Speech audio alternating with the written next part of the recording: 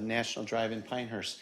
I'm speaking in favor of the proposal that includes a new Ace Hardware to be built out by the airport and such.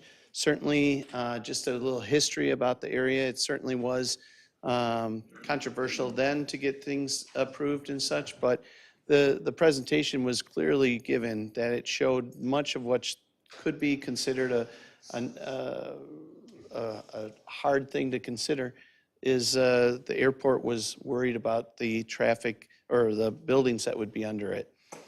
When I went through my approval with the shops and such, you know, FAA had gone through those plans, and in those plans, we certainly were applying them as we were supposed to. And of course, part of that is that the airport had also given their approval of the shops at Tyler's Ridge. So certainly it's not that building outside what they call the RPZ zone is considered by the FAA something that can't happen. So, you know, there's the whole idea of being able to do something. Now, we know about a number of things, the trees and such in the area. The trees are at least a solid 20 plus or even 30 plus feet higher than the buildings themselves. And even when they relocated the airport, the size of the airport runway, if you look just at the end of the runway, you've got the high tension wires. If it was a concern, those wires should have been placed underground, but again, those aren't.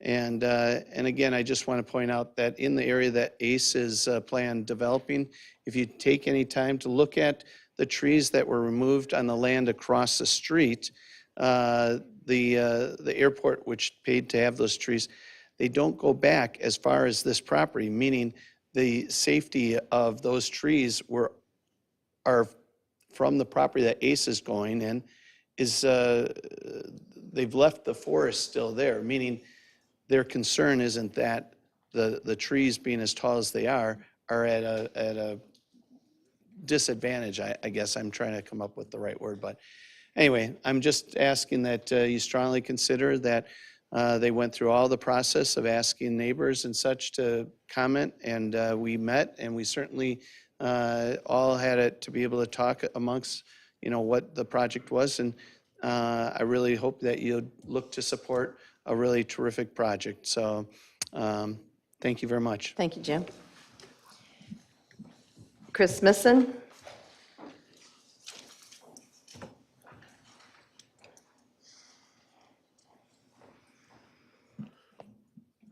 Chris Smithson, 920 North Sailor Street, Southern Pines. I have several things to talk about, and I'll go as fast as possible due to this new and uncalled for time limits and change in the public comments.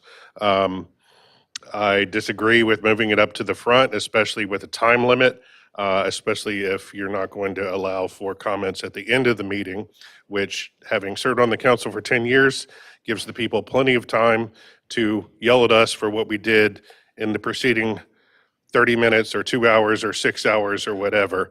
And a few long meetings should not change, you know, tradition and precedent and what I think is probably good practice. I'd like to start talking about utility bills. I've attended meetings and watched them online, and our utility bills continue to inflate, especially with water and recycling and all these things. It used to be solid waste was free, included in our regular property taxes, and then maybe it was a couple bucks or whatever. Your water bill might be $45. Now I think what the proposal is for just the normal bill, if you don't even use a drop of water, is probably going to be 40 bucks or something like that, which leads me to what I believe, and I'm not the first one to say this, is the predatory collection practices of the town of Southern Pines on the utility bills. I believe that all utility bills are due on the 25th.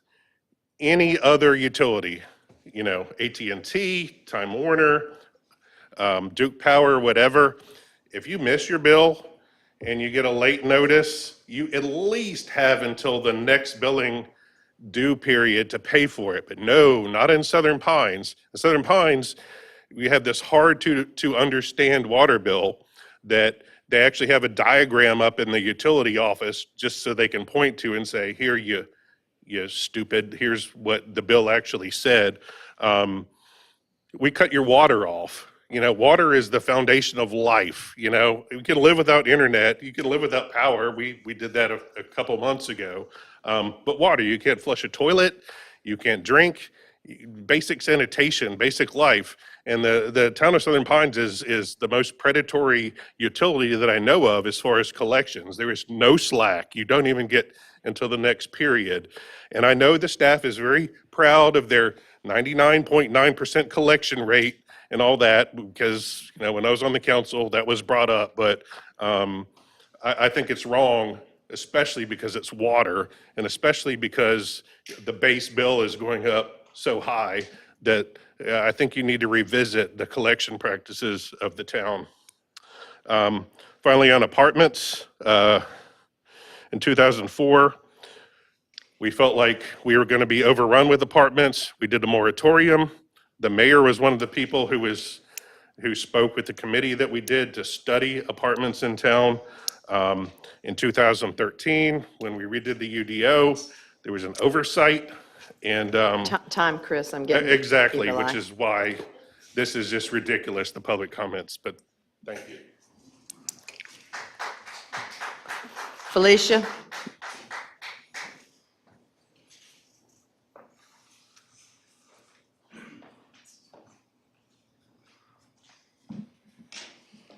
Good evening. My name is Felicia Winfield. I live at 1760 West New York, Southern Pines. First, I will give the disclaimer. Comments made by an individual is their perspective and their perspective only, and does not reflect the general reflection of the general public. My subject is gentrification. There are two definitions that could be found for this word. Depending on what side of the track you live on, is that definition could apply to you. Wikipedia's definition of gentrification is the process of changing the character of a neighborhood through the influx of more affluent residents and businesses. Investopedia defines it as the process of urban development in which a neighborhood or a portion of a city develops rapidly in a short period of time, often as a result of urban renewal programs. The process is often marked by inflated home prices and displacement of a neighborhood's previous residents. The key takeaways from that is though this process is what it is, we can thank our state legislation for stripping any manageable power from our planning board and ultimately our town council in making any decisions regarding rapid growth. Gentrification rises rent, home, and property values. It raises complex social issues and has both benefits and drawbacks, which could be politically charged. Causes of gentrification can be because of a tight housing market. Young families have the opportunity to a wide choice of amenities and services, and increased traffic congestion, which Patrick Point almost proves. A new study by Stanford determined that the negative effects of gentrification are felt disproportionately by minority communities, whose residents have fewer options of neighborhoods that they can move to compared to their white counterparts. Gentrification derived from the word gentry, which historically referred to people of an elevated social status.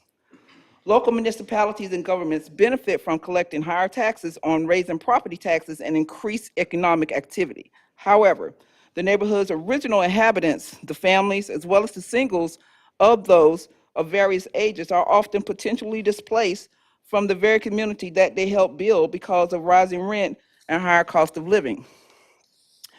It would be my understanding, as well as my own personal perspective alone, that this town in its history to present day has and is continuing to practice gentrification. Is there a realistic strategy for our neighborhoods other than allowing developers and their attorneys who literally filibust their projects forward for the almighty dollar? Is there a realistic strategy that could dispel the black hole of doubt that could be in our municipality officials, which are held accountable in their stewardship of its citizens. So what's really going on? Thank you. Thank you. Joanne Gillis.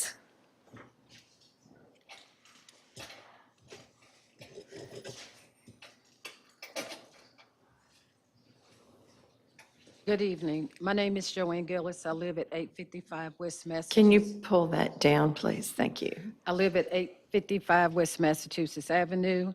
I'm reading this message on behalf of the West Southern Pines Civic Club, whose members consist of residents and former residents of the West Southern Pines District Overlay. Residents in West Southern Pines are aware that commercial property bringing more tax revenue to a municipality and is encouraged because the revenue will help fund the city's expenses. Most often, it is the property in our Black communities that are targeted for rezoning to commercial revitalization and gentrification. It is our concern that the progressive gentrification in the West Southern Pines District Overlay and our Southern Pines community has become a haven for predatory developers to make millions at our expense. It is clearly evident, in our opinion, that our decision makers are more interested in serving newcomers and creating amenities for a walkable downtown neighborhood for those newcomers than you are about how this development will displace families who have lived here for generations by increasing our property taxes. It is clear to us we're being erased through policy because other outside our neighborhood want our spaces for their lifestyle and convenience. We do not want to be the next Apex, Holly Springs, or Fuquay Arena. Dr. King said in his last speech, all we are asking from you is to be true to what you have written on paper.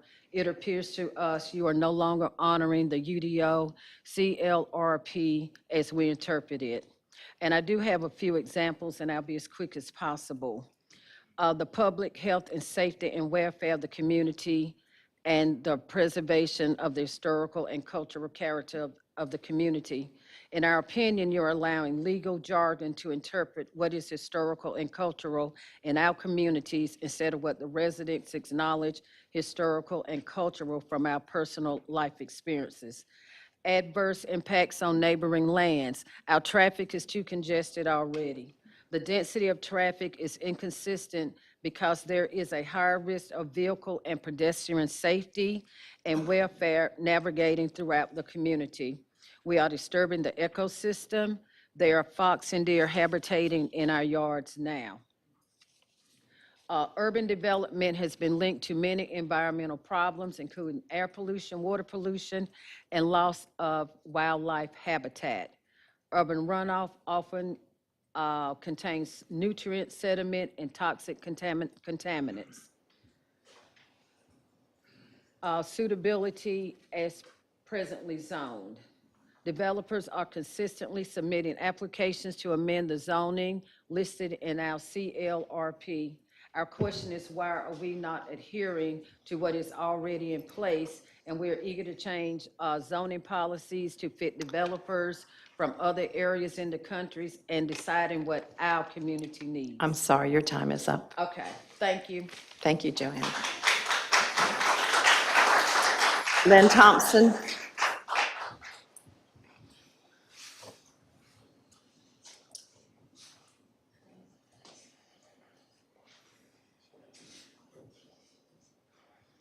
Hello. Is that okay? I'm Lynn Thompson, 957 San Davis Road.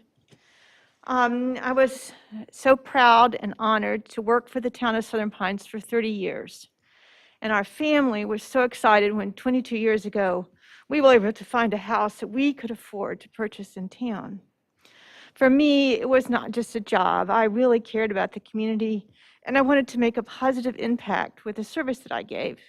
And I still feel that way, and I continue to look for ways to support my town. The town needs affordable houses for existing employees and teachers and average workers with the diversity that we've always enjoyed here, who are part of the fabric of the community, for families who want to invest and sustain and make a commitment to the life of the community.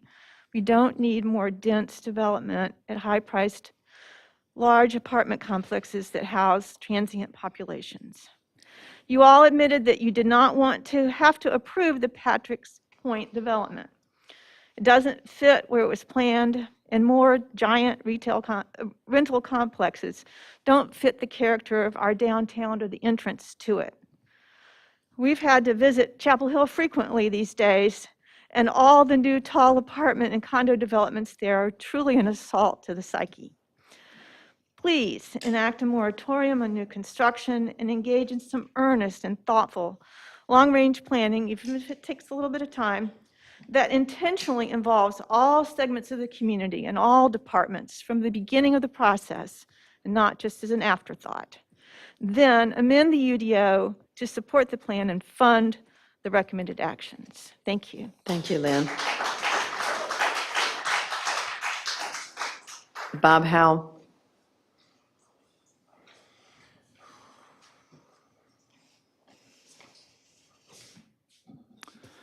Good evening. Bob Howell, 957 San Davis Road in Southern Pines. And in the interest of full disclosure, this is a neighborhood not far from the now infamous Patrick's Point development along US 1.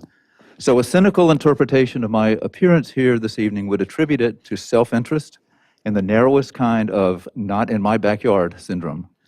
But since moving to this area in 1990, I've become increasingly interested in and involved with community organizations and projects throughout our town, including a term on the Southern Pines Planning Board a number of years back. A recent column in The Pilot by former town manager Kyle Sonnenberg, Residents at a Disadvantage in Today's Planning Process, presented a much more technically articulate analysis of the problem than I can offer, but this much is clear. A core value of this area, aesthetically, culturally, economically, and otherwise, is that we've managed, for the most part, to control development in a balanced manner. B, that development is quickly becoming imbalanced to the point of no return. C, the current mechanisms supposedly in place to protect the interests of ordinary citizens, the quasi-judicial process, the identification and recognition of expert witnesses, the possibility of legal counsel, are not adequately protecting those interests. D, the Unified Development Ordinance does not embody the vision of the comprehensive long-range plan, which itself needs to be updated. And E, it's impossible to fix the plane at the same time that you're flying it. So, a moratorium on future development, especially the kind of apartment projects that have lately caused such distress and confusion, is just the kind of opportunity to take a step back and take a deep breath that this council needs and that the community deserves. Thank you. Thank you, Bob. Casey Seagroves. I'm Casey Seagroves, 3920 Aberdeen Road, Rayford, North Carolina. I'm not as prepared as some of these other folks that have been up here, but recently I found out that they were tearing down 470 Northwest Broad Street, and that was a historic home. It was listed in the National Registry.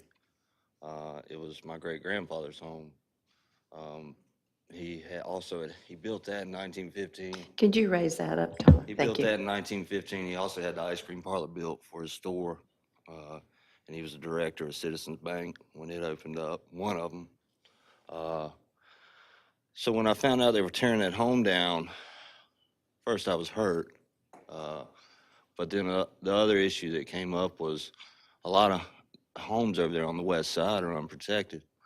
And I believe it's important for the town to keep those homes intact. I know that change is inevitable, but at what expense? I propose a moratorium be added as well to protect those homes over there on the west side until the zoning can be changed, where the historic district can be opened up some. Those homes over there, I mean, 470 Northwest Broad Street's lost. My grandmother was born in that house. I grew up right across the street. It's lost, but there's a lot of homes over there that can be protected. And I believe it's of the utmost importance. My family's been around here a long time. I feel a deep connection to the town, and I care about this town. Even though I live in Rayford, I came down here because I don't want to see the town destroyed, and the apartments being built everywhere. I think at some point there does have to be a balance, and from what I've seen recently with what's going on over there, it's for lack of a better word, it's just disgusting to me. I've been here a long time, and my family's been here a long time, and I just would like to see the town remain somewhat protected.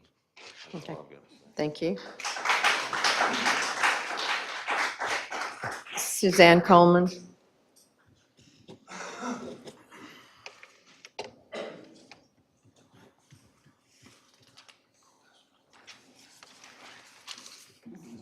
Who is controlling the clock? Is that you? Okay, before you start my time, I'd like to say something. Okay, that's not part of my comments. All right, so don't start. I would like to encourage everybody who, whether you finished your comments, and especially if you did not, to please submit your comments to the pilot, because what you have to say is very important tonight. Okay, thank you. Suzanne Coleman, 225 North May Street. I felt compelled to come here tonight after watching the March 28th work session review of Morganton Road Apartments, which was a 4-story, 150-unit apartment building on 4.44 acres, where the developer wanted to rezone it from GB to CB, which would jump across Morganton Road, and which would create an intensity of 37 units per acre after we were already concerned about 11 units per acre for Patrick's Point. So to date, the town has spent hundreds of thousands of tax dollars on consultants' plans and updates, and yet here we are with a broken UDO that ties the council's hands, putting them in an untenable position of being unable to respond to the residents' vision for our town. From the residents' perspective, it feels like the town is under assault from carpetbagger developers and predatory private equity firms like Miami-based Volta Global, whose owners do not live here, whose companies are not headquartered here, who want to capitalize on our small town charm and character, but who bring no charm or character to our town. Instead, they build large cookie-cutter multi-story rental apartments typical of Cary and Apex that are not compatible with the scale or architectural vernacular of our community, that our retail and hospitality workforce can't afford, with rents ranging from $1,400 to $2,000 a month and proof of income requirements 3 times the monthly rent to qualify. The very people who work in our town, many who work for our town, cannot afford to live in our town. In an effort to fend off the assault and protect our neighborhoods, we residents find ourselves attending multiple marathon public hearings for projects like Village Walk and Patrick's Point, but most of these projects require quasi-judicial review, which totally disadvantages residents. Ironically, the worst aspect of the quasi-judicial review is that it prohibits resident contact with the council members, unfairly depriving us from reaching out to the very people we elected to represent our interests. I don't know what the answer is, maybe a moratorium or another legal type of pause, but there are some actions that the council can take now. Among them, limit where new multifamily apartments are allowed. Multifamily is currently allowed by special use permit in 5 zoning districts. The council could define exactly where multifamily should continue to be allowed and remove the others by text amendment. In the case of Morganton Road, hold off on approving any GB to CB rezoning until the council has had time to proactively plan our southern gateway. We could also adopt multifamily exterior design and aesthetic standards. And lastly, like 53% of North Carolina local governments, including Raleigh and Durham, the council could delegate quasi-judicial review authority to the Board of Adjustment, which already has a statutory authority to interpret and apply the standards that have been placed in the zoning ordinance by governing boards. Many local governing boards appoint attorneys to their BOAs for just that reason. That would allow residents to access council members and eliminate these marathon public hearings. I agree with the pilot. It is past time for Southern Pines to revise its development guidelines and land use vision. Developers are virtually overrunning town planners with proposals of their own. If the town is not careful, it faces a future it may not want, a future none of us wants. Thank you. Thank you. On the Morganton Road, let me kind of clarify that. You guys are way ahead of us. I think people's understanding of the report by the pilot, it was that this project is much further along than you think. The meeting that was reported was just the developer running his idea up the flagpole, so to speak. We don't have an application. If that's received, it goes to our planners, and they work on it together, then it goes to planning and zoning, and with their suggestions, and then it comes to us. None of that has taken place. There is no application. So you guys are just way ahead of the game. We have not even gotten anything yet, so just as a clarification. Dorothy Brower?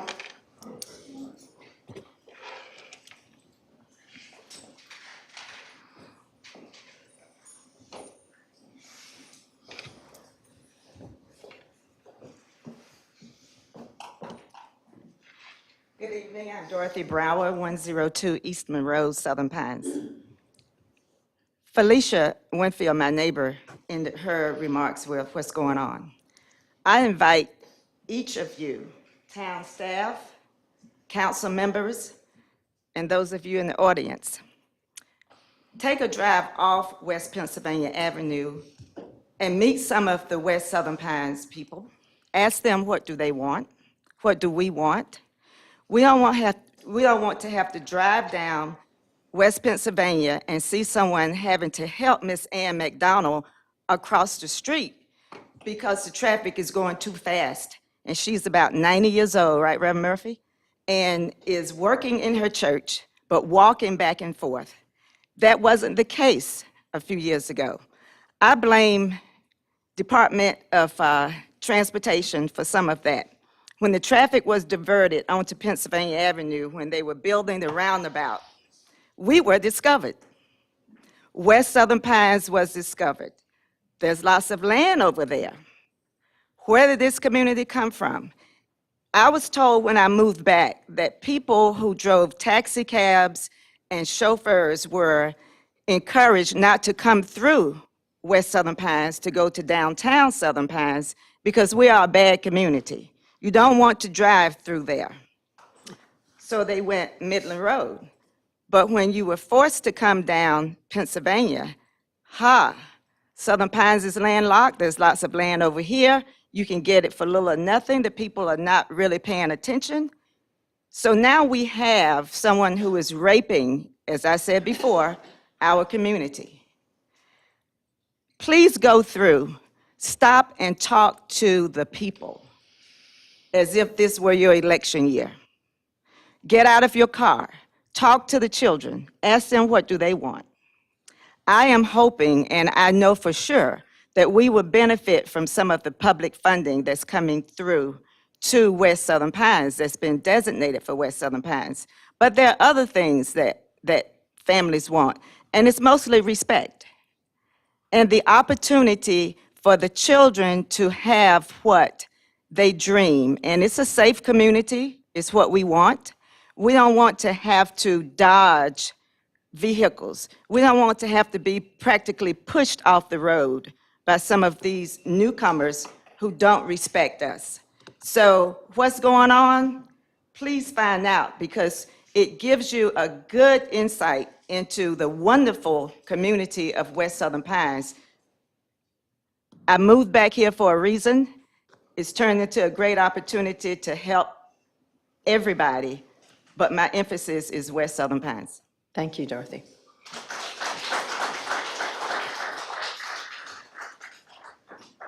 Keith Moneymaker?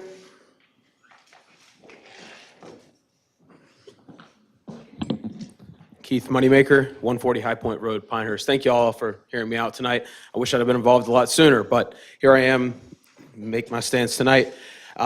Keith Moneymaker, family grew up here. I am as local as it comes. I'm as local as it gets. I support every local business in this town. I employ local people. I strive to spend more just to keep it local, and that's not always an option for everybody. It really hits home being here tonight. I love it here. I support here. I give here, and I care, and that's why I'm here. And I'm here to share my concerns. I shouldn't have to be stressed about finding employees places to live that can afford an $800 to $900 apartment, make a Facebook post, making it a big deal. I'm not saying you can control apartment prices. I don't know what you can control. I'm not super knowledgeable on all those fronts, but I am a little bit idea what's going on via social media and keeping my eyes to the paper and reading what's going on and talking to people around town. So that's what brought me here tonight. I got a phone call yesterday and I needed to be here. That being said, I had an employee a couple months ago looking for a place to live, and I had to make 5 or 6 different Facebook posts for him and his son to live, and he can afford $850 a month.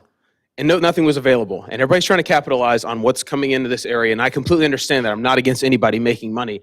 But the idea that $1,000 and up for a 1 or 2 bedroom apartment is absolutely insane, and we keep approving apartments that are literally proposing and telling us how much they're gonna be and saying it's gonna be affordable. I'm not against growth, but when it affects the exact integrity of why people are here, I know it's not an easy problem to solve, and it doesn't get solved overnight. The idea of Target coming up the road, everybody's super excited. I'm not super excited about it. I know a lot of people super aren't. Because of all the apartments going to go there, where the stoplight's going to grow, it's going to force people to sell their homes. It's going to force people to force other families out.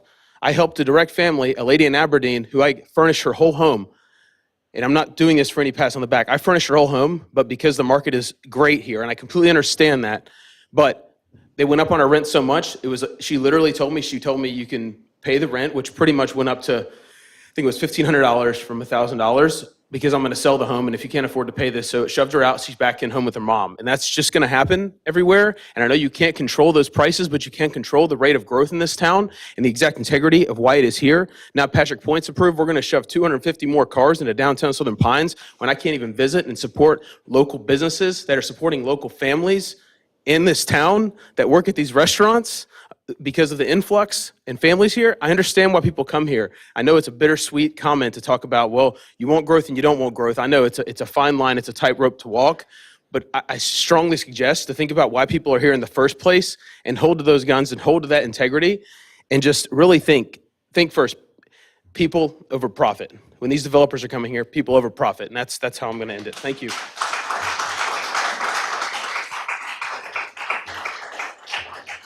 Elizabeth May.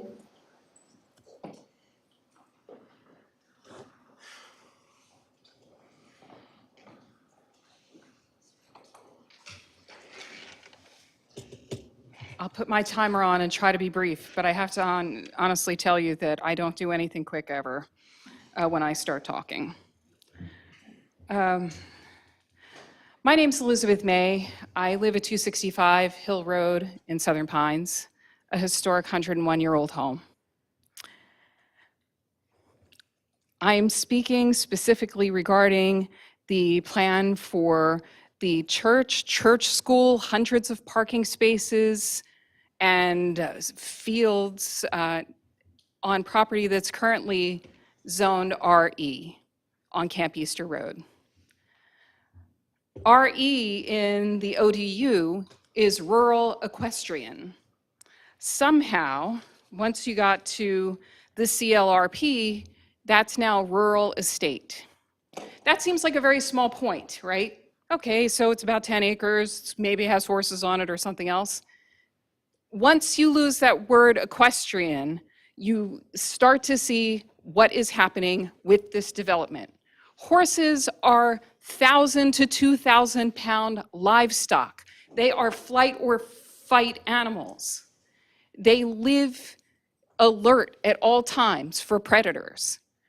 The reason that the horse country was so important that it actually makes it as Article C of the UDO 1.2.2, Article C says, protect and enhance the aesthetic and functional characteristics of horse country throughout the extraterritorial jurisdiction of Southern Pines. The reason being that it's very hard to completely coexist between an agricultural pursuit like having horses, having livestock, having your dogs, whatever, and these developments that are bringing lots of noise. I mean, I know the people who live next door to this proposed development, and they have a show horse, very sensitive. He's got various physical conditions. And what happens when the soccer game is going on? There's lights 24/7 there to light the parking lot with hundreds and hundreds of parking spaces right next to these people's property. What are they supposed to do on Sunday morning? Is Mr. Curry supposed to not run his tractor anymore? Are they not supposed to spread poultry manure on their fields to keep their grass green anymore? How does this work together? It's very hard to be good neighbors when your horse is trying to invent a new way out of the barn because he's terrified by all the sounds going on. How long till those horses in that beautiful planned development that is zoned RE, how can all of those people know that they can't have the quiet enjoyment that they invested a lot of time, money, and effort into getting? It's very hard. You know, horses are terrified. I almost got dumped off my friend's horse the other day because a bicycle went past and caught her by surprise. Please don't do this to people. I mean, it's such a mismatch of uses. It puts the children, the horses, and the riders in danger. I ask you to please consider this seriously. Thank you, Elizabeth. Jenny Williams.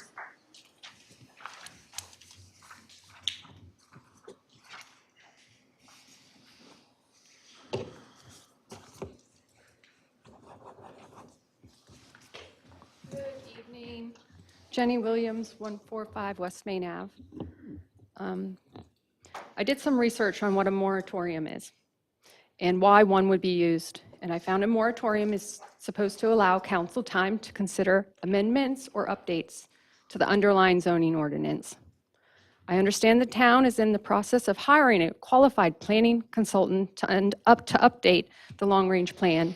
And you, our council members, in the meantime, are very busy with nonstop full agendas. I've been witnessing it. I've been there with you. And it's just getting busier, longer, and harder. I see how demanding and under a time frame you are to make important decisions that impact the future of our town with your plate constantly full. The UDO keeps getting the blame and allowing developments, but I'm witnessing the time frame and knowledge to react to items is demanding because of the constant of everything on your plate. For example, the need for you, the council, to change the building levels from 3 stories to 4 stories in certain areas of the town that you approved back in January, presented to you after a 4-hour Patrick's Point hearing. And so now we have a proposed project of apartments with 4 stories on 4 acres at one of the gateways to downtown, staring us like a deer in headlights. That approval to change the 4 stories has a far-reaching impact on our town. Possibly more time should have been taken to understand the change requested, or an impact analysis completed, or even be granted the planning board's main reasonings why they did not recommend the change. So you could have taken that information into consideration. When Patrick's Point was approved, Madam Mayor, you said, if there was anything in your power you could do to stop this project, you would. You do have the power to stop more major developments, like Patrick's Point, with a moratorium in place. We need to stop blaming the UDO and long-range plan and respectfully consider a moratorium or anything that can temporarily halt large developments that will allow time for changes that are necessary to protect our town. Without the developers, lawyers breathing down your back. You have the power to make this happen for our town and the people. Thank you. Thank you.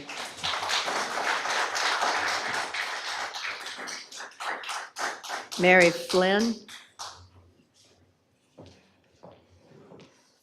Mary Flynn, 145 Old Clubhouse Lane. I am here simply to oppose the residential overdevelopment that's happening. The speakers who preceded me at this podium have been articulate and academically spot on. I hope you will take their comments seriously. When I first came down here to visit my daughter when she moved here 4 years ago, I had such a wonderful impression of this bucolic town. Now I'm living down here, and 4 years later, it is just completely overwhelming to me. The traffic, the amount of people, the trees that have been cut down, it's sad. The wildlife that's being forced to leave because of all this development is very sad. And I just want to say that I came from a place in New Jersey where all of the towns in this geographic area, you had to have 10 acres of land before you could build a house. These are postage stamps that these people are allowed to build homes on. And I hope that maybe you'll look at, if it's not too late,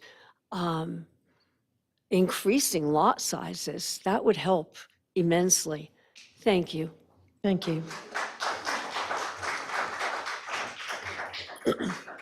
That's all that is on this list. Is there anyone who?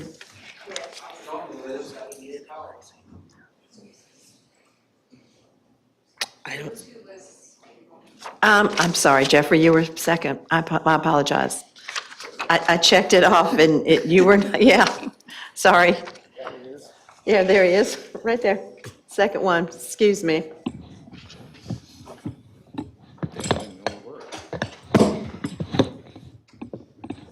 I am sorry, Jeffrey, I just skipped right over you.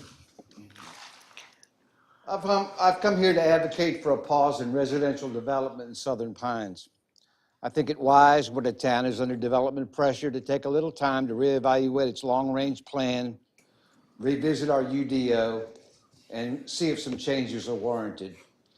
Many of us think we are developing too fast. This will give the town staff a chance to catch their breath. Staff has recently faced hiring challenges and may be a little inexperienced and overworked. Another reason is a socioeconomic reason. New apartments will come with higher rents and greater density than we are used to seeing here. If higher rents are charged, these new rents will raise the median rents for everybody in town. If we have higher rents than our workers can no longer afford, than our workers can pay, they will have to commute. This will lead to even more traffic, fewer parking spaces. We need to have a discussion about affordable housing. Another consequence will be the very nature of Southern Pines will change. I have enjoyed seeing young people being able to come here, get an entry-level job at one of our businesses, go to college, and build a life. It would be a shame to see that part of the town end. It might be in my imagination, but it seems like there's a lot more traffic in and around town. These high-density developments will not bring residential traffic, but will bring commuter traffic. Commuter traffic is when most of the residents leave for work at the same time and return from work around the same time. This is highly undesirable. We do not want gridlock on Morganton Road, and this is a distinct possibility. I know these issues are complicated, but with diligence and persistence, I pray we can come up with some workable solutions. This is about the future of this wonderful town and deserve our attention and caring. Thank you, Jeffrey.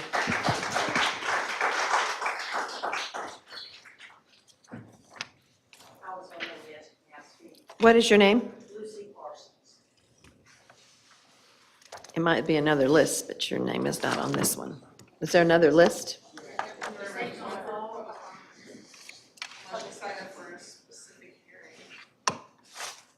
You're welcome to speak. You're not on my list. Sorry. Thank you very much.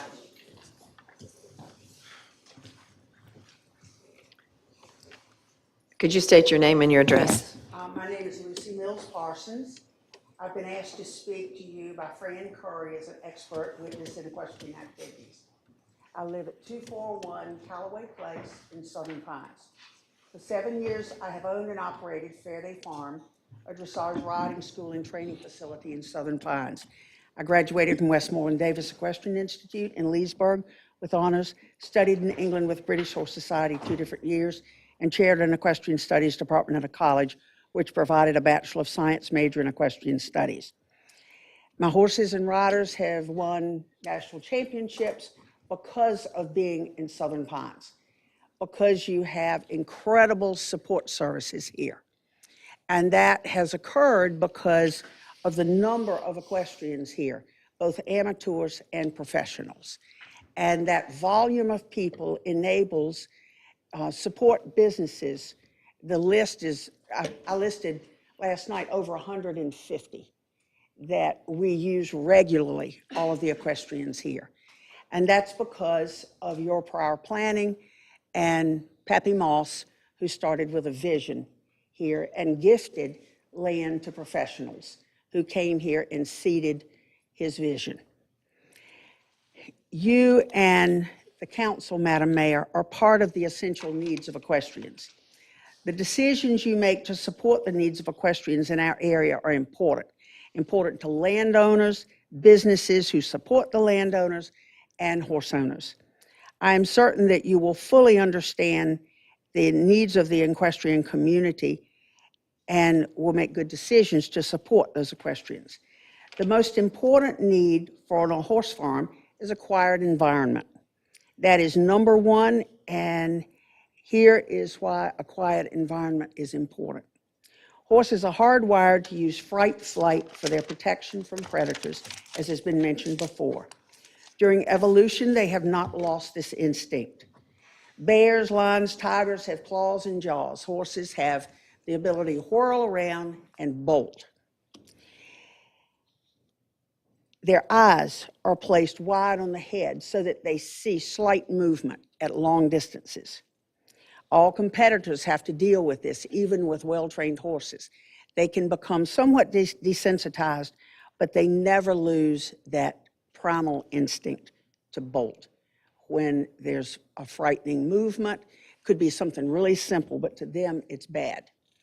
Umbrellas are a nightmare at competition, so you seldom see umbrellas.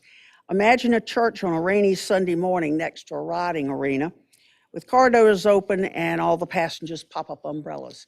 I understand the church next to the Currys will have 1,200 people. 1,200 umbrellas is a problem. And it's only a problem because of the contiguous nature of the land to the Currys. It's a nightmare or a trip to a hospital when uses are incompatible. I'd like to share something right quick with you. From 95 to 99, I was mayor of Bennettsville during a time when Bennettsville was struggling to improve, but still had a chance to improve. Industry was a serious need. A group of us worked hard and brought in 6 industries in 3 years. Several years after my term was over, they needed more infrastructure. They were turned down. All 6 industries moved. Jobs were lost, and the town is struggling. That could happen here with equestrians if you don't make good decisions to enable them to have quiet use of their land. The number one thing equestrians need is compatible land uses on contiguous properties. Without that one quality of life issue resolved, nothing else that you try to do will help them. At the present, Southern Pines has a wonderful reputation for quality of life for equestrians. That quality of life needs nurturing to be maintained. Regardless of how hard your job is, many equestrians are looking to you as a group to fully understand what their needs are. You have already made, the Currys have already made huge financial investments, as well as other people, following the Southern Pines zoning rules to position themselves on appropriate properties where they can productively conduct their equestrian activities. This proposed land use adjacent to the Currys is such a drastically incompatible land use that should it become a reality, continuing their current activities will be dangerous and impossible for the owners. Thank you for allowing me to speak to you tonight. Thank you, Lucy. Ann?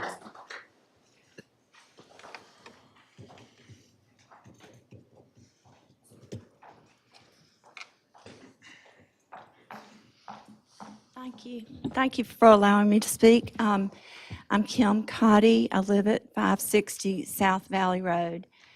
My home is exactly 1.5 miles driving from the condominium complex, apartment complex, excuse me, that was suggested, I understand has not been approved, but was suggested at the last meeting that I listened to for 4.5 hours. I intend to listen to every one of them, and I want you to hear me when I say that no one in this room that I've heard, no one of 15 people has come up here and said, rah, rah, let's add more apartments.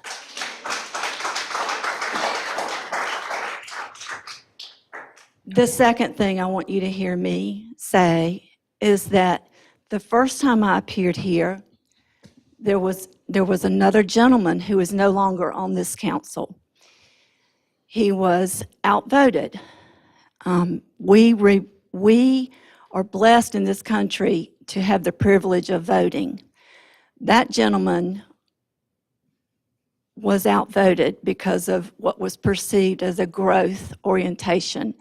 There are 2 new members on this council, and there was also one person running for office who was believed to be in conflict of interest as a developer trying to build in this area and trying to run for office on the council. I maintain that everybody in this room, if they had the option, would get out and a petition would be filed, and you would try to elect people who were not for this crazy, zany, unleashed development. No one here, I'll repeat, no one has said, rah, rah, let's build more apartments. And to the gentleman's point of the commuter situation, I face that every day. I work on one end of Morganton Road, you've heard me say this, and I live on the other end. There is already commuter issues at the corner of Bennett and Morganton Road. I faced it today coming home from work. There's already been a friend of my mother's who had an accident at that very intersection at the time that this gentleman spoke of, when people are commuting back and forth to work, and they fly through there to and forth from Fort Bragg. So just wanted to say that. The last thing I thought was very astute of this gentleman to say you cannot fix the plane while you are flying it. I'll repeat that. You cannot fix the plane while you're flying it. You need to stop, put a moratorium on these apartments and any other multi-housing. Stop it. Stop it. Pinehurst has done it. You can do it. Stop it. And then fix your UDO. Time's up. Thanks. Thank you.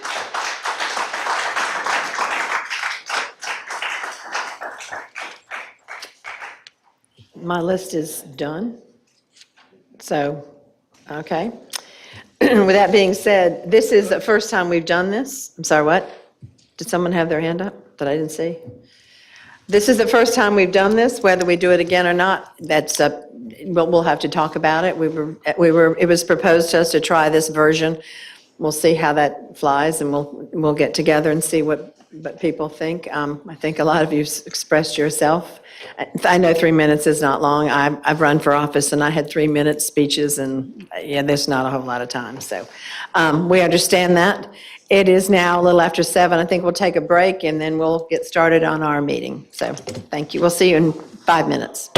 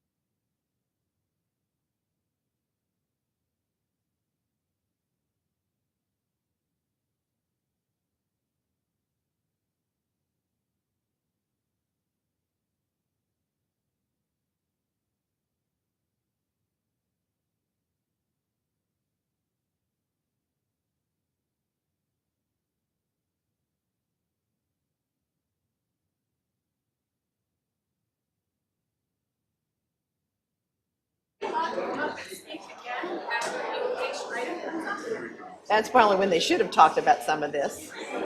Because they're all signing up on a sheet right now. Now we're going to get back to our meeting.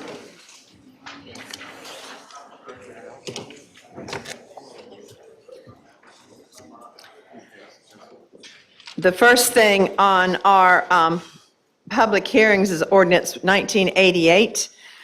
This is a charter amendment to conduct nonpartisan municipal elections.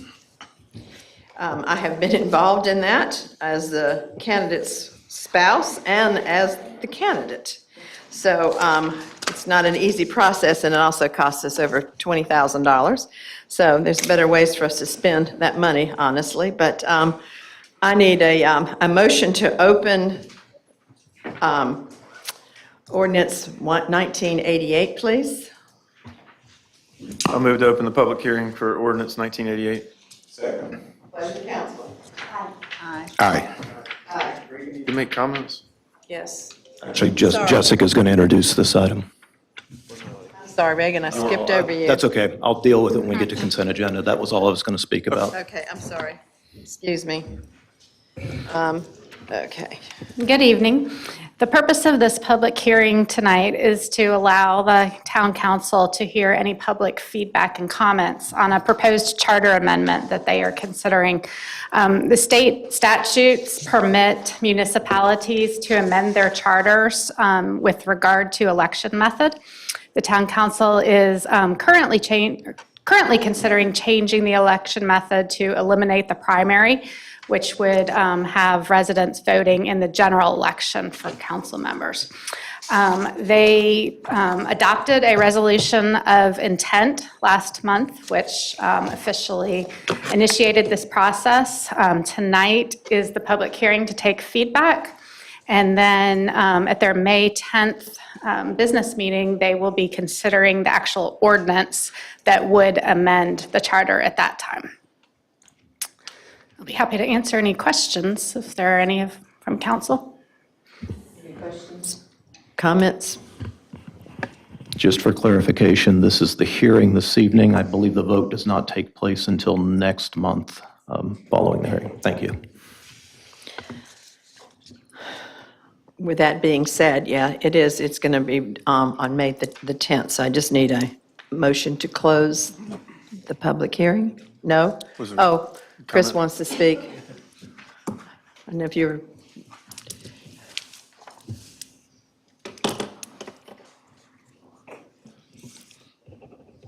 I'd like to see you try harder to ensure that there are no public comments out there.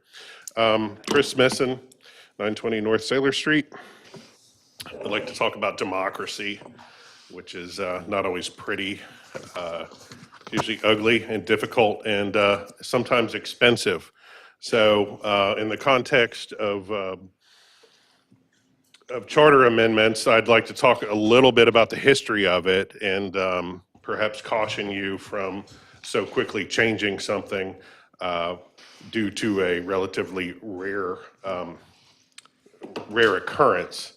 So as far as the council is concerned and council elections, one of the earliest, for anybody who's still living, changes to the charter as far as it pertains to council elections was in the early 90s. It used to be that you had 5 council members who ran for council, and then the council chose who their chair would be, the mayor. I think most people just in general think that a mayor runs the town or something like that, but statutorily in North Carolina at least, I believe the 2 main powers of the mayor are to call a state of emergency and to run a meeting. That's it. Mayor doesn't have any more power than that over the other 4 council members. So that happened, I think, 91 or so. And interestingly, since then, Southern Pines has never had an elected mayor who has not been the member of a certain church in town. So it's just trivia, if you will, but there's a trend there. Later on, in I believe 2002, and if you go by the comments in the pilot from council members at the time, the council went from 2-year terms to a proposed 4-year staggered term. And I would summarize the reasons for that as being two. One, there was some fear that the council could do something that people didn't like and they would all get voted off. Well, I don't necessarily see anything wrong with that. The other one was just, we're tired of having to run every other year, so give us 4 years so we don't have to bother with being reelected every time. So I think that's important. As far as primaries, I ran for mayor once, and I think that might have been one of the first primaries. They're relatively rare, but there were, I think, 5 of us running for mayor, including Jeffrey. I don't know if he's still here, but we had a guy named Manimal who was running, and his platform was cutting down all the plants along the tracks so he could speed down Broad Street without having to worry about getting in a wreck with somebody crossing the tracks. So yeah, it was nice that got eliminated in a primary, as opposed to, I don't know, a bunch of people spilling out of a bar and voting him the mayor or something like that.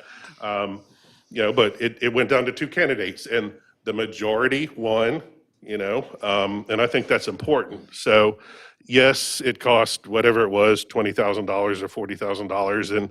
And in my time on the council, I had the most fiscally conservative voting record. So I find that very important. But at the same time, deferring to democracy, I think is very important.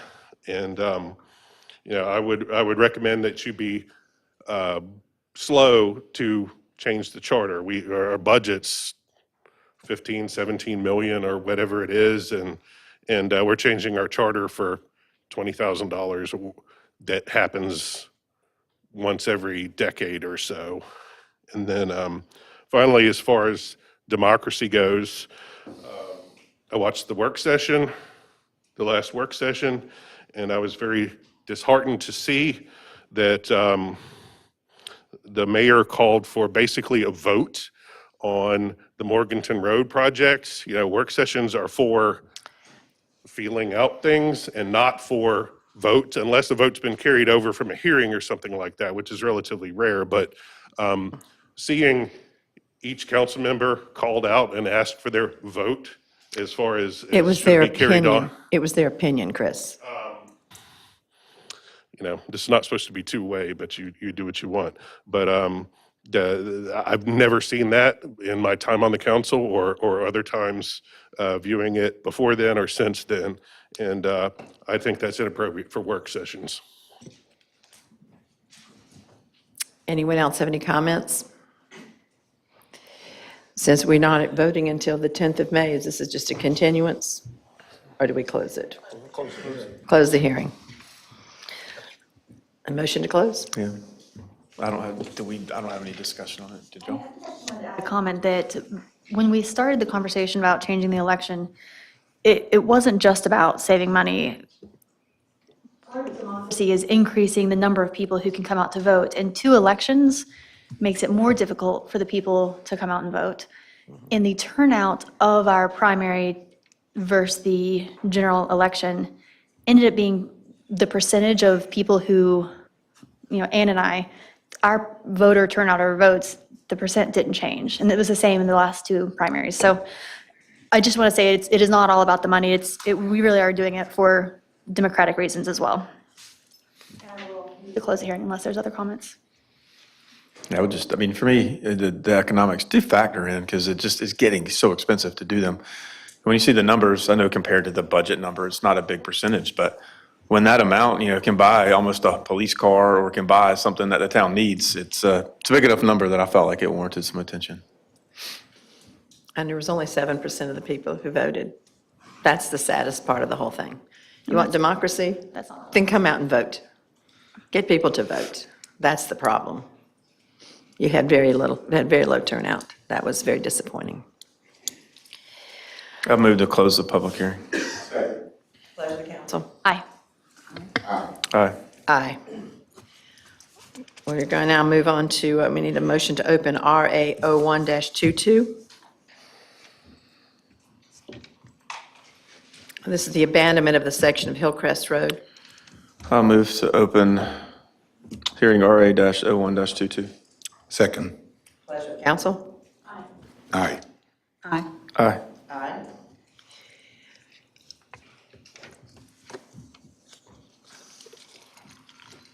Welcome, James. Good evening. BJ had kind of a loaded schedule tonight, so I said I'd try to step in and help him out with this one. Thank you. You're welcome. But as you mentioned, it's a public hearing for gathering input on the potential abandonment of a small section of what was once Hillcrest Road.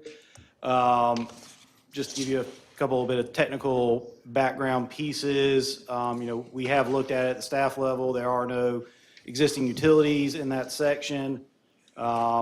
We've never collected any POW bill because at the time in which it was a street was before US 1 existed. So we've never collected any funds or anything related to it. So other than that, I'm here for any questions. And I'm also aware that Tim Carpenter is here on behalf of the developer adjacent to it, if there are any questions, and he may have some. I do have him on here. He may have some comments prepared also. Okay.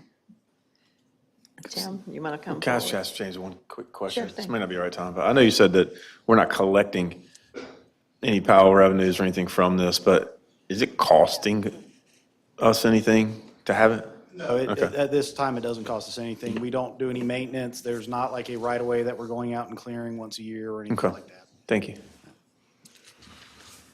James, I'm sorry. Whoops, that was going to be too easy. Right, sorry about that.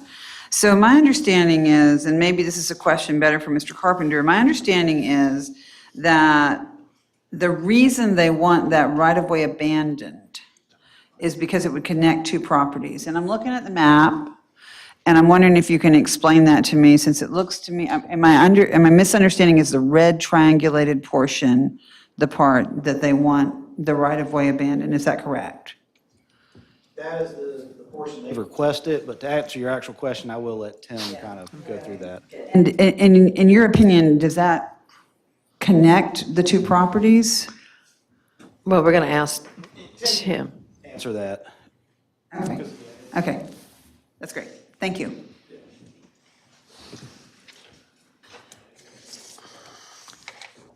Just in time. Hi, Tim. Actually, Tim Carpenter, LKC Engineering, 140 Aquashed Court, Aberdeen, North Carolina. I actually brought a couple of maps that are a little bit larger I was going to hand out. Might help clarify it a little bit. That would be great. Thank you.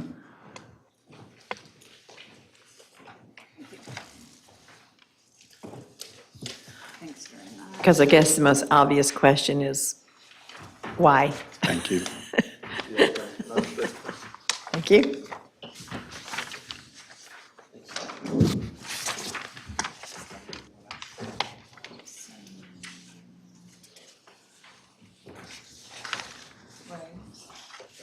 So what I brought to you today is a copy of a couple of maps from the site plan for the facility that's being constructed there now by Longleaf Pine Self-Storage. Pardon the crudeness of the map, but the hatched area in red on that map is the right-of-way in question.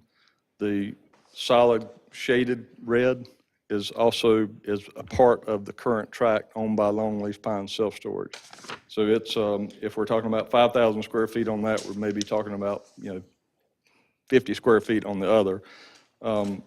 So as I mentioned in the last meeting I was at, when the second motive, so this piece of property lies in the highway corridor overlay, which extends 300 feet from the Highway 1 right-of-way. So in that overlay, there is a requirement that no more than 30% of the building area can be occupied in that particular landmass. So there is another motive here, which I briefly alluded to at the last meeting. On the second page, you will see, which is the land, well, I'm sorry. Yes. second page, I'm sorry. There's a Phase 2 building, which are outdoor storage units, which are permitted. They will be screened by landscaping. That would gain us back 2 of those units. If you see the new Phase 2 building, storage building, to the right of that, you'll see another label that says Phase 2 building. They'll basically be the smaller units like you see in the middle of the site. Everybody with me on that?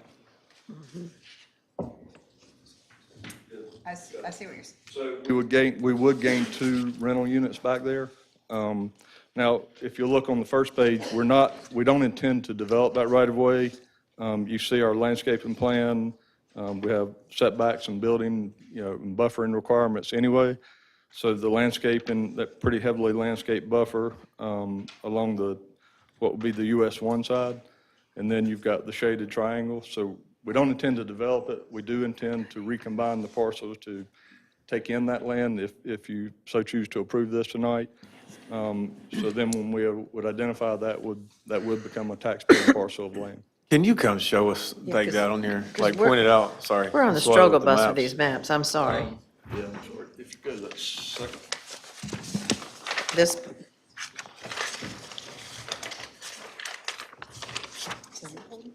These buildings, this is the second phase of these buildings that are duplicates of this, but not as large. So if we can gain this back, we would be able to build 2 additional, not any wider than what you see here. Oh, they're not on here. They don't show up on there, I apologize, Oh. because they were in Phase 2. Okay, 'cause So that's the general area. okay, because Our lesson over here. Thank you. So in this area right here, I would just give them there are some additional outdoor, they're not outdoor, they're like RV storage, but enclosed. And they're about, I would say 20 feet wide, so there's probably 5 here. That would gain us these 2 in units that you don't see shaded here, I'm sorry, because it's on the Phase 2 plan. And that gets us within the 30% building coverage within the quarter overlay. Okay. Now, that's not the only reason the owner would like to have that land back, recombine the parcel, but we do not intend to. So explain to me recombining the parcel, because this is on one side of the road, and you're talking about a triangle that has a road between this and the other one? So that shaded triangle there All right, is part of this parcel, but it's separated by a public. I see. That little tiny triangle right there. And how many square feet is that little tiny triangle? So I don't know, but it's probably 50 square feet. 50. It's not much. So the 2 reasons you're giving us are, number 1, you want to take what's the little tiny yellow triangle on this map, and you want to connect it, you want to take the red triangle that the town has the right-of-way to, and you want to connect the storage unit massive piece with the little tiny yellow triangle. Okay. And the second reason you're giving is that you want to gain 2 more rental units. Well, there are 2 rental units that are actually shown in the plan as it was approved by the town through site plan review. But we would basically have to chop off 2 of those units to get back to stay within the 30% maximum in that highway corridor And overlay. what's your total number of units without the right-of-way yielded to you? I believe there are 5 in that building section. Now, what's the total number of units for the whole project? Well, I don't remember, I'm sorry, I do not recall the total of indoor units, but these specifically are outdoor units. So you don't know the total of indoor units? Well, Ms. Peterson, they've changed a little bit just in terms of the way they've rearranged the inside of the building. So they've Right. gone from, 10 by 10s to 10 by 15s to 10 by 20s. Well, actually, it would have been on the overall site plan if I'd had the cover sheet. But I would guess there's probably somewhere in the neighborhood between the 2 larger buildings, there's probably in the neighborhood of, I would guess about 500 units. But they range in size from, 5 by 10 to 10 by 10 to 10 by 20. There's a big mix of them. So instead of about approximately 500 units, you want 502 units? Well, it's more specifically pointed to the outdoor units, which are basically like RV or boat storage. They're enclosed, but they have an exterior roll-up door, And the way we oriented the site, those are interior to the site, and they're buffered on all sides with landscaping, where those units will be exterior. So how does the town gain anything from releasing the right-of-way? Well, I guess my first answer would be we'd put this piece of land back on the tax roll, and the developer would be paying taxes for it, in addition to the value of the building. It's after we give that property to the developer. Yes. I mean, it'd be taxable land. It's an asset that we would give away, though, correct? Suppose you could look at it that way. There's no infrastructure on it, there's no roads on it, does not block anybody's access, so it's, I don't know what else the town would do with it, but I guess you could do something with it. Okay. So the extra acreage or the square footage that you need would just enable you to have the 2 extra external. Yes, sir. It's only 2 extra units, and it also cleans up the parcel. As I mentioned earlier, we have this kind of dangling piece of land out there that's separated by a public right-of-way currently. Have you at any time considered donating the small yellow triangle to the town? No, and I'm here on behalf of our client who's out of town today and could not be here. I don't know that has necessarily come up. Now, Is that something that you think you would consider? really rather him answer that at some point. Okay. I know their desire is to gain this back so they can as I mentioned earlier, clean up the property, grab the 2 extra units, and proceed on with their second phase of development at such time they're ready to do that. How big is that little teeny tiny triangle here? I would guess, Madam Mayor, that's somewhere in the plus or minus 50 square feet. It's small. 50 square. And the larger triangle that you want the town to forego is 5,500 square feet? It's 5,050 square feet, I think it was. 5,050 square feet. Put my 5 in the wrong place, sorry. 5050. Procedural question, maybe you can help me, BJ. So this was a by right use, so they submitted the plan. Is this normally where we would hear this, where their plan is contingent on the abandonment or not abandonment? Is this normally where we would hear this, or did this come up late in the process? Yeah, this site plan has already been approved. It is a by right use. You've already seen the architectural compliance permit for these buildings. This project can move forward. There's nothing holding it up except that the highway corridor overlay restriction on maximum building footprint. Right now, this additional land, what he's saying is acquiring that additional land would bring them to 28% and allow them to get that, I don't know if that's the exact number, but it would come in at 29%, and getting back up to 30 would allow them to put that phase 2 building there. In other words, if they don't acquire this project can still move forward, they just can't have that phase 2 building, which is shown on the screen right here, as he was pointing out to you. So. And we would still build the phase 2 buildings, but instead of building 5 units, we build 3 units. And they're, like I said, they're 15 feet wide by 30 feet long, and they're primarily intended for parking a motorhome or a boat or something like that. So to the best of my knowledge, this issue is not holding up the entire project. No. It's just an issue of. No, it's not. So if we give you the right-of-way, then it allows you to build how many additional? If we withhold the right-of-way, it holds you back on phase 2 building. It's only the difference in two outside units, and I call them outside units, but they're completely enclosed, but they're not the indoor storage unit like the 2 larger buildings would be. So we're gaining, roughly between the 2 units, call it 40 feet by 30 feet long. You're asking the town essentially to give you the 30% that needs to be not occupied. So if in fact the town doesn't give you this right-of-way, then the building would have to be, the size of the building would have to be reduced. Is that not correct? Did I not? That is correct. Okay. But again, about 2 units. So 2 very large units, so I it sounds like in your understand, phase 2 building might be a bit smaller also. Am I right? Well, I mean, I suppose that's up to you tonight. up to the So council. if we don't yield the right-of-way, the Phase 2 building is smaller. Is that correct? Okay, that's all. Thank you. In a place that's not visible, correct? Just to clarify, where the change is not visible to anyone on the outside of the building. No. But okay, is there anything, and maybe, I think James may have alluded to the answer to this. If we do not give away that right of way, what can we do with that property?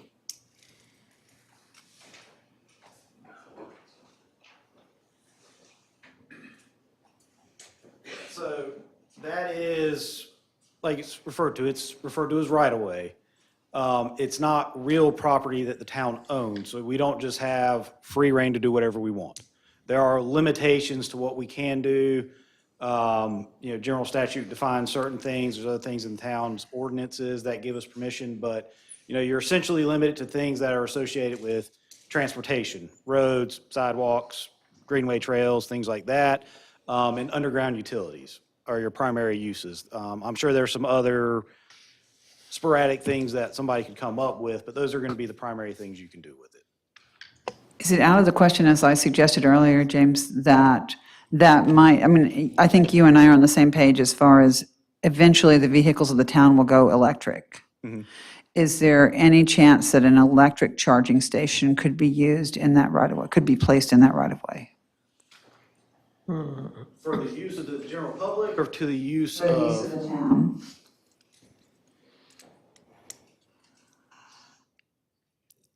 That is a very open-ended question, and I don't know Indeed. that this body here could come up with a right or wrong answer. Okay, but it's conceivable. But not definite, I guess is what you're saying. Or you're not really, or am I putting? I will always say just about anything is feasible. Okay. Is it realistic? Probably not. And normally when right-of-ways are abandoned, the creation of a right-of-way is so that the adjoining neighbors have shared space that is not closed off to either neighbor, correct? Mhm. So they have access to that space, to and from property. And if a right-of-way is closed, it's divided between the owners on either side. Correct. So we are doing that. The owners on either side just happen to be the same owner. Correct. Okay. So it's not land we own, it's not land we can do anything with, but if we allow them to connect their property, it does increase the tax value of something that we're not actually going to see, but we do get more money from. Correct. Okay, thank you.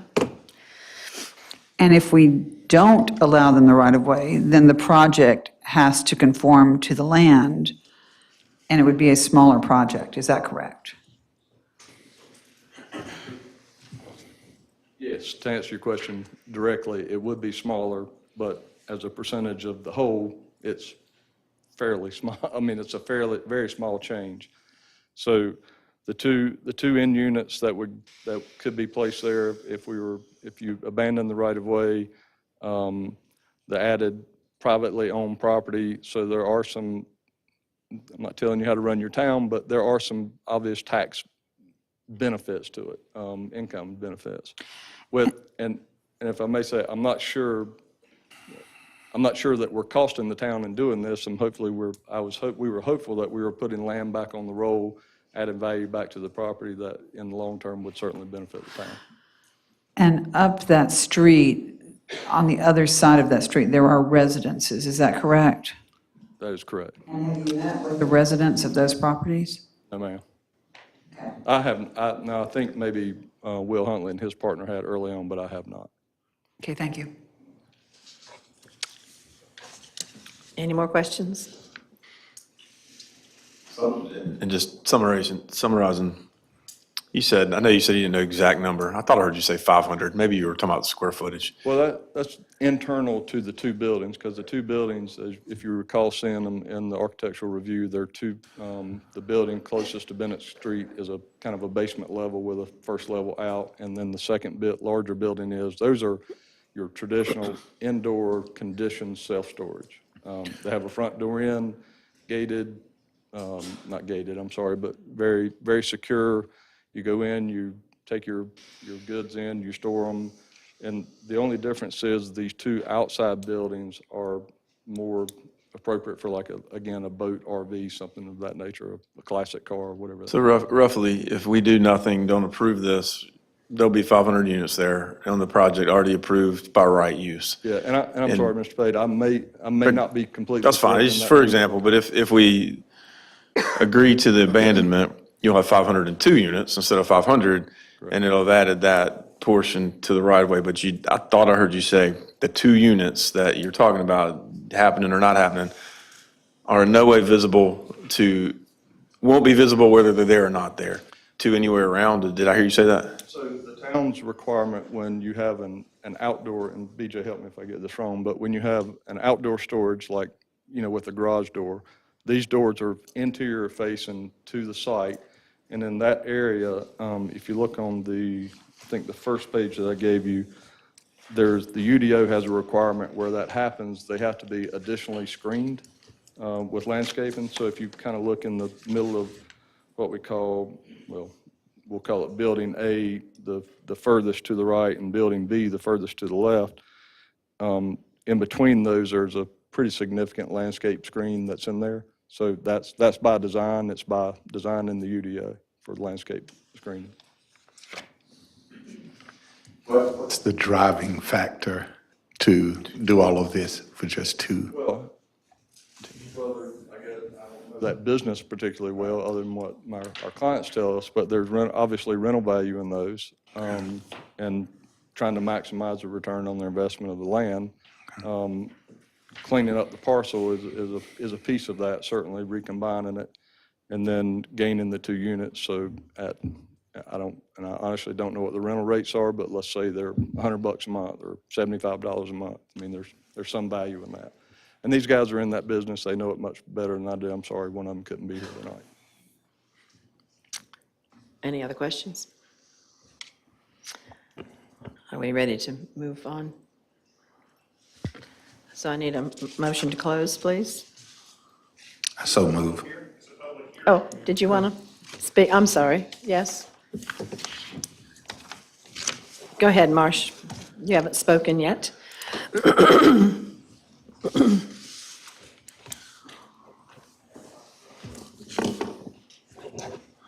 Good evening. My name is Marsh Smith. I live at 568 Santee Road. I didn't intend to speak on this, but as I heard the discussion develop, I thought I might offer my 2 cents. Occasionally I do condemnation work. When NCDOT widens a road, they condemn property. Recently I had a case in a commercial district in another city, and the property sold by the square foot. Our appraiser appraised the value, about the same thing that DOT appraised the value, $10 per square foot. So whether you give the property to the developer or sell it to him for a fair price per square foot, it will be in your tax base if you transfer it. $1 a square foot would bring you, if it's 5,500 square foot, would bring you $5,500. $4 per square foot would bring you about enough to pay for a primary election. Still be in the tax base after the transfer. So Can I just one question, because this is what I was trying to figure out. Do we don't, I thought you said we didn't actually own it. So if it got condemned, we wouldn't get the money. Correct. It is right of way. It is not real property. I don't believe it's anything that the town could sell if we wanted.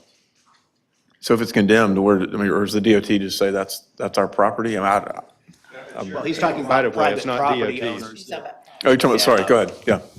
So I think I heard someone say, it's not real property. Au contraire, mon chéri. Real property. Once upon a time, my law professor asked my good friend who was asleep right next to me, who made property? And he turned to my friend and said, Mr. Malone, who shook himself awake and said, God. And the professor laughed and said, no, Mr. Malone, God made land, man made property. It's just a bunch of rights. And he used the sticks, the bundle of sticks, There's a right to drive on it. There's a right to picnic on it. There's a right to put your election signs on it, a whole bunch of different rights. So a right-of-way can either be ownership of the property or it can be an easement. No matter what it is in this case, it be real property. And the town owns that right. The town can sell that right. About a year or two ago, the county, our county, gave away, authorized the giving away of a secondary road and bridge to a developer. And I can't tell you how sideways that got in my craw. And let me urge you to consider a kinder, gentler, more fiscally responsible way to approach this. Continue this and negotiate with the developer and maybe come to a price that could pay for half of a primary election. Thank you. Thanks, Mark.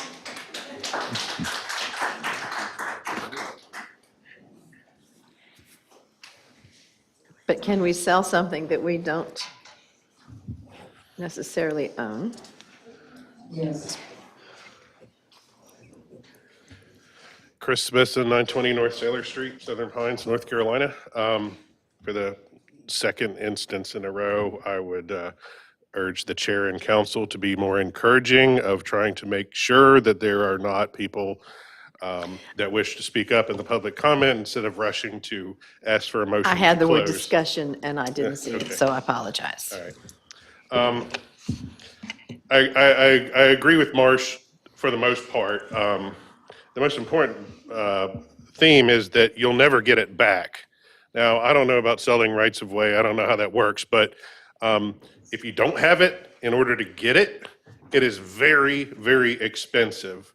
And so I think in general, the council should hold a very high standard of consideration to whether or not the town should abandon rights of way.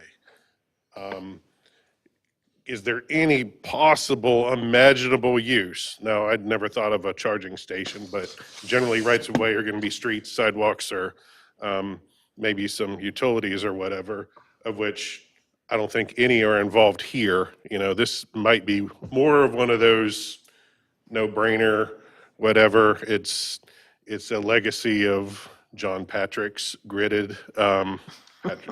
He had a point, Mr. Patrick, when he gridded the town out, but this might be one of those no-brainers, but that's up to you because you're the ones who get to vote on that.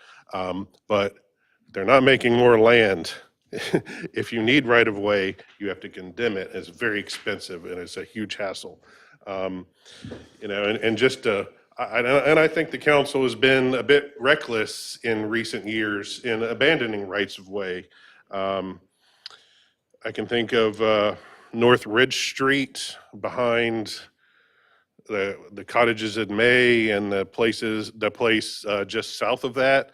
You know, the developers asked for that to be abandoned, and at that time, you know, council members said, well, we have no plans to pave that road, you know, I don't know, you know, maybe there's a hill there, I don't know, so let's just give it up. And that makes it go away forever, because then they put houses on it or whatever, and you can never get that back. Or if you do, you're not only buying vacant property, you're tearing down houses and wrecking people's lives and all that kind of stuff. So I think it's very important, as you know, one of the most important things, because we're not making more land, is that you hold a very high standard to abandonments of any rights of way, be it a whole right of way like that stretch of North Ridge Street behind the cottages. And, you know, if you go on Facebook, there's people complaining about traffic and this and that. And boy, wouldn't it be nice if there were multiple ways out of that neighborhood, like what the CLRP says about a gridded system and multiple access and all that kind of stuff.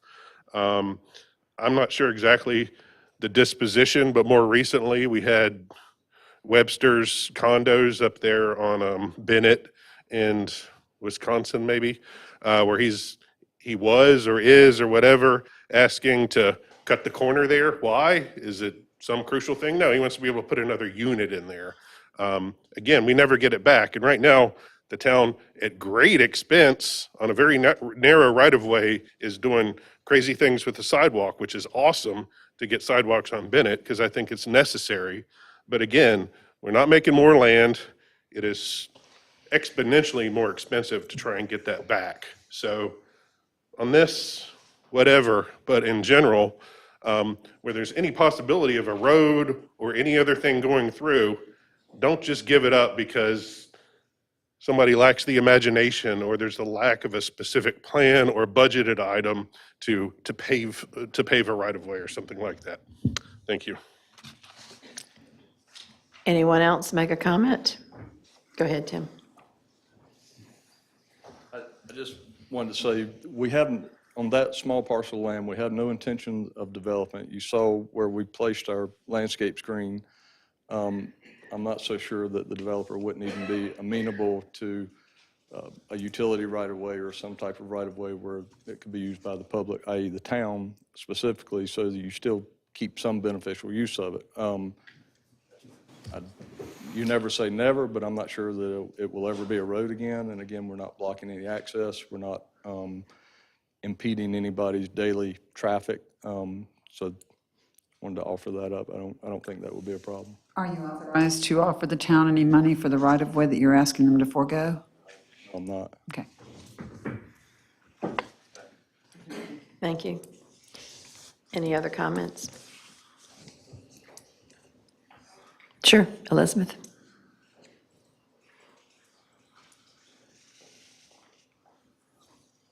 Hi, Elizabeth May, 265 Hill Road, Southern Pines. I would just say that there's a lot of question marks here, and it may, in fact, be the best thing to do or not. But the council, as it sits here today, doesn't know for sure whether or not the town owns this property in fee or if they just have an easement. There is a legal difference here that bears some responsibility. I mean, if I find out as a taxpayer that you're just giving away an asset for the town for a very unclear purpose, I mean, what's the difference in taxes between 502 units and 500 units or whatever, then I mean, it gives me pause. I think you owe it to the rest of the townspeople here who pay taxes as well to find out what is the exact nature of this property so you can figure out how best to work with this project. I mean, is there a possibility of leasing out that space so they can meet their right-of-way? Is there something that could possibly be of value, either selling it or whatever? You know, you're talking about special elections costing $20,000 and police cars costing $20,000 and things like that. Maybe there's a something here that will benefit everybody. Thank you. Thank you. Yeah, BJ, I always direct my questions to you. I don't mean to put you on the spot, sorry. As I always do, I'm like, okay, I think forward thinking, not just what they tell us. So they say they're not going to build on it, but way into the future. If it's decades. But is it possible with setbacks that somebody could put something on this slice of whatever? Not them, they said they're not going to do it, but whoever's after them. Would the setback allow for a structure on there that's not planned now, but could be if we abandon it? Here is the property, the area of the property right here. Mm-hmm. If I get my brain into 1998 SimCity mode, and I There you think go. about all the different ways that maybe 50 years from now somebody may want to use this, anticipating an incredibly densified and intensified urban development scenario, yeah, I could see somebody wanting to punch Bell Avenue right here, through here, build another bridge across the highway, have another access point, who knows? It's not, I mean, just drive through any urbanized area that's 50 years ahead of us and see all kinds of interesting things. Is it something that I would be willing to sit here in this meeting and say, yeah, that'll happen? No, of course not, but you know, is it possible in any of those scenarios? Well, there's a straight line right there, and so I don't know. But it doesn't stop. They could still, even if we abandon it, they can still, Bell Avenue could still go across. I mean, we're not, Yeah, it would be nice, Okay. but if you're gonna build like, once again, we're talking, just to be clear to everybody in the room, we're talking 50 years out, we just can't even possibly project it, so this is crazy sauce, but you open the door, so hey. But right here, for example, you would have to build an abutment for that bridge, and that abutment would need to be on something, and you may have to acquire land around here to build that abutment for that bridge. So is it totally outside the realm of even remote feasibility or possibility? No, it's not outside that realm. But imagine the nature of what we're saying here is that, could it be useful someday? I don't think anybody could sit here and say absolutely without a doubt it will never possibly be useful to anyone ever. So that's the nature of the conversation. and I think we need a clear answer on if this is property we own and if this is property that can be sold. Or lease, or we can lease it. My understanding from our meeting, the last meeting we talked about it, was that we did not own We did it not and own it it. could not be sold. Title to this property, it's recognized right of way. Okay. And is there not value to right-of-way or to an easement, essentially? Yes, I think there is. I'm not going to play attorney on that one. Okay. I'm going to do it then. Thanks. Well, we do have an attorney. Doug? Typically, it's simply a right which could be transferred. Now, is there a precedent for doing that for a municipality to do it to a private owner? I don't know. I've never seen that happen. But it could happen between two private parties.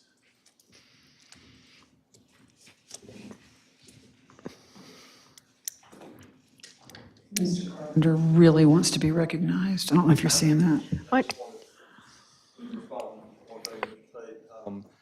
From a building setback standpoint, no, we can't. If you take the current setbacks off of US 1 and the property lines in the highway corridor overlay, we cannot build a structure on that property. And neither can anybody else. I mean, I suppose the town could, but nobody else could. Yeah, that, Policy of the town changes in 50 years, somebody could. And it moved to a new ownership. It's possible. No. I'm sorry. Can you say that one more time? If the policy of the town changes in 50 years, and there's a UDO that makes that possible, then absolutely. Well, then, yeah, I suppose if the Right. UDO changed, yes, that could happen. But under the current UDO, which is what the framework that we all operate under now. Right, which we cannot hopefully will build it. not be the UDO in 50 years. I understand. Dream. But most all lots have setbacks, and that's fairly common with all towns and jurisdictions. So, thank you. Thanks, Mr. Carpenter. Question for Mr. Gilligan, our attorney. So between two owners, so let's say that a second owner had bought that tiny triangle, the tiny yellow triangle, and between those two owners, they would like to give up the right-of-way. You did say that it was, you did not know of any time that a municipality took away or used right-of-way between two private owners. They could forego right-of-way, correct? Yes, which is essentially an easement. Okay, forgive my horrible butchering of what you said. So if two different owners owned the two different sides and one of them wanted to forgo the easement, there could be an exchange of monetary value. So if the property owner wanted to sell it to himself, he would be the one buying it from himself, correct? Okay. Okay. I mean, I think I'm ready to close the hearing if we've heard all the public. Okay, I need a motion to close. Move to close public hearing. Pleasure of the council. Aye. So before us, we have a proposed right-of-way vacation request. And yes, vacation is the same as vacate. It does sound interesting. It sounds like it's a totally different thing, but it is. So this is a two-part deal. So what is the pleasure of the council? It is, I'm looking for a motion from, I moved that the proposed right-of-way vacation request is not contrary to the public interest, and that no individual owning property in the vicinity of the street or alley or in the subdivision in which it's located would thereby be deprived of reasonable means of ingress and egress to the property. Therefore, I move to approve RA-01-22 for the abandonment of the section of Hillcrest Road as specified on the attached map. Looking for a second?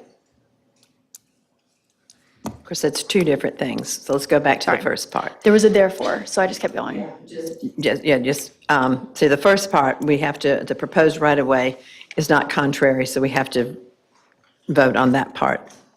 Okay, so that's the motion that, That's my motion then. I need a second. Don't have it. So for lack of a second, I guess this is died. Then we need another motion. Is there a?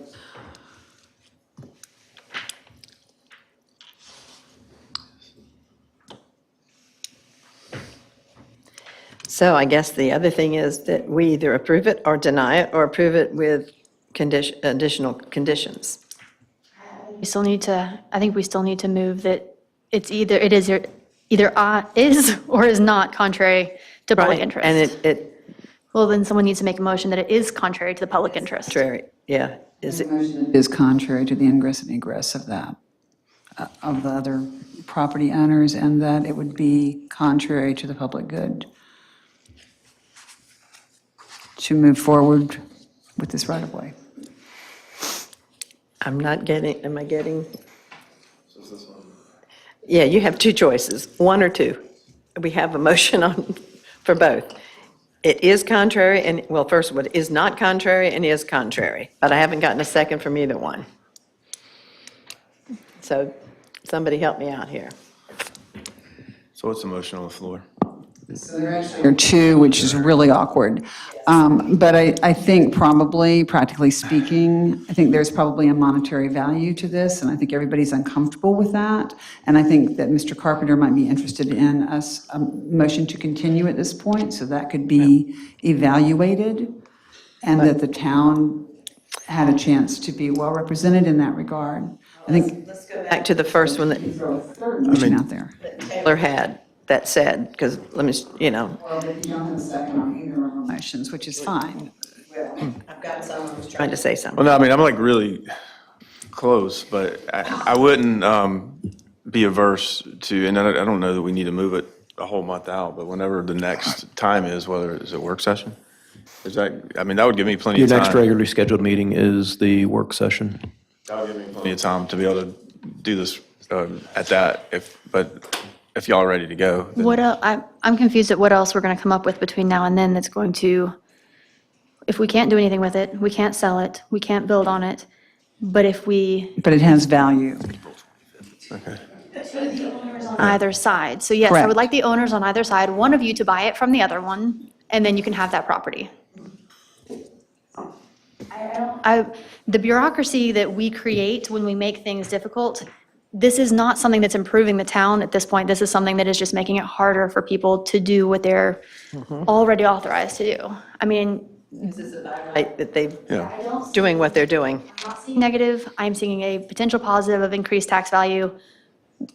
And the part that's increasing the tax value is nothing we're gonna see. It's nothing that's gonna change the look or the feel of what's already there. If we say no, we're just making it more difficult for the owner of that property, which is not something that I have interest in doing.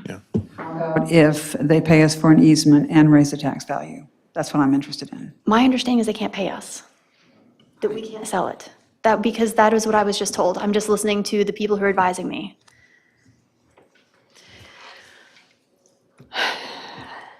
I still don't have a second on either.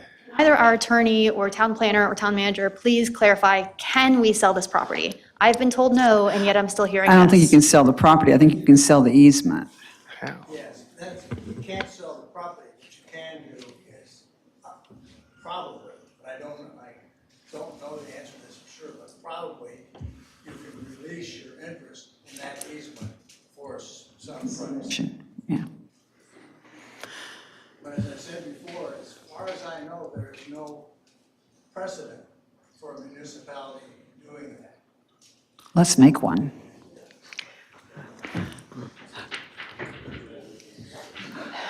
Okay, Mr. Okay. Carpenter really wants to be heard again.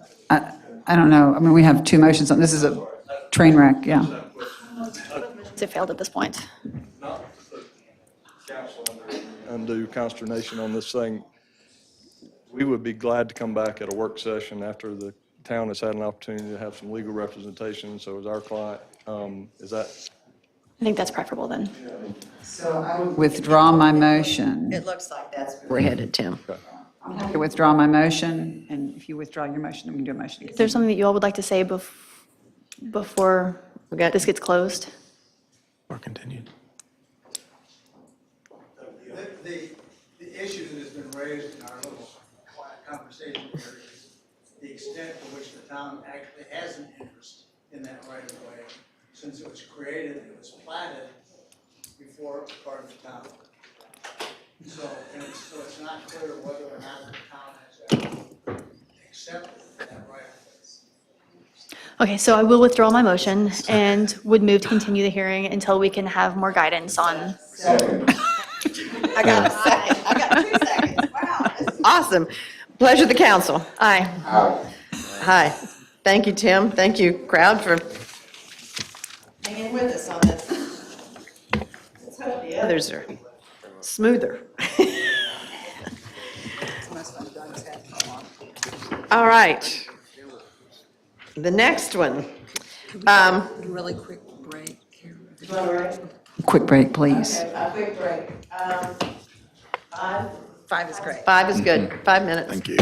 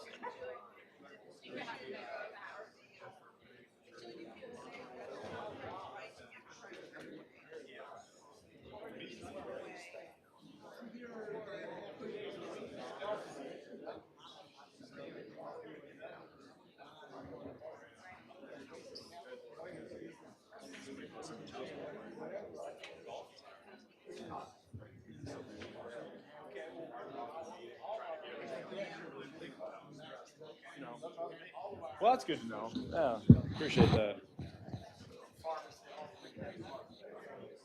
I'm surprised though that anybody even noticed. Excuse me?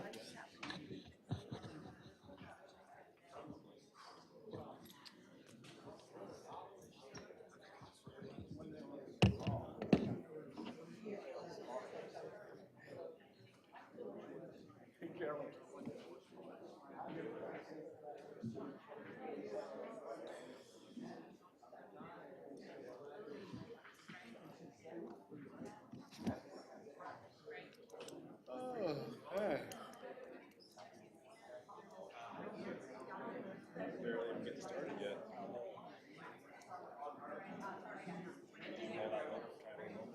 Oh, he's coming up.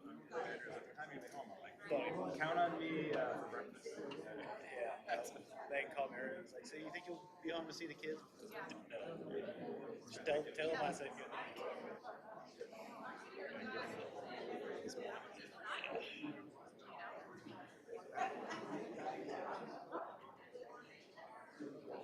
We're gonna have to do some legal ranking.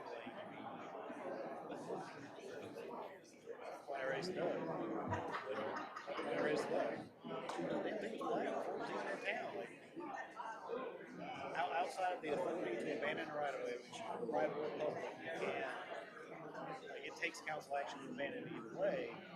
But if it was right of way, the town never accepted it. Yeah, it's not ours, it's not ours. That's a really, that's a concept that even takes our doing.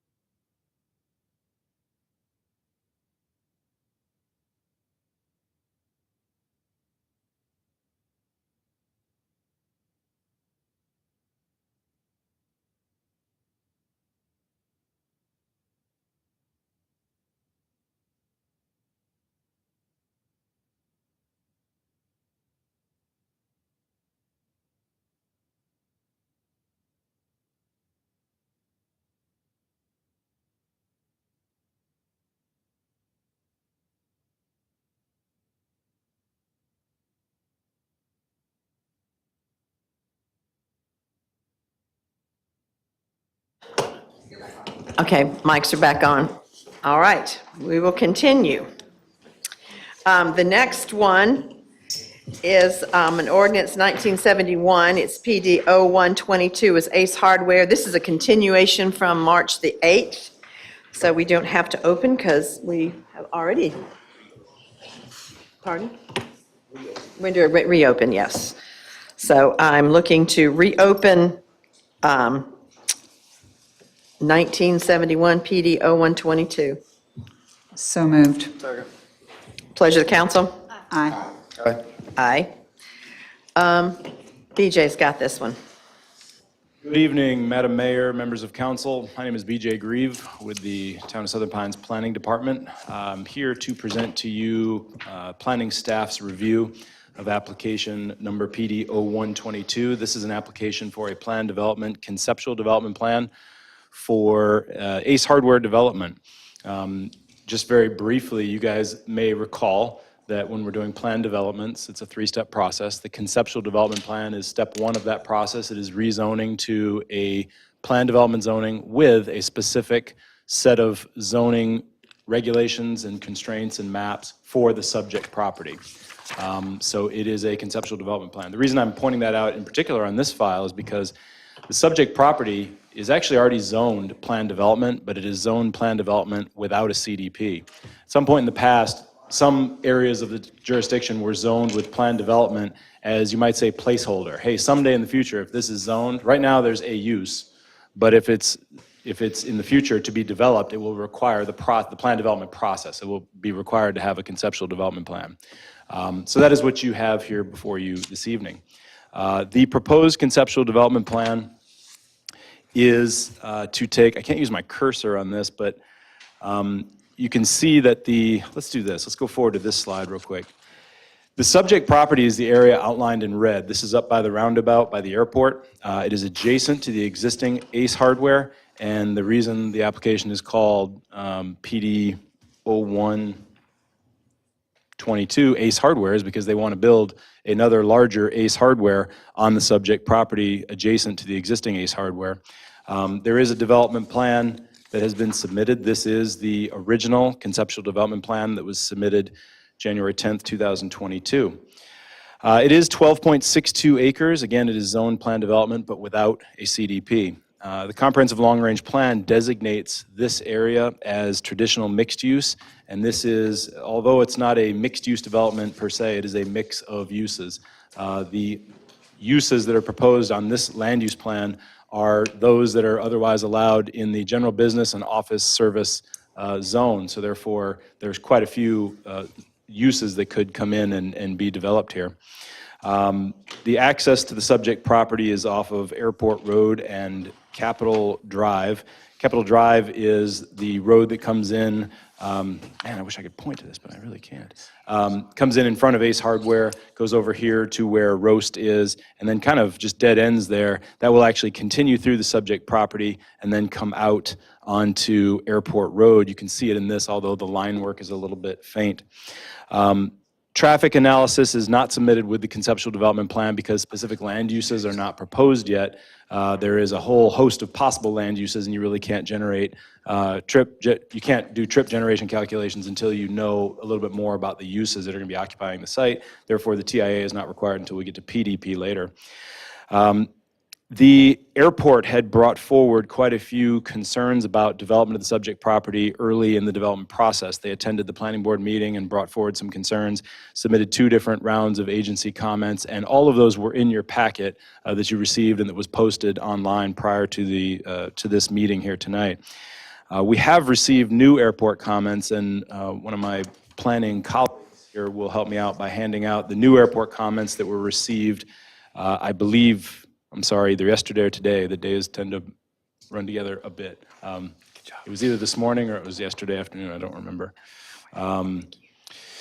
So the airport has submitted additional comments where they are not in opposition to the project any longer, and as a result, there is a modified design. The modified design looks like this. This is the original design. If you look at the screen real quick, I'll toggle back and forth. This is the modified design. Again, that's the original design. That is the modified design. The comments from the airport essentially withdraw their opposition to the project. When this application was submitted, planning staff looked at this and had some concerns regarding a few basic things such as orientation of parking with regard to buildings. We gave some comments to the applicants that it would be preferable to see parking oriented towards Capitol Drive rather than towards Airport Road, so the building orientation would be more similar to that of the Roast Building and more consistent with our highway corridor overlay with regard to parking. In other words, rather than driving down Airport Road and seeing a big parking lot with a building behind it, it would be oriented sort of inward. And then the structures would be required to have four-sided architecture. Right now, our architectural code for commercial requires at the front of the building, the street-facing facade look very nice, but the back can be painted cinder blocks. Four-sided architecture essentially just makes it so the entire building looks nice with segmented roof lines and building materials that are more in keeping with the character of Southern Pines and compliant with the code, not just in keeping with the character, but compliant with the 4.10.4. There is also a request for a deviation from the UDO to allow for seating in the highway corridor overlay. And so one of the things that would be allowed in this CDP is to have outdoor seating for some of the land uses located within the highway corridor overlay. Now, the applicant, I believe, is going to speak to this modified design and how that affects the land uses in that area. I don't, other than this diagram right here and the letter you have in front of you, I don't know much more about what else has been changed to get to here tonight.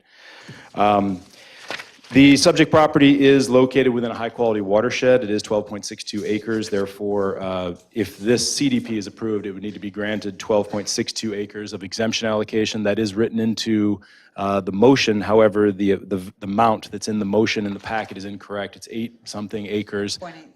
Yeah, and it would actually need to be 12.62. That was based on the fact that in the watershed application, they had said the subject property is 12.62.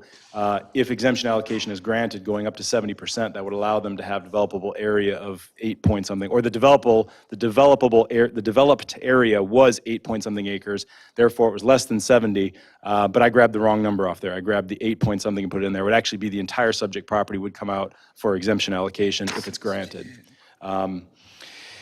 Finally, well, not really finally, but continuing along, building heights in the subject property are restricted to those in the RM1 zoning district, or 40 feet. The 40 feet on the subject property is clear of the airport hazard overlay, what's referred to as the approach zone, which is a slope that leaves the runway and goes up as you go away. It clears it, but it clears it, and it clears it by a fair bit. But when I've seen the different values, it looks like it intersects the subject property in the ballpark of 70 or 80 or 90 feet above it. So it definitely clears it. There's no issues there. The airport has asked for restrictions on a number of particular things going on in this area, such as using tall balloons for grand openings and searchlights and things like that, because it is just right under the, as you can see from that picture right there, you're right under the runway. Now, again, I believe the applicant is going to speak to a whole lot more detail because they've had tons of dialogue. They've had a lot of dialogue with, I don't like when people say tons of dialogue. It doesn't make any sense. So they've had quite a bit of dialogue, and I just threw in there. But they've had quite a bit of dialogue with the airport. And so, again, they're going to speak to that, and I believe there are some changes they're going to speak to. Okay, so this did go before the planning board, of course, because this is a legislative matter, and this is a rezoning to a plan development with a conceptual development plan. And so they did recommend approval on February 17th, 2022. They did recommend revisions to mitigate the concerns of the airport. And again, I believe the applicant is going to speak to that because that took place between the planning board and this evening. And finally, the planning board wanted to get a letter out of the Sandhills Horticultural Gardens, a letter of support. And again, my esteemed colleague will hand out a comment that came in from Sandhills Horticultural Gardens, unless you handed them out both before. All right, thank you. No, that's great. Because if we just give them to you all at once, and it's like, which one is for what? But yeah, so this one is coming up here. Sandhills Horticultural Gardens supports the subject development, and they wanted this. The planning board was interested in making sure the letter of support got to you guys because it is one of the adjoining land uses, and it certainly has potential to be impacted. Now, once again, I don't want to steal too much thunder from the applicant's presentation. He works very hard on it, and I want to make sure to save some so he doesn't just have to get up there and say, Well, as BJ said, yeah. So the new design, he will speak to the new design and what the changes are in the new design that facilitate the mitigation that has been discussed with the airport. Do you guys have any further questions of planning staff before we hand it over to Mr. Kuntz? Any questions for staff? Mr. Coons? Are you before Randy or Randy's first? I'm just gonna, Randy Saunders, 26 Goldenrod Drive, Whispering Pines, North Carolina. I'll project. I'm not gonna speak for long. I just wanted to introduce myself. My wife Jill, my sister Kathy, we own Southern Pines Ace Hardware. We own Seven Lakes Ace Hardware. We own the land that Southern Pines Ace Hardware is on and the building, and we own the 12 acres brought before you tonight. I just thank you for the opportunity to be here. I'll be here to answer any questions. Quick on myself, born in Moore County, raised here for some time, and then my dad took a job in Texas. My wife and I moved back here in 1998. We've owned businesses here since then. Kids are all been raised here, so although not lifelong Moore County, I like to think that I'm pretty close. However, Mr. Kuntz is much more well-versed in being able to go through all this than I am, so I'll pass it on to Bob, but if you have questions, Can I I'm ask gonna you sit one right here. quick question? Yes, ma'am. So is it your intent to have a second Ace Hardware? No. Okay. And I'll just real quick, why? You know, a lot of people have said, why are you building another Ace Hardware? So, The current Ace Hardware is going to turn into something else? yes, we'll Okay. repurpose that. Yeah, we have, thanks to the residents of Moore County, Whispering Pines, Southern Pines, and Pinehurst, our business has been very successful. And we have a little over 650 square feet of warehouse in our building. We have 2 offices that are made to house 3 people, and they're housing 9. There are lots of things in our business model that we don't offer to the community. You know, we keep a lot of people from heading to 15501 and US 1 into all that trafficked area by coming to us. And there's a lot of things that they wish we had that we do not have. We need more space. We need the ability to do more of that. And we need more space for our employees to work in. We have, we employ between both stores over 75 people that live in Moore County. This store alone, we employ over 50. And they don't have the ability to do their job every day. You know, imagine working in an office space for 1 or 2, and you've got 5, and they're trying to have communications and do their job, and they just can't do it. So there's a multitude of reasons why, but we have growing pains, which is a good thing. And we're very fortunate and been blessed to be able to have this opportunity. I'm not a developer. That's not it. But when you went to buy the parcel was the parcel. And Mr. Fry, and his sisters, we got along really well. They were lifelong Moore County people for the most part, born and raised, and they were anxious to see someone, pay proper respect to their family. The horticulture gardens are very near and dear to us as well, and I'm sure Mr. Kuntz will explain. We granted an additional 50-foot easement down the entire side of our property. It's basically can't be used by anyone unless they say it's okay. None of our building will be in that additional square footage. In fact, we'll be extending the Greenway of Southern Pines, if approved, through that space based on horticulture gardens, precise placement of where they want it, how they bring it in, everything. We're Moore County. I mean, you know, we contribute to every school. If Parks and Rec needs something, they call me. Sand Hills Horticulture Gardens needs something. We're a platinum sponsor for Habitat for Humanity. So we're here to protect, you know, the asset and the place that we live. And, you know, if you have a problem, you don't have to find us in Raleigh or Florida or wherever. I mean, I'm at 26 Goldenrod Drive. Knock on my door. And I'll be happy to answer any questions. Can you tell me the square footage of the current Ace Hardware and the proposed square footage of the other? Sure. Our current building is 20,000 square feet inside. We have a 3,500 square foot greenhouse. I think it's the only retail greenhouse in Moore County that I know of. And then we have another 6,500 square foot of garden space. The new building will have 53,000 square feet under roof. The greenhouse will go to 8,500 square feet. So we don't have to constantly be when it gets cold like it did last weekend, bring everything in and then back out, in and back out. And then the garden area that's outside of the greenhouse will be about 16,000 square feet, so we can offer more trees, shrubs, plants, things like that. I do appreciate the fact that you've been a good neighbor, because your horticulture people, Alan Butler, has endorsed your project, and the fact that I do appreciate the fact that you and the airport were really rather far apart, and now they're endorsing it too. So it's huge. You're obviously, you are a good neighbor, and they appreciate that too. So We Thank wanted you. to be a good neighbor with the airport. That's important. We know the rules and regulations that they require from our prior building of our Right. current Ace Hardware store. So what they need from, I mean, you can't light fireworks. We're not going to light fireworks, you know? I mean, you know, we understand what their rules and regulations are. And although their opposition wasn't necessarily a rule or regulation that they had, we felt it in everyone's best interest, the airport, ourselves, and the community at large, to work with them and come to a mutual agreement that works for everyone. And we've been able to do that. And if you have any other questions for me, I'm just going to sit right here and I'll let Bob take it from there. Do you already have a potential tenant for your current building? So no. That's kind of cart before the horse. If you said no, if you say no, you know, maybe we have to rethink our process. If we did not have a tenant, I do have another business model that I would love to put in there. We are concerned about the labor market in Moore County. I'm very involved with the Chamber of Commerce, and we work hard to have a really good staff.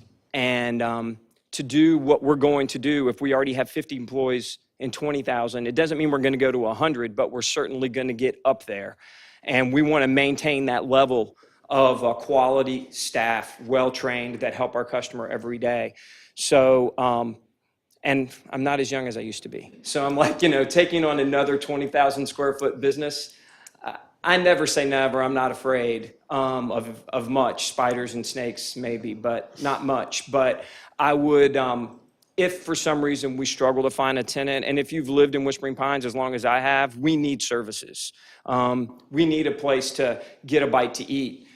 We need a place to, you know, have other retail opportunities that we can come to without bringing more congestion into Southern Pines, into 15501 and US 1. So I'm confident we'll find other tenants for there, but if not, it's not going to be an empty shell. We own the building and we own the space, the land that it's on, so it needs to have a profitable business in it, whether it's someone else's or myself. And any other questions, I'll be happy to answer. Thank you for your time. Mr. Koontz?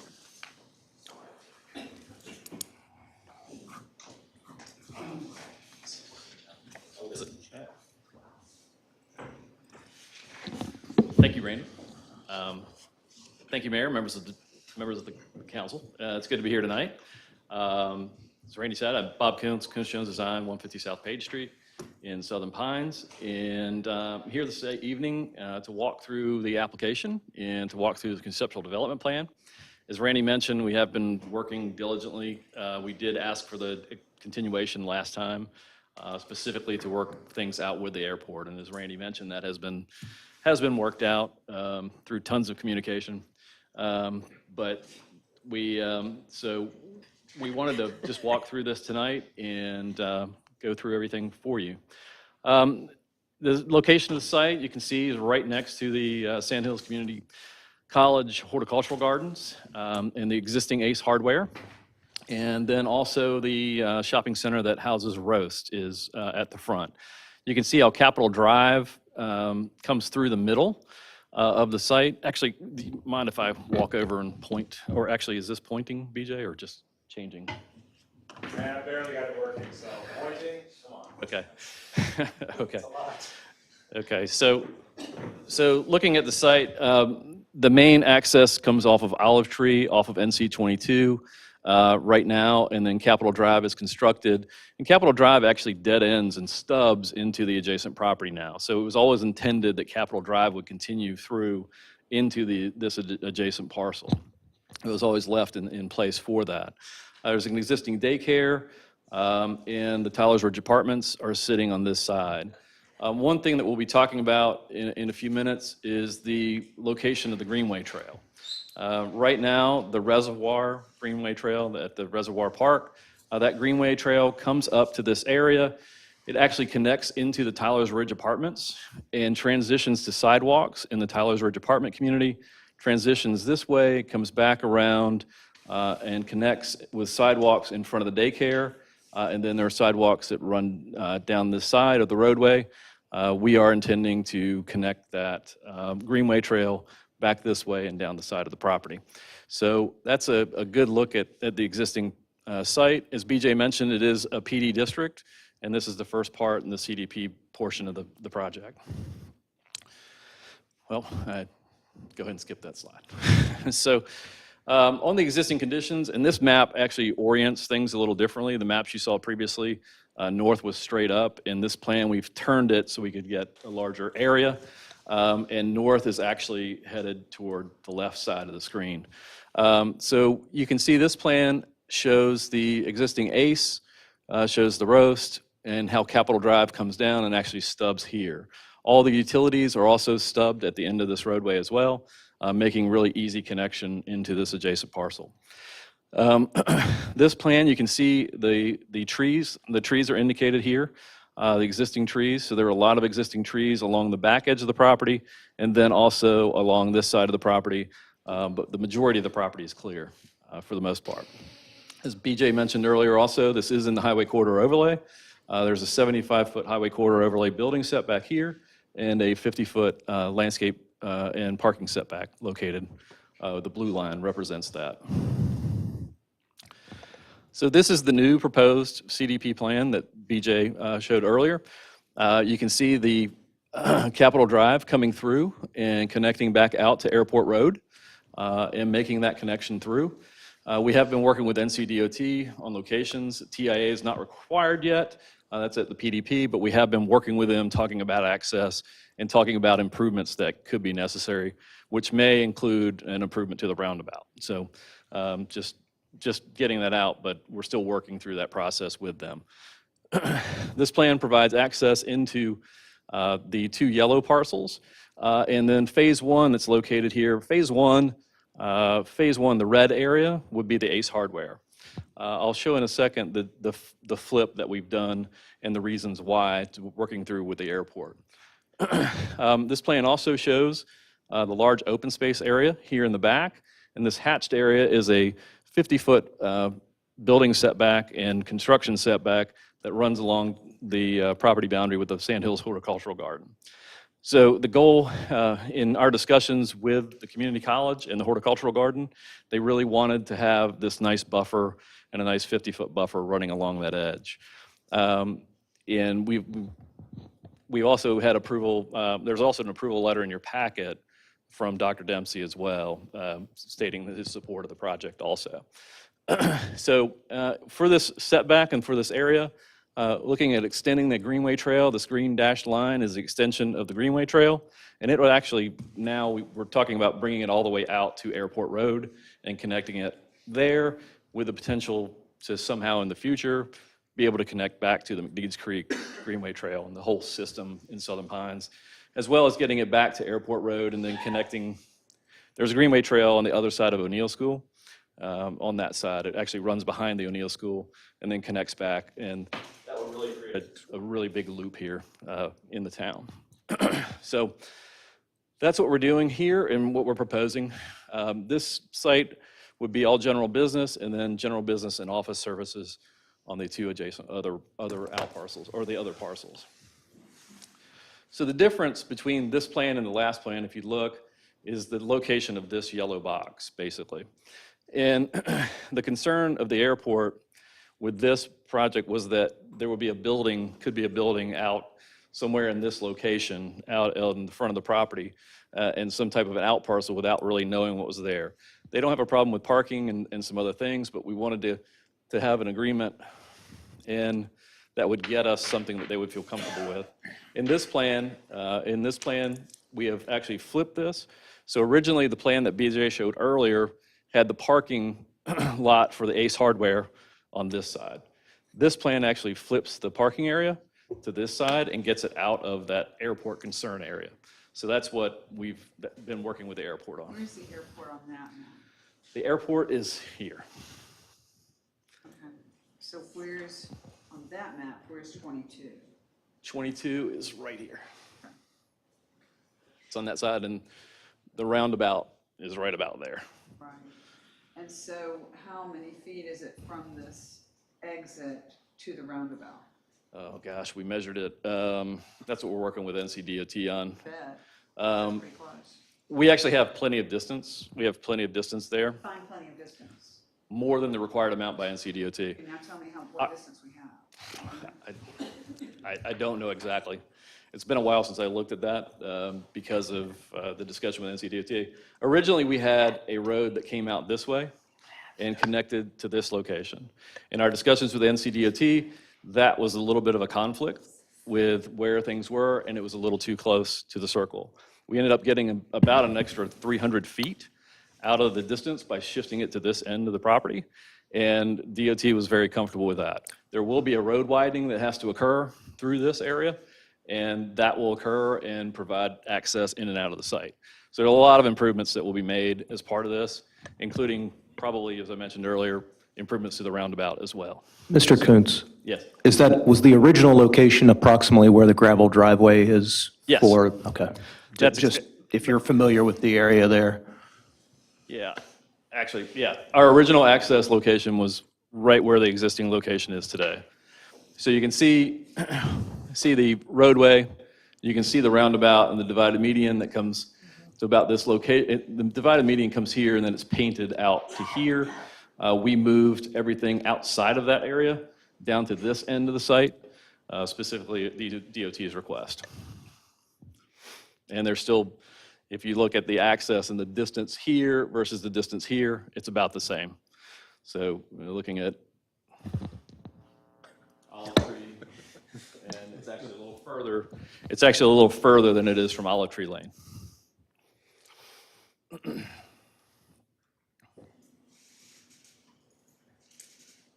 So again, I should have just flipped forward.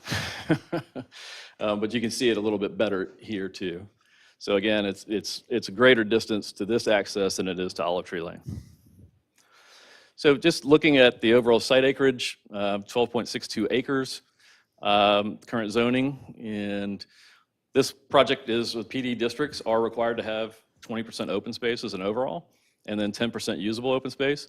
This project will meet it. We're not asking for any deviations of that. Between the buffers and the trails and things that are happening inside, we feel comfortable with meeting that 20% requirement. Utilities readily available, signage, architectural review again for any of these buildings will go through the town council. And as BJ mentioned, the applicant is willing to do four-sided architecture and to do all those things, has agreed to do that. We are located in the high-quality watershed and are asking for a watershed protection permit for the property. Red cockaded woodpeckers were studied by Jay Carter, and U.S. Fish and Wildlife has discussed that as well, and there's a letter in your packet to that effect also. The setbacks will meet the HCOD standards and meet all of the standards. One slide, I'm sorry. Can we go right before the? Okay, so explain to me, like I'm a fifth grader, located in the high-quality watershed, so requesting watershed protection permit to go to 70% impervious surface. Please explain that to me in a way that a fifth grader could understand. Ooh. Yeah. That's why you make the big bucks. So the watershed protection permit, under the state regulations for high-quality watershed, you're permitted up to 24% impervious surface in this area. They also grant the ability to take 5%, well, actually 10%. The state allows for up to 10% of a municipality or county's watershed to be. But in our developed case, beside it's 5%. Is that correct? That's correct. Moore County only has 5%. Moore County is 10%. Southern Pines is 5%. That's correct. And this is within the town limits? That's correct. Okay. No, it's not within the town limits. It's within this watershed. The Okay. watershed only applies to this particular watershed. I think there are 3 watersheds in the town of Southern Pines. I believe. And it's within the town planning jurisdiction. Right, thank you. So the 5% applies, am I correct? If it's within the town planning jurisdiction? 5% of the overall watershed. So if that watershed, if there are 1,000 acres of watershed, then up to 5% of that watershed can be developed. You could do 5% of 1,000, come on. Okay, all right, go ahead. 50 acres. All right. So up to 5% of that acreage could be developed as high density, up to 70% impervious surface. It allows the towns to develop areas, commercial areas. Downtown Southern Pines is in a watershed protection area, all of downtown Southern Pines. So everything that's been built down here was built, most of it was built prior to the watershed. So towns need the ability to go in certain areas and particular nodes like this, where it's a commercial node already, to develop that extra density. Okay, so now I want you to connect the dots for me and perhaps others on the 70%, the watershed protection permit to go 70% impervious surface. I want you to connect, if there's any connection, to the exemption for 12.62 acres that you're asking for in this case. Yes, the 12.62 acres is the acreage of the property. Correct. And the parcel has to be taken out of the watershed allocation. So we're asking to go up to 70% impervious surface on this particular site, on that 12.62 acre site. That's correct. Okay. Yeah. So in order to create a plan, like this property has a watershed exemption, and this property had a watershed exemption. Harris Teeter had a watershed exemption. They all have watershed exemptions to be developed. So let me ask you a question. It has to do with the watershed exemptions. In your line of business, this is maybe not a fair question because you're on a specific project right now, but in your line of business, do you think it is more important for the council to protect exemptions for people who are in town or out of town, and why? That's a tough question. I didn't want you to get off easy. I mean, I think, this is in town. There's not developable acreage downtown. Right. There's just not a lot of developable acreage left. Right. How many exemption acres do we still have left? BJ, it's 500 and, The Little River watershed number 2. Right. There's currently in the bank, there's 577.5. This 12.62 would take that down to 564.88. And so that is, in the words of Buzz Lightyear, to infinity and beyond. That's it. That's all we get. No, not really. The county can transfer some over, and there's other stuff going on there that I'm not prepared to address. But for now, as citizens of Moore County, citizens of Southern Pines, we have 500 and how many? Right now, in the Little River In that watershed. Little River intake number 2 watershed, within, you take that polygon, you splice it with the portion of the Little River intake number 2 that is Southern Pines' municipal limits and ETJ. Right. Within that area, the remaining exemption allocation from the original calculation of 5% of that area, Mhm. the remaining is 577.5 acres. 577.5, and Mr. Saunders is asking for 12.62 on this project. And you don't have an opinion, I think, on whether or not you think that we should protect that exemption for in-town or more rural areas. I think having it in this location, in this area, is an absolute advantage because you need places. You know that's going to come back at you when you're doing a project in town, right? Okay, Well, right. you understand that, and having a development area like this that serves a community need in this region and this area of town, so people, as Randy mentioned, don't have to drive to Southern Pines and don't have to drive to other areas, makes a lot of sense in this particular area. It's already a commercial node. It's an area that needs commercial development, that needs additional commercial development and higher density, and that revolves around higher density development. So let me follow up with a question for Mr. Saunders then. So my question is, instead of the 12.62 exemption, and with your very earnest concern about Moore County and care of it, and I appreciate that and recognize it, thank you.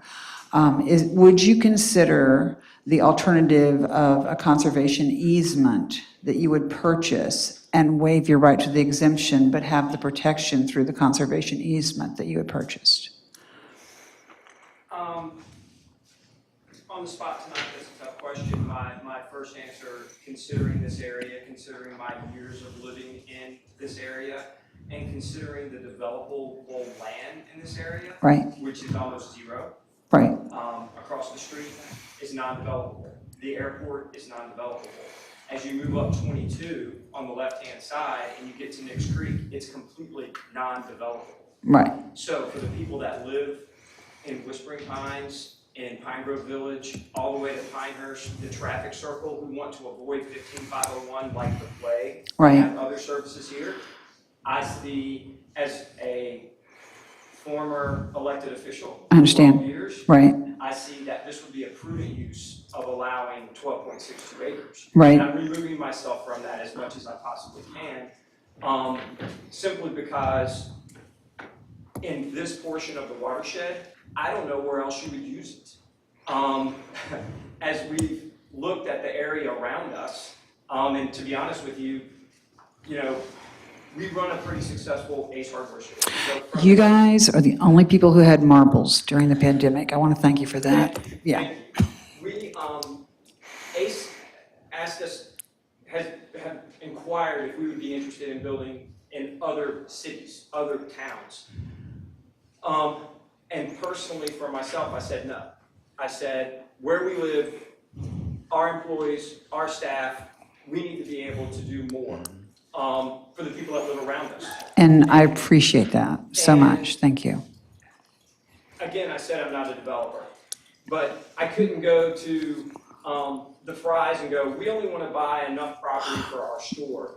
So to make this a feasible financial plan that works for a business person like myself, Right. we need to be able to develop the site as best that we possibly can.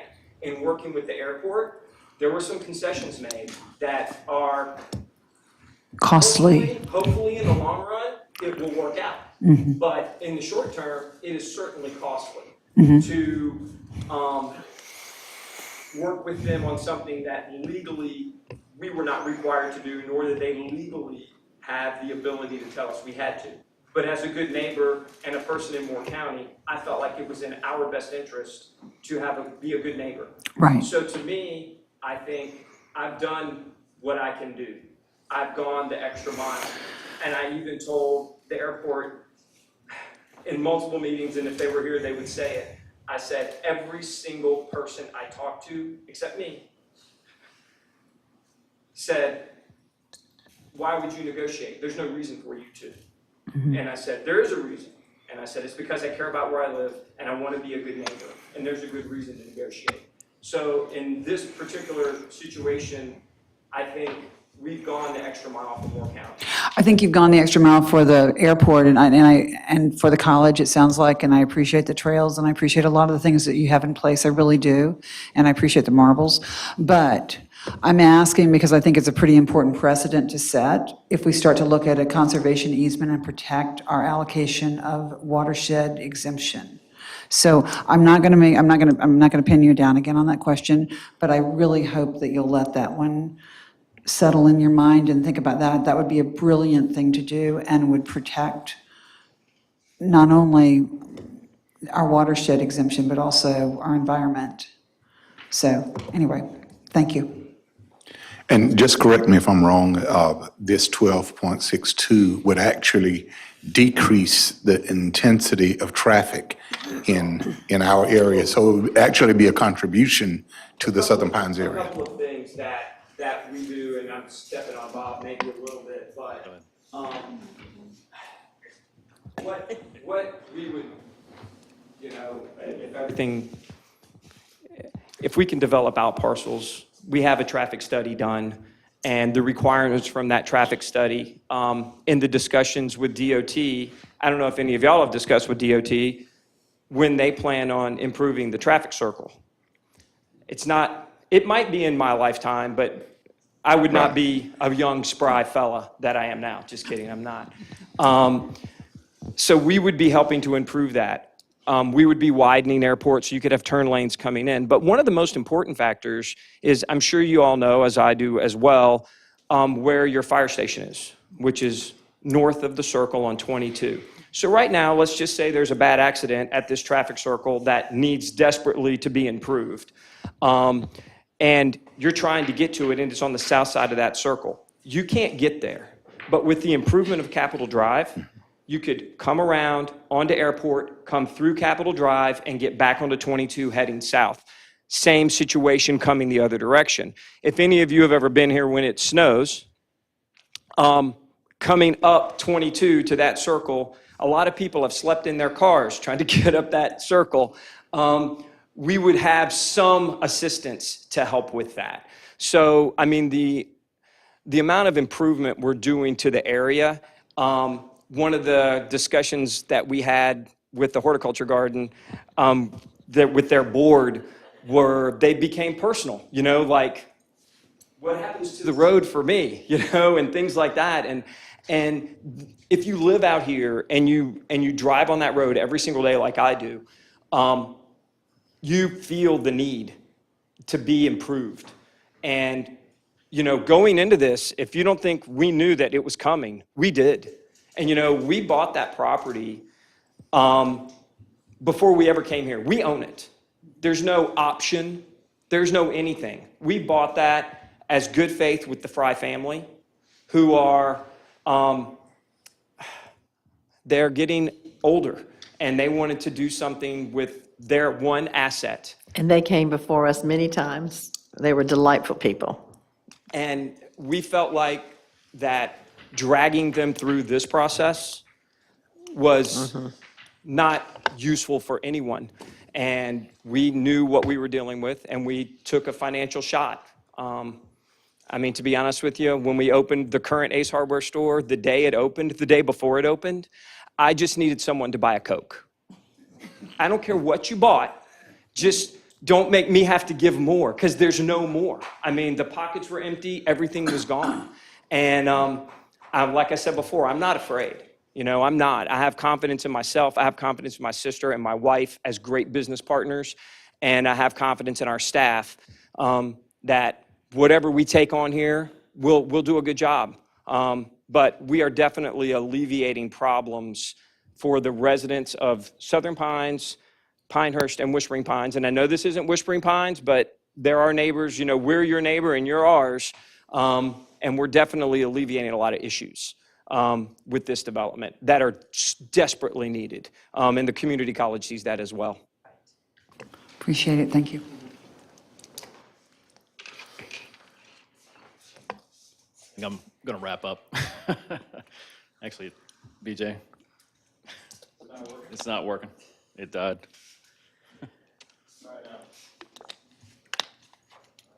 Oh, there you go. Okay, so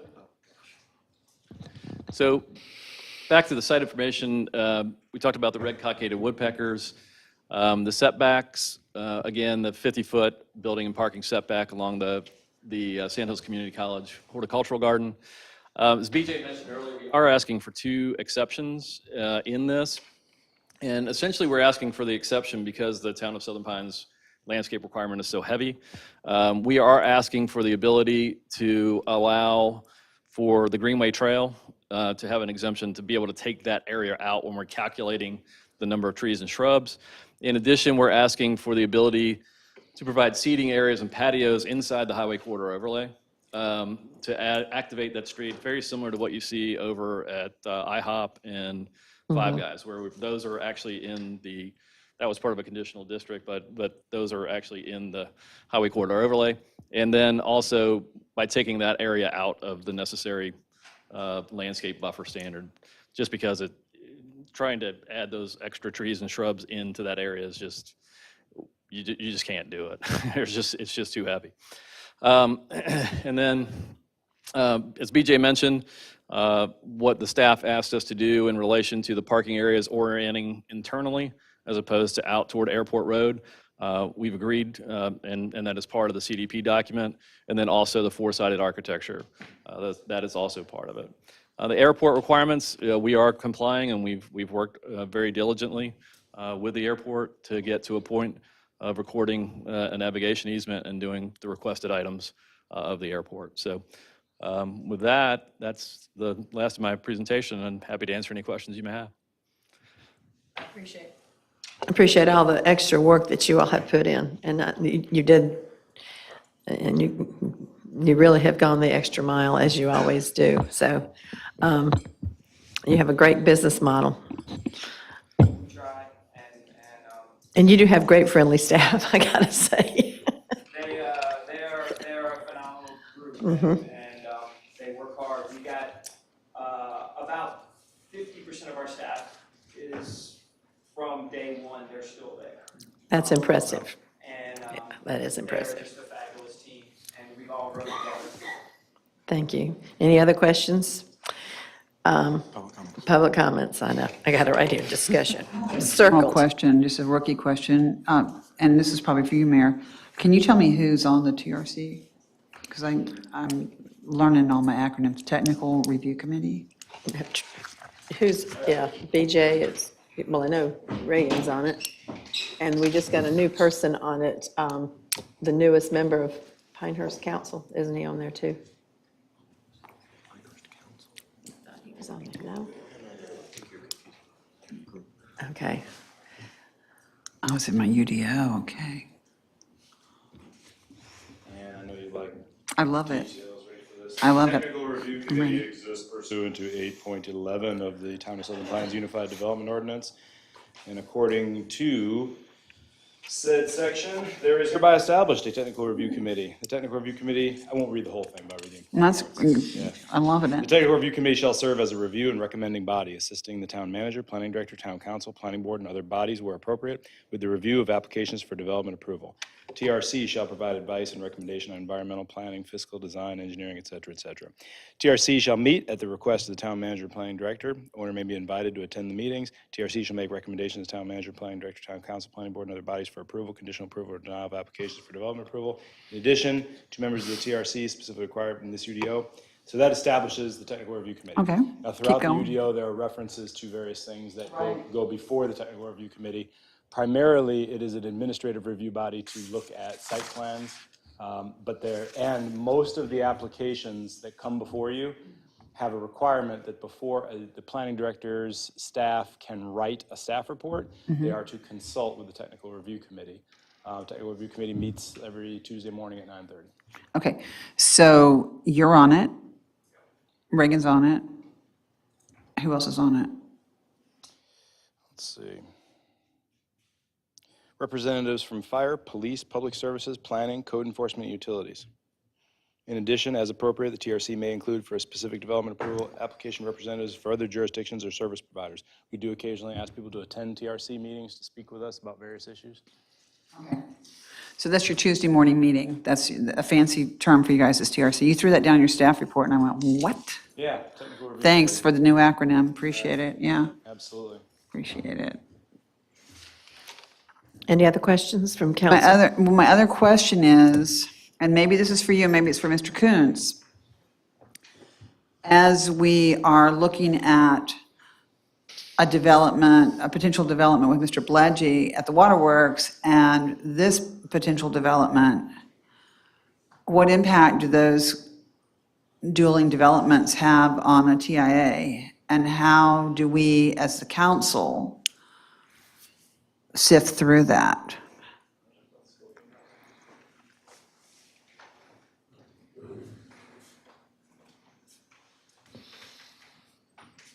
So the TIA part of that process, and actually the very first step of the process, is to hold a scoping meeting, which will involve myself, potentially BJ, and DOT, especially in a case like this where most of the roads impacted are DOT roads. Right. At that meeting, to your specific question, we talk about other developments that are in approval, just been approved, or at least in discussion, so that when they run the TIA, they account for that additional traffic from other developments also. Thank you. That's great. That's what I wanted to know. Any other questions from council? General public, since this is open, any questions out there?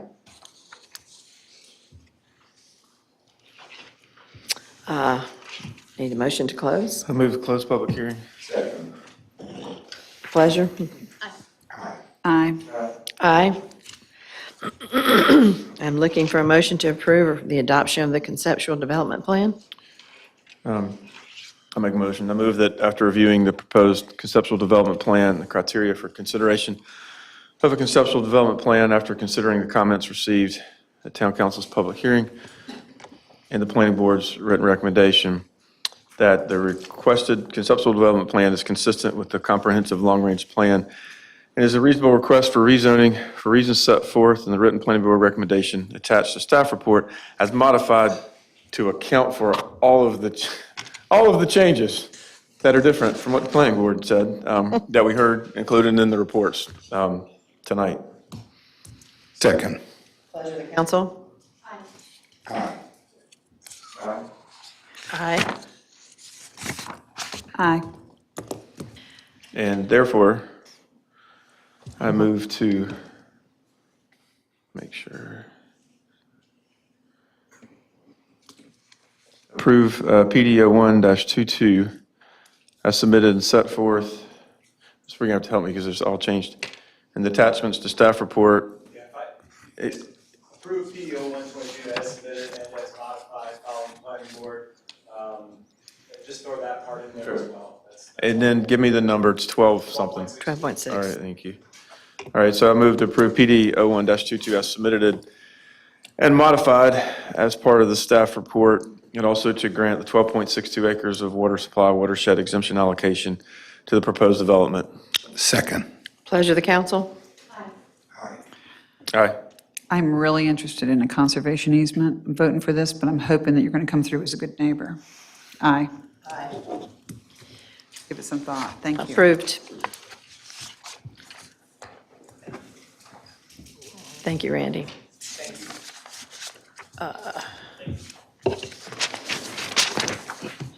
The next one, text amendments, is ordinance 1981, 080122, text amendments to UDO. I need a motion to open. Second. Pleasure, council. Aye. Aye. No one signed up to talk about that. Saved a piece of paper. Huh? I mean, no public comments. But BJ is going to give us a report. Quickly. Those of you out there, this is caliber of trees. That's the super Reader's Digest version. This before you this evening is two proposed text amendments to the UDO, the first of which is to clarify an issue that was unclear after a recent text amendment. And what this does is it makes clear, we occasionally have an issue where when we're talking about measuring existing trees and taking existing vegetation credits or planting new trees, the terms diameter at breast height and caliper had been used incorrectly and interchangeably in a way that led to a lot of confusion, because those are two very technical terms for folks that work in this line of work, and the UDO did not appropriately address it. So what this does is it establishes language here in 4.3.13b that is very clear, and then it goes on to, if I can scroll down fast enough, it goes on to give a definition of what is caliper and a definition of what is diameter at breast height in terms of measuring trees. That is that section. Again, these were all in your packet. We talked about them at the agenda meeting. You've had an opportunity to look at that. And the board of, the other amendment here is to the section here on 8.14, Board of Adjustment, and it is to remove term limits from the Board of Adjustment. The Board of Adjustment does not meet very often, and therefore having people that have participated once every 5 years is helpful. So term limits would prevent that. And you will recall, we recently took similar action relative to the Appearance Commission and one other body. And it was Mr. McInerney who asked about the Board of Zoning Adjustment, but because this one is embedded in the UDO versus the Code of Ordinances, it had to go through a different process. Right? Wasn't it the library was the other one? Yes. Thank you. Didn't you serve on that at one point?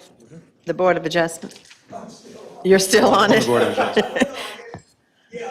You're, you meet so often you can't remember. He is. He brings a lot of history to the table, which is helpful.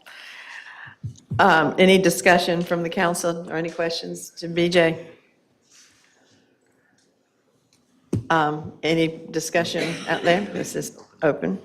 I do appreciate the clarification because it's been sitting there not clear for a long time, so we do appreciate that. Jessica had a lot of input on the clarity on the landscaping issue, because she has some history with that, so it was very helpful. She wrote that, we appreciate that. Okay. Very good. I need a motion to close. Move to close public hearing. Pleasure of the council. Aye. I need a motion to consider the text amendment. I'll move that after considering the criteria for text amendments found in UDO 2.17.10, the first of which is consistency with comprehensive long-range plan. Town council finds that the requested text amendments are consistent with the comprehensive long-range plan and are a reasonable way to implement the comprehensive long-range plan. And therefore, the town council adopts the resolution as adopted by the planning board as included as an attachment to staff report for AO-1-22. Second. Pleasure, council. Aye. Aye. Aye. And therefore, I move to approve AO-01-22. Second. Pleasure, council. Aye. Aye. Thank you very much. Now the one that everyone has been waiting for. We're now going to PD 0422. This is the St. John Paul Catholic School CDP. So I need a motion to open PD 0422. Second. BJ, you are up for that, correct? Aye. Do we need to Aye. vote on Yeah, that? aye, yeah, sorry. Thank you for sitting there. I saw him get up. It is currently zoned RE, which we've heard from people earlier today, so. So BJ, you're up. Thank you. Okay. This is an application for another plan development, conceptual development plan. You guys will recall, we looked at another one of these. This one is a little bit different because it is not currently zoned plan development without a CDP. It is currently zoned rural estate. The subject property is shown on the map here. I'm actually going to do something a little different. I'm going to keep it not in presentation mode so that I can use my cursor to point at things. I think that might work a little bit better. So, all right. Subject property is right here. Like I said, it is currently zoned RE. This is Camp Easter Road. This is the new McDeeds Creek Elementary School right here. This is Pine Barren Subdivision. This is Bell Mead. And here's Aiken Road, Fairway Drive, and again, here's Camp Easter Road, comes like this. So you guys will recall this plan development right here. This is the Knollwood Tract plan development, that this is the north end of the Knollwood Tract plan development. So the subject property that is proposing a plan development and a conceptual development plan is 42.2 acres total. It is proposing to add, what has essentially happened is they've come in with a campus plan. The St. John Paul Catholic Church owns this entire 42.2 acres. This was developed as a school a number of years ago.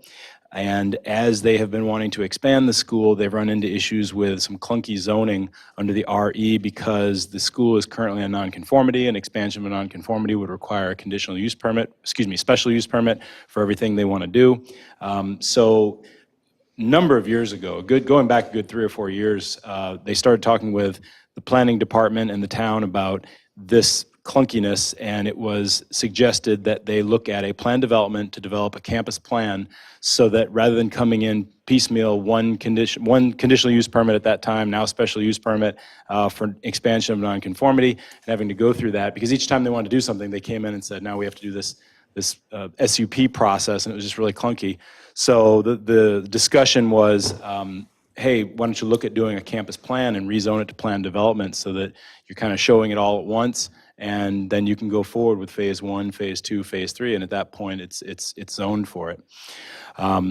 So that's what you have before you. The subject property, if we now kind of zoom down and look at it oblique, this is the subject property. Here's the roundabout out there, and again, McDeeds Creek Elementary School is out here.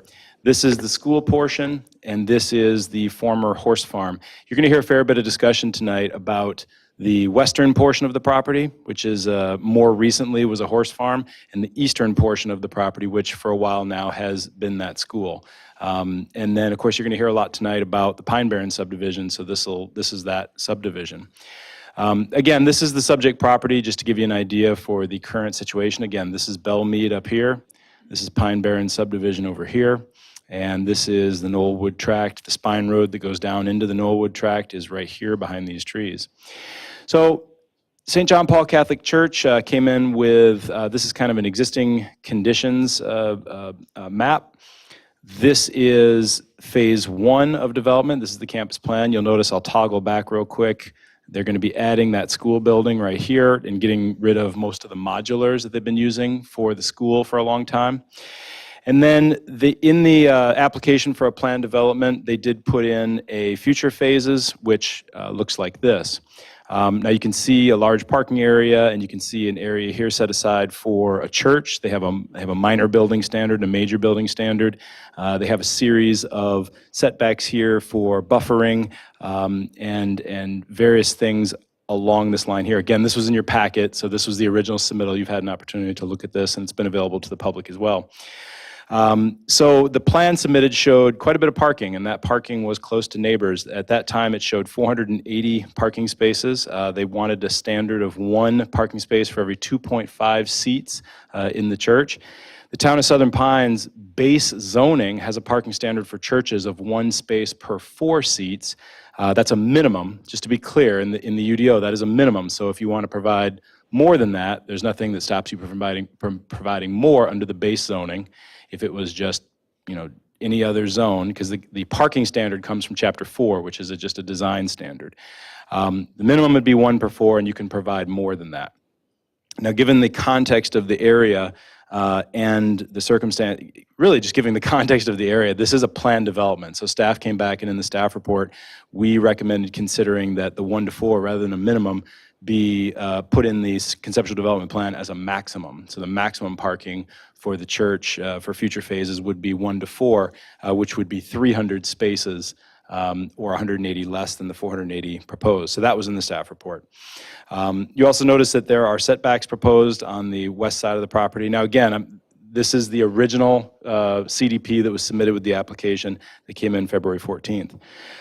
There was also some clarity that internal circulation would not be streets, but would in fact be driveways. That was written into their CDP. They wrote into their CDP that they will not, there is a UDO standard that buildings or uses on a site, on a non-subdivided site, be joined together with sidewalks and pedestrian infrastructure, and they wanted to deviate from that. And so this was the plan that went to a planning board meeting on March 25th. That planning board meeting was the event of the month for sure, possibly the event of, I'll dare say, the year. It was very popular. A lot of people were there.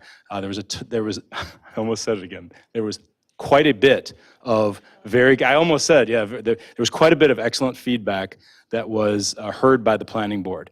It was a very long meeting. There was a lot of dialogue with both sides. And the result of that meeting was that the planning board, first of all, in the staff report, I did my best to summarize the list of concerns that were brought forth. I put forth 20 concerns in the first part of the staff report. I did combine a number of people who mentioned the same topic. I tried to throw it in there by topic rather than just sending you guys the minutes. It is all in there. Many of those folks I'm assuming you will hear from during this public hearing.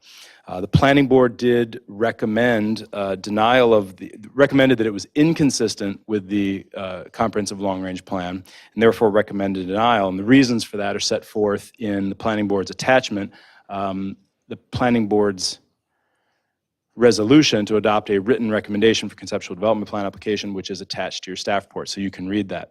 The thrust of it is that the planning board felt it was inconsistent due to Goal 5 about the retention of horse country. They felt that While they acknowledged that the school on the eastern portion of the property was desirable, they had concerns with the location and the orientation and the design of the development on the western portion of the property due to the proximity to an existing area that on the comprehensive long-range plan is designated rural equestrian. Now let's talk about comprehensive long-range plan designation real quick. The subject property is designated residential, and the residential land use designation, this is for comprehensive long-range plan, future land use designation, which in many ways the implementation of that map and the corresponding goals and policies is zoning. So that's why zoning is supposed to be consistent with the plan or talked about whether it's consistent or inconsistent by the planning board. So the subject property, if you go back to this map, I think I've got the right place pulled up. Hopefully I do. I do not. All right, this area right here. Now, we're going to look at a zoning map here, so bear with me. The future land use map upon which this zoning map is based calls for this area right here to be residential. And this area right here, the future land use designation is rural equestrian. It is just Pine Barrens that is zoned rural, is designated with the future land use designation of rural equestrian. This is designated residential. Now, staff looked at this, and in the staff report, you saw that we put in the definition of the residential future land use, and that concludes with elementary schools, civic uses, parks, and neighborhood scale commercial services may be authorized through the rezoning process without amending the future land use map.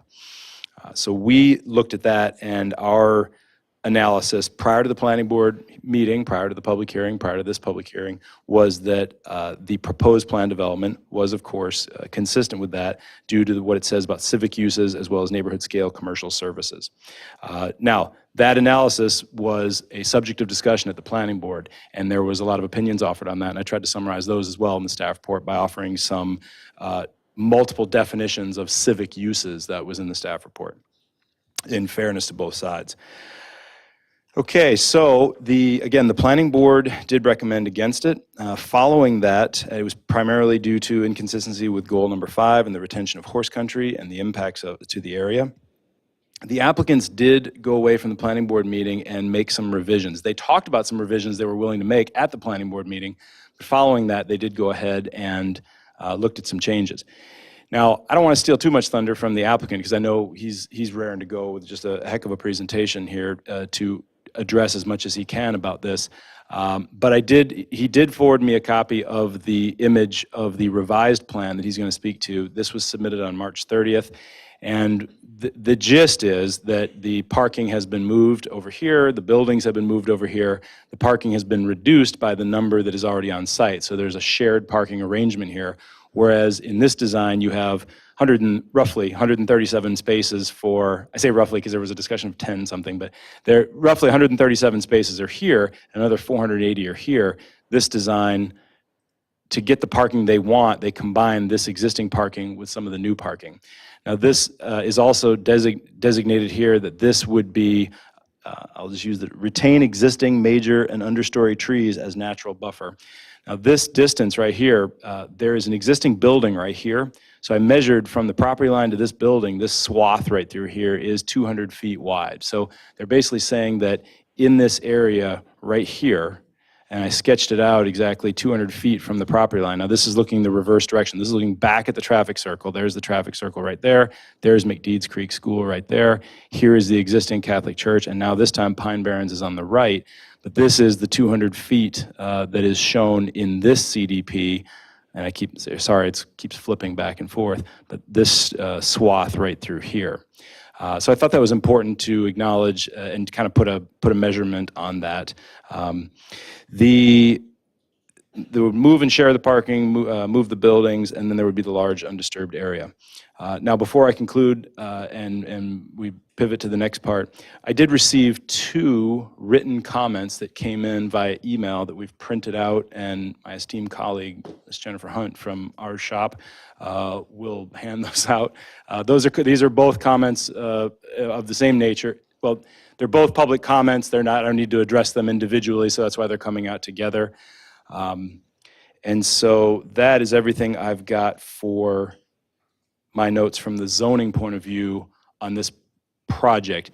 This one will probably come back around to discussion about a variety of things I alluded to during planning board and that are listed in the staff report that came up during planning board. And so do you have any questions about any of that before we get going? Otherwise, obviously, I'll answer questions as we're going along. I've got a quick question. So you said that civic use is allowed, and it seems like church falls within the civic use. Is that what you said? Yeah, so. Okay, no, that's all, that's not really the question, so the question was beyond that. It says, and then you said of neighborhood scale. So even if civic use was allowed, does it still have to fall within the neighborhood scale? So I'm going to answer your question by reading that section. Sure. Because the residential future land use designation in our comprehensive long-range plan. Jay, where are you in that, In the staff report? Yeah. I am on the staff report, page 10 of 115, or of the overall packet, 123 of 467. got it, thank you. All right. And so the subject parcel, and actually, you know what, I will do something real quick here. This is going to be, I'm going to need this later anyway, so I might as well pull it up now.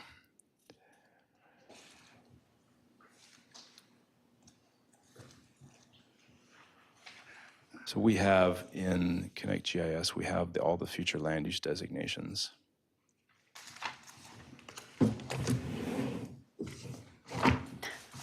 All right. So here is, you've seen the zoning map. We can go back to that real quick. You're familiar with what that looks like. The zoning is the regulatory implementation of the future land use map and the goals and policies that are contained in the comprehensive long-range plan. So if you sort of toggle back and forth, what you get is, this is the map. If you look here on the right, I've got the future land use designation turned on. I can turn that off and I can turn on zoning text and zoning. This right here under future land use is rural equestrian, that light green. This over here, all this orange, is residential. Now this is the zoning. It's been implemented with RE and RE, but the area is based on this, and here's the legend. So again, this is residential. And so what the subject property right here is designated residential. And the definition of residential as it comes from the CLRP is, I'm just gonna read the whole thing if that's all right, if you don't mind, because it's not that long. This designation encompasses the majority of Southern Pines' residential land, providing for single-family and attached housing at development densities ranging from 1 unit per acre in areas that are less intensively developed to up to 12 units per acre in places that are clearly more urban. Elementary schools, civic uses, parks, and neighborhood-scale commercial services may be authorized through the rezoning process without amending the future land use map. Okay, but it's rezoning process. Does the CDP work the same as the rezoning process? This is a rezoning, yeah. You're rezoning from RE to PD. And in this case, it's PD, and then it has to have that CDP. Okay, and then will you, just a quick, I don't even know how relevant it is, the little square that is just above this property, what is that zoned? It turns bright green when you change the map. Oh my, when I changed it to the zoning, I think so. This one? No, the smaller one, the tiny one. this one. Yeah. That is currently zoned RS3. And let's look at what it is real quick. The residence, Mary Frances Carrigan lives there.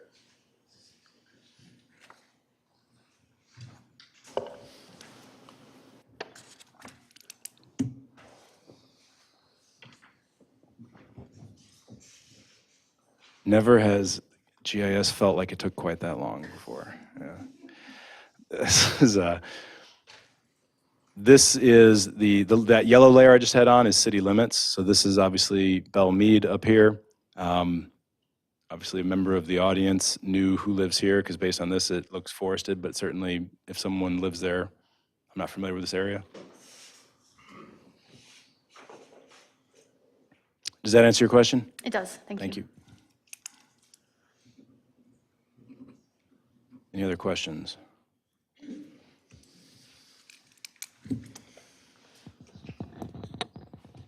Is there a term for neighborhood scale? What does that mean? Scale, I mean, Neighborhood scale commercial services. I don't have a definition for that out of the CLRP, no, okay. if that's what you're Just seeking, it was kind of formal. it was kind of a nebulous term, I thought. Okay.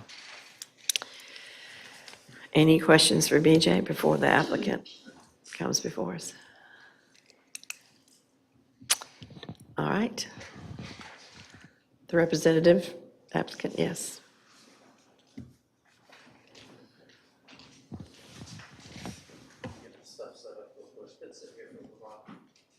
We do have an updated, I don't know who all this has been given to. This is the updated CDP. This updates both the narrative, the guidelines, and also the maps. And I'll show all of these on screen as well. That's the slide that's to go back. Maybe too far away from the receiver, so that's why it screws up on the other side. Oops. If you will state your name and address, please. So my name is Pete Bogle. I live at 1655 Country Hill Drive in Salisbury, North Carolina. You get to drive back there tonight. Good haircut, too. Got a great haircut. Y'all go to the same guy, right? Good barber, it's all. Saved it off the day, actually. All right, so everybody needs a little levity when we get started here. So yeah, we did have a great planning board meeting. A lot of good comments came up from the folks who came, who attended, and really appreciate how the planning board actually put together their how they came to their consensus at the end. There was a lot of discussion. The planning board wanted to support the school, support the church, but wanted to also support the neighbors and find a way to make all of it work together. In their document, they did state, let's see, I go right there. There we go. The planning board supports immediate school development of the proposed construction new classroom building. They also sees the need to rezone to address the inconsistencies with the UDO that only allow for elementary school in the RE district. So just a little bit of background about how the Catholic Church came to purchase this property, own this property, and start developing on the site. So Town of Southern Pines in the early 2000s actually encouraged that if the school was going to grow, if the church was going to grow, they encouraged them to look outside of the downtown area. This is actually reflected in your CLRP in Appendix D. The downtown plan talks about churches and schools in the downtown should look to grow outside of the downtown. And identifies that churches are not businesses in the downtown since based on their limited number of hours that they're opened. So they were encouraged to look for some property. That property, the property that they ended up purchasing, at least the school piece and the rectory piece, was purchased in 2002. The diocese purchased 2 parcels in March of 2002. Those are the 2 parcels that the school is on and that the rectory is on. There was an existing 6,000 square foot house on that small flag-shaped piece of property. And immediately on purchasing that, the church turned that into a rectory and established a chapel inside the house there, or inside the rectory. So through a board of, backing up just a moment, the UDO at the time actually allowed a church use within that residential area. The reason they are non-conforming now is because the UDO has changed since then, and they became a non-conforming use. So at that time, church was allowed. The diocese set up a chapel in the rectory, and the school was allowed to be K through 8 based on being an accessory use to the established church. Convoluted, but does that make sense? Church allowed, church was there, then they could do K through 8 school. Elementary school was allowed. It was the 7th and 8th grade that was the issue. So that actually had to go through Zoning Board of Adjustments, but it was approved during that time. Not only was it approved during that time, since then, the school has, what was it, 2016 or 17, the school was given approval to build the activity gym building as the first step in creating a permanent campus for St. John Paul II Catholic School. During that time, they also were encouraged to and did build the rest of the building pad beside of the activity building for this future school building that they're wanting to build now. All of the infrastructure is already there for that permanent school building. Storm lines are there. There's existing sanitary sewer, existing water connections already there, public water, public sewer, there to that site. So original K through 8 school was approved in the 2002 era. The 2016-17 is when the activity building was built. Campus was master planned, building pad was graded, stormwater, internal roadways, making sure I'm getting all these pieces into the record like I was asked to. Future classroom building was never in question. All of this had been approved, was submitted, reviewed by town, and was approved. So then in the west parcel, we'll call it that, was purchased in June of 2012 after being on the market for 4 years. The diocese purchased it. More recently, the church has been encouraged by town planning staff to do something to address the nonconformities. The school would still be allowed to come back and build this building, just the building, but each time they do any kind of improvements on the site, since they're an identified nonconformity, what they were told is they would have to get a special use permit every time they come back to do something else. So instead, they were asked to master plan the entire campus. So master planning through the CDP process or through the PD process, first step, of course, is the CDP of that. We wanted to be very open and very transparent in the way we did our CDP for this project, so that the church on one side of things would know what it could and couldn't build and what limitations it should set. And so the neighbors beside would see what's coming, and so we could make a good contiguous use across the site. CDP only requires that we identify the uses. It actually wouldn't require us to even draw it on there. We literally could have written future church use on that west parcel and left it at that. We didn't want to approach it that way. So looking back at what our planning board, the main questions that they had were, is this within the right scale? Do we have some buffering issues? They talked about goal 5 as well. And we're going to address each one of these. But the questions that we saw that we needed to answer after planning board was, 1, is the future church development inconsistent with CLRP goal 5 pertaining to horse country? 2, is the church development scale, location, buffering inconsistent with the CLRP residential future land use designation? And 3, is the scale of the future development inappropriate for the area of town based on traffic along Camp Easter Road? Those are the things that were in planning board's findings here. And we addressed these and also a lot of the concerns that we also heard.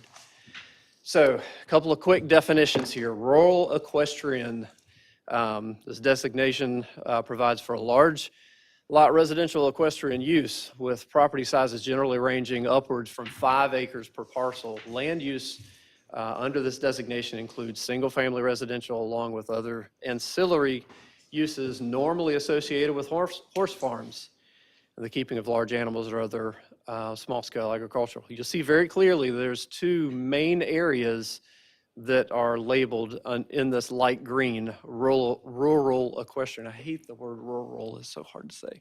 Rural equestrian, there's 2 areas. One you'll see over to the north and east of the downtown area, and then the one little area up at Pine Barrens. So those 2 are clearly labeled rural equestrian in the CLRP future land use. There is a CLRP definition for horse country.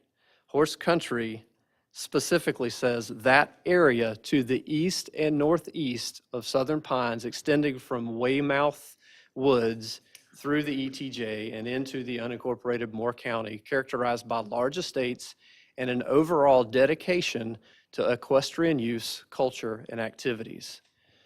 By this definition, Pine Barrens is not horse country. Now, saying that, we see that both of them are labeled in the light green, and we understand that they want to identify as horse country. They want to establish themselves as horse country. We see the importance of that for the area as well. So we want to provide them the protections to be able to do exactly that, to be as if they were horse country. But by the CLRP definition, they're not in horse country.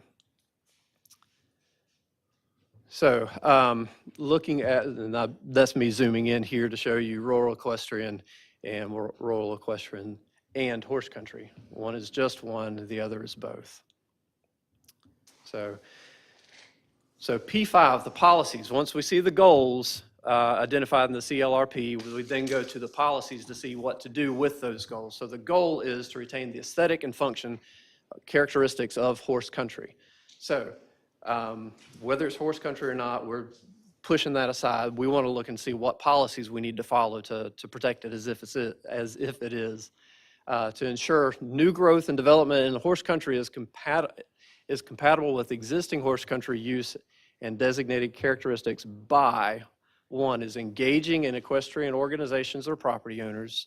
That's exactly what happened during planning board meeting. We had a lot of discussion with and around different people mostly from what is identified horse country, and then a couple of property owners actually in Pine Barrens as well. Two, or B, coordinating with Moore County Land Trust and other on effective land use strategies, coordinate with NCDOT, Moore County, and Fort Bragg, and minimizing public investment in infrastructure that promotes inappropriate urban encroachments. So answer them backwards here because it's easy. Minimizing public investments is not a problem. We already have all of our land, all of the utilities run to our site. So no infrastructure extensions are required.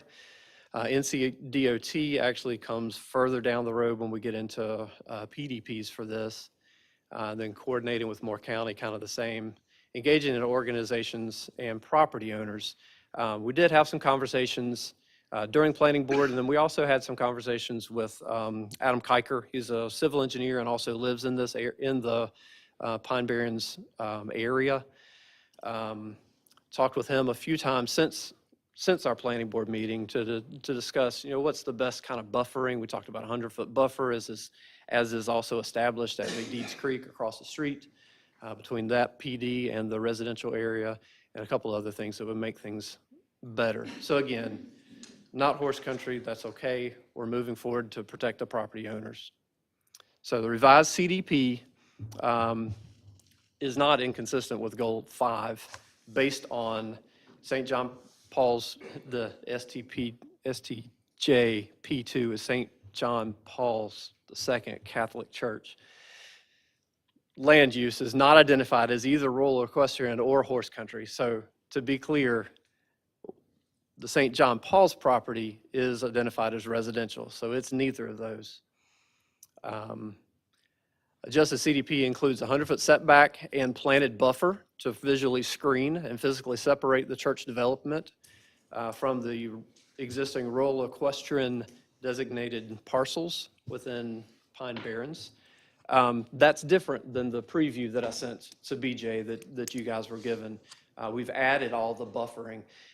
We've got several parties in our, my applicant is made up of several parties, so I didn't have full agreement from all people on the buffering yet, which is why I sent the preview.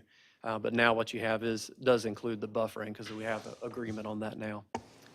For function of horse country, church development with a 100-foot planted setback provides more protection in the function of horse country than is actually currently established at a recently built riding arena that's only 175 feet from Camp Easter Road with no buffers and few trees.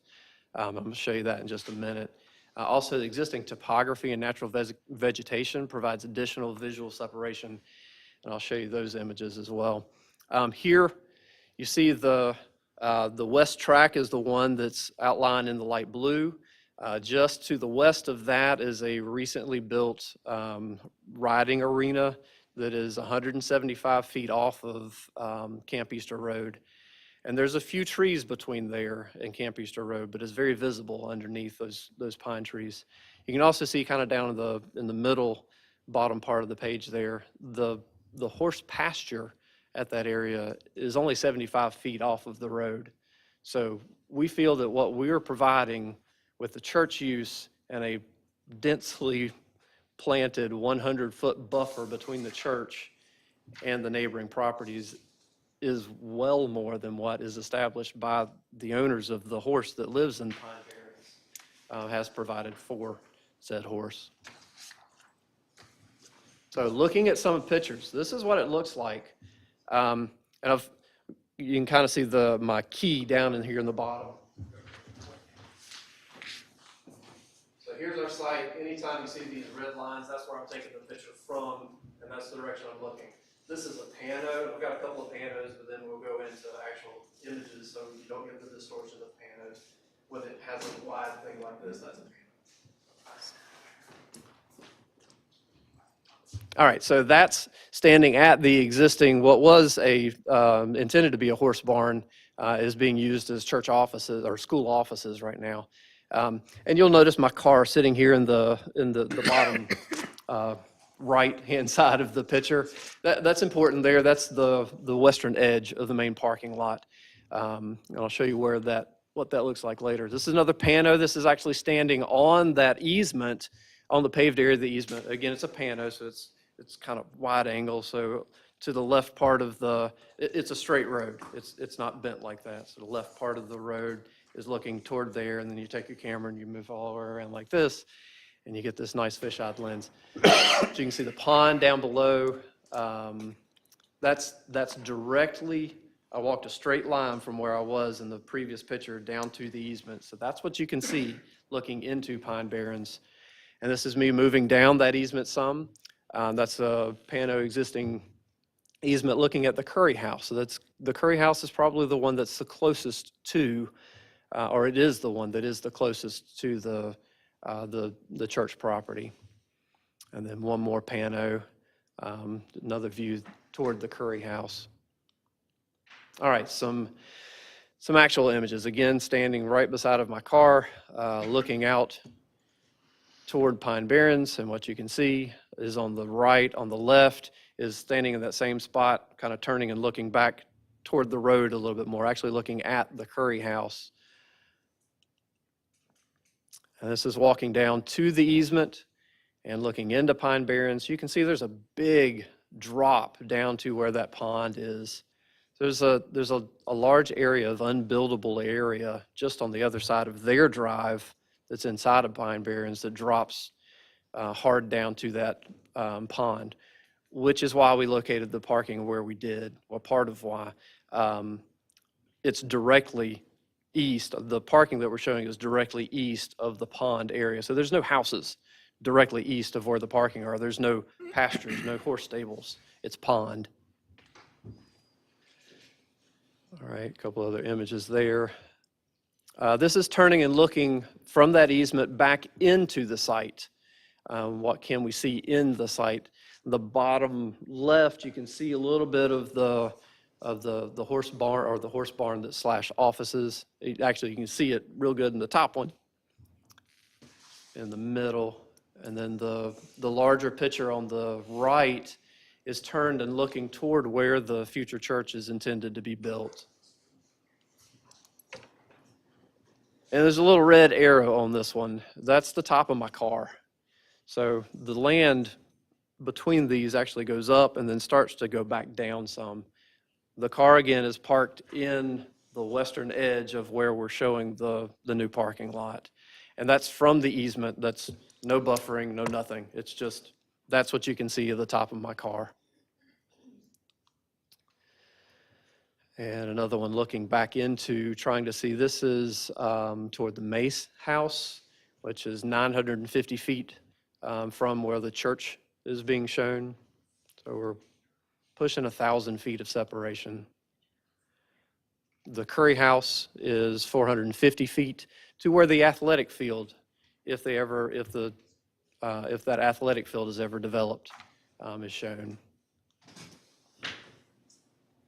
And then these are a couple of pictures 100 feet into the site. So at our buffer edge, from here looking toward the fence, all of this then would be buffered, giving you an idea of how deep that buffer is, 100 feet into where you can see the fence line there. So, is church development scale, location, and buffering inconsistent with the CLRP residential future land use designation? Looking at location and buffering, we've made some adjustments based on comments from Planning Board. Location of the church is shown at more than 500 feet from Camp Easter Road.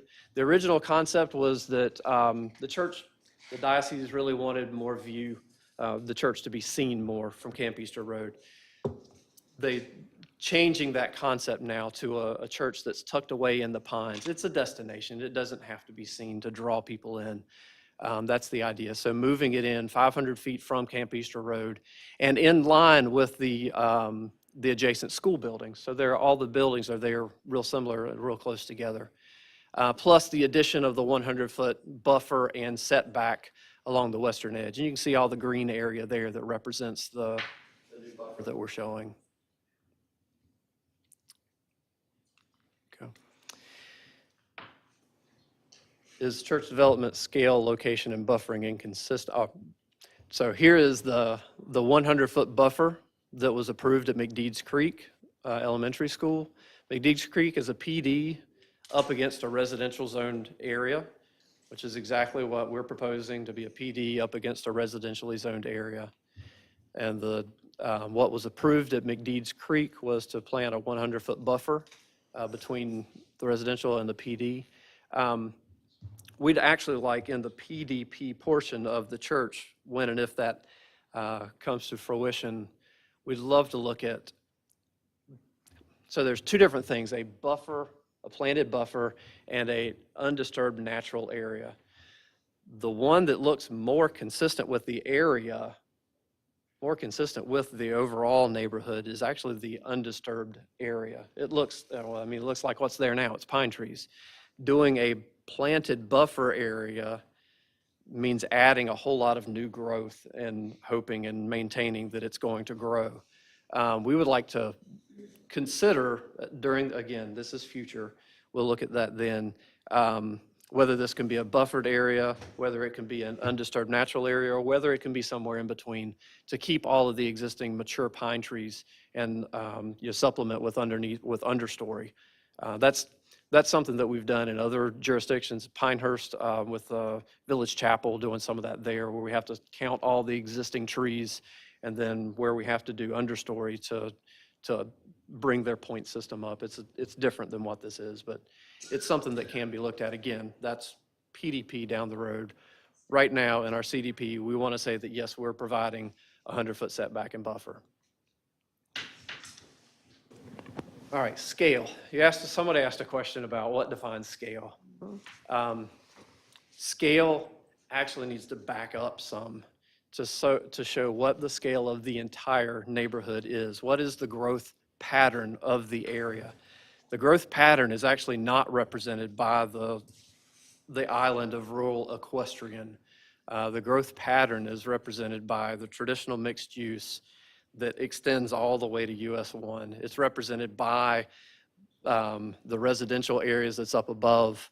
And I'll get into this definition in a minute, but you can actually also see there's some commercial areas that are already on the site that are just to the west of Pine Barrens. There's residential all around. There's low density residential up in the yellow area. So yes, so Warrior Woods up in the top, then Pine Barrens, Bellmead neighborhood, McDeeds Elementary. the Knollwood tract, mixed-use residential and commercial, and then those commercial pieces. So what's in each one of these? Belmead was originally owned and developed, has been sold now, but by the diocese. It has Catholic roots to it. Straight off of their website, it's nestled in almost 100 acres of southern pines. Belmead is a nationally accredited life plan community containing 48 spacious homes and 172 lavish apartments. This is directly north of where we're proposing the new church and the new Catholic church and Catholic school. This is their neighbors directly to the north. So 172 plus 48 is 220 dwelling units. It's 100 at 100 acres. That's less than half an acre per dwelling unit. That's fairly dense residential. Again, directly north of our site, identifying what is the neighborhood. And then we have the Knollwood tract. Knollwood tract was a PD zoning district that's mixed use, 558 acres that stretches all the way from Camp Easter to US 1. 2012, the original PUD, planned unit development, was approved in 2012. The original had 900 residential units, and those ranged from single family to hotels to apartments to assisted living. They had a long list of what they could potentially put in there.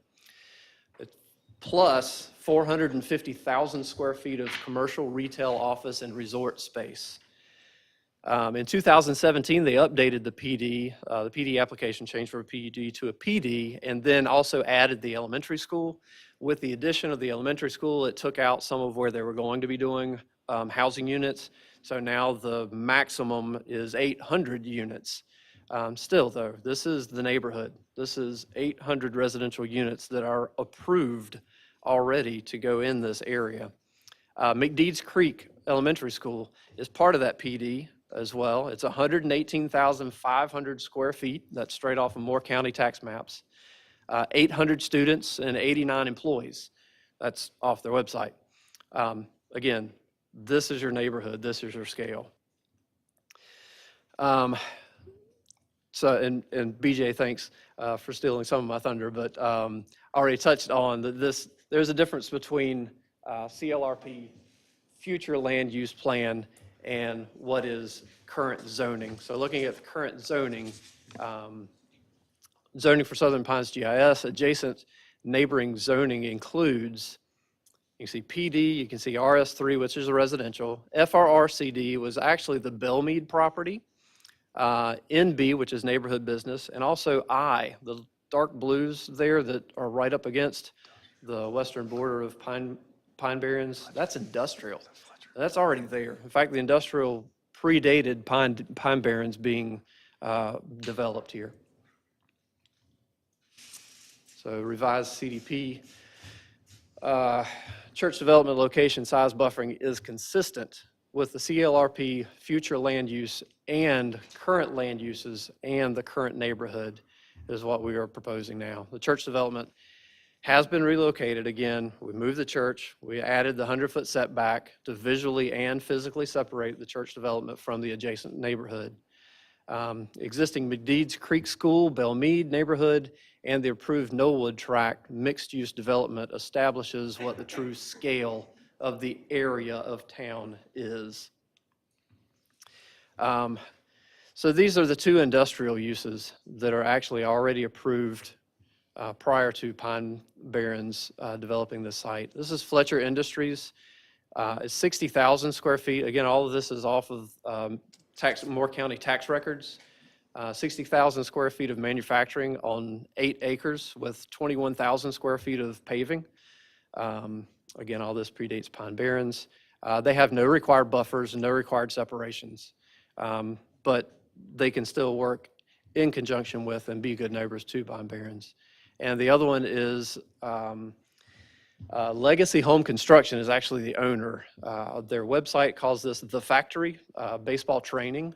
This is at 1405 Central Drive. It's 10,000 square feet of baseball training, weightlifting, storage facilities. It's 4 acres with 35,400 square feet of parking with really a single line of trees that separates it from Pine Barrens, or the western border of Pine Barrens. And again, no required buffers, no required separations. Not saying that we're trying to do this, just saying that sets what's already there. We're glad to be much better than that, much better neighbors than that. So the last piece of this one is the scale of future development inappropriate for the area of town based on traffic along Camp Easter Road? So traffic is something that actually comes up in the PDP, but since Planning Board put that in their resolutions, we needed to address it. Proposed PDP, so 2.8.4 parentheses H, conceptual development plan, defines in your UDO exactly what we have to address in the PDP, in the CDP portion.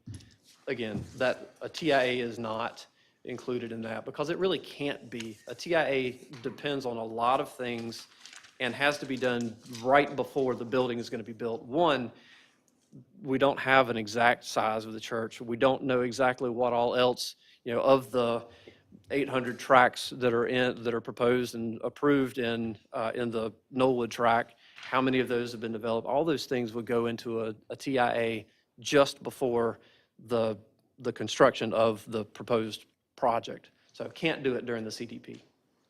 But since it was brought up, worked with the local civil engineer, Neil Smith Associates, who I'm sure you guys know.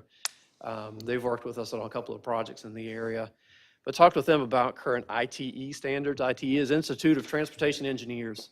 ITE rates are what TIAs are based off of. So for an elementary school versus what a church is,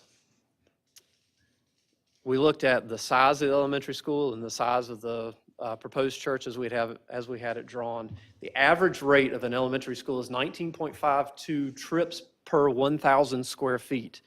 McDeed's at 118,600 square feet divided by 1,000 times 19.52 generates 2,315 trips per day. The church, and by the way, that's specifically elementary school on a weekday.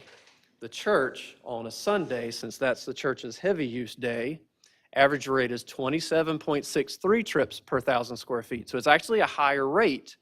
But the church and the size of that we're talking about here, 10,000 square foot sanctuary plus 12,000 square foot of parish hall, somewhere around 22,000 square feet, possibly, divided by 1,000 times 27.63, 608. So we have 2,315 trips per day on a weekday for the school versus 608 trips on a weekend for the church. The two values seem very dissimilar from each other. So we started looking at different logics to see is there another way to look at this that may be more than just looking at ITE standards. So McDeed's is 800 students and 89 employees. The 89 employees generate 178 trips per day. That means they get there and then they go home. That's a trip.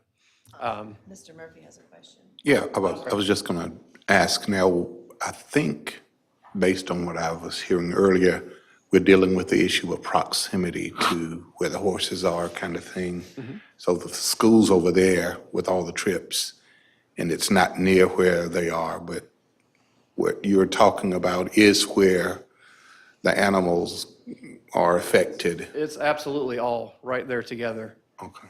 McDeed's, Camp Easter Road. This is Camp Easter Road. McDeed's school comes in and out over here. They use, all these people that are making these trips use that road just the same as the people who would be going to a church here will use that road. So it is all the same. So Yeah. coming in and out of the parking lot, yeah, if it was a driveway issue, yes, the driveways are here, and the driveway over here is off of the traffic circle. But these trips are talking about how many cars are on this road itself. Okay, I know that's the TIA, but I guess I was referring to the location of the area where the horses are in the little green area as it relates to the cars that would be there in the church area. That's kind of what I was hearing would be impacting that more so than the traffic up and down the highway. or Again, the this- road? Well, you'll probably hear both. We heard both in planning board. Okay. That all these cars that are going to be coming to the church, I mean, it's not just the cars that are on the site when they're on the site. It's all the traffic coming to and from along Camp Easter Road. But again, one of the reasons that planning board recommended denial was based on traffic along Camp Easter Road. So that's what I'm addressing here. But anyway, trying to make those numbers a little bit more fair. Looking at 89 employees, a trip there, a trip back, that's 178 trips. If a quarter of the students are parent drop-off, that's 200 students, it's an 800 student campus. If a quarter of them, which is fairly low actually, are parent drop-offs, that's 800 trips. A parent comes, they drop the kid off, they leave, they come back, they pick the kid up, they leave. That's 4 trips per. 600 students, the rest of them on buses. There are 10 bus parking spaces there on McDeed's property. So I've forgotten how many kids you can get on a bus. I went ahead and said it was 10, so maybe we got 60 kids per each bus, but that's another 40 trips. Anyway, you do the math and that comes out to just over 1,018 trips per day. Then looking at the proposed church on the maximum day, which is, coming up for Easter next week or this weekend, the maximum day, if they fill all 1,200 seats, and if the diocese studies are right, that their average attendees come in 2.5 people per car, then 480 parking spaces times 2 is 960 trips.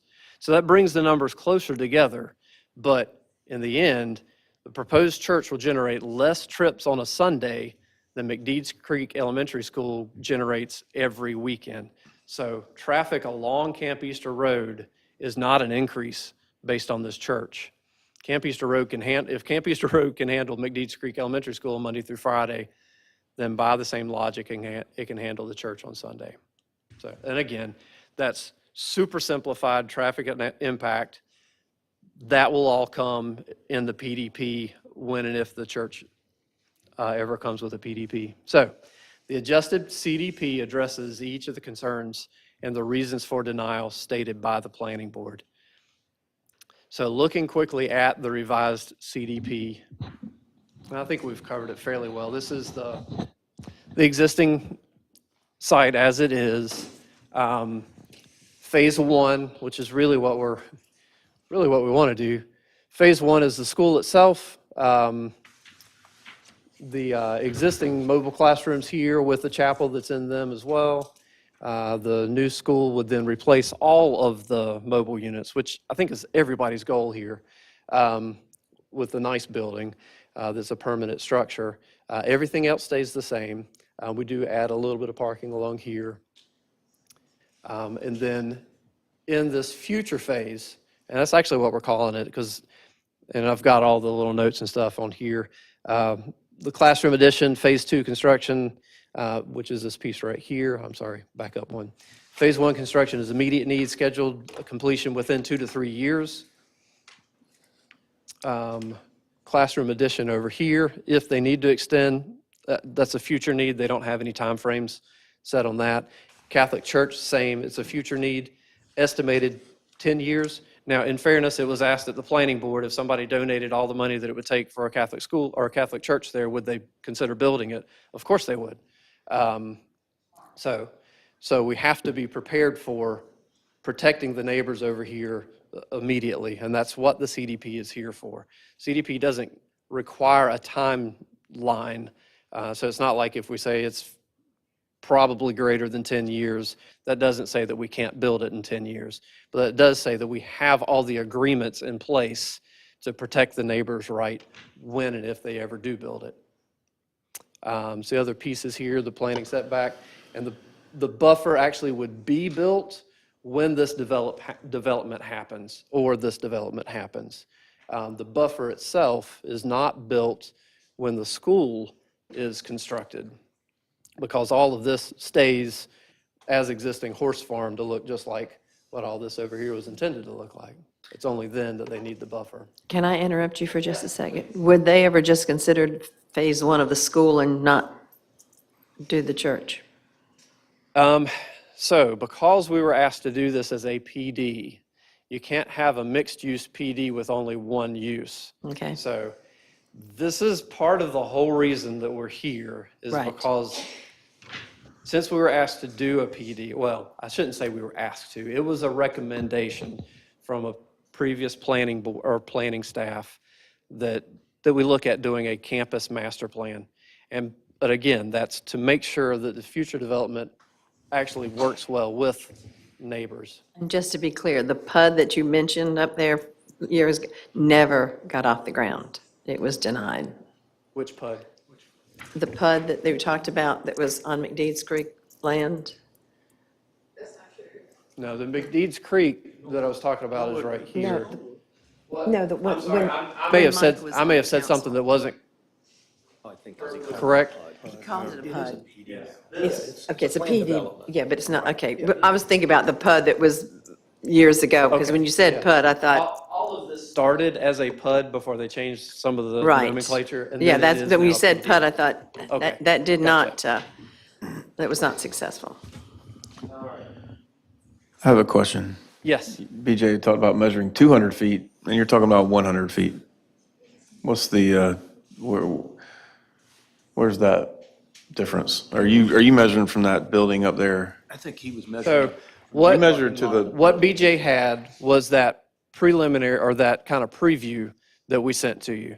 And what we had stated on that preview was that, and actually it still shows up on here, is that, that purple building? right, he measured 200 feet to this existing building Okay. here. So what we had in there were a couple of words that said that trees in the, I know I've got it on here somewhere still. Trees in the undeveloped area would remain, because that's what they want. That's the look that they want anyway. But that's different than the thickly planted buffer that we're prepared to offer. Okay, so you'd still leave that second 100 feet on, just as is trees, but the planting In standard any buffer? undeveloped area Okay. is actually how it says it. Gotcha. In other words, we're not going to go in and clear the whole site and then put the tree, or then put the church up there. That's not the look that they want. And then the overview concept plan talks about how the traffic works. And this is actually important. So there's an existing easement that connects this one little property that you guys were asking about earlier out to Camp Easter Road. And it actually also connects back into Warrior Woods.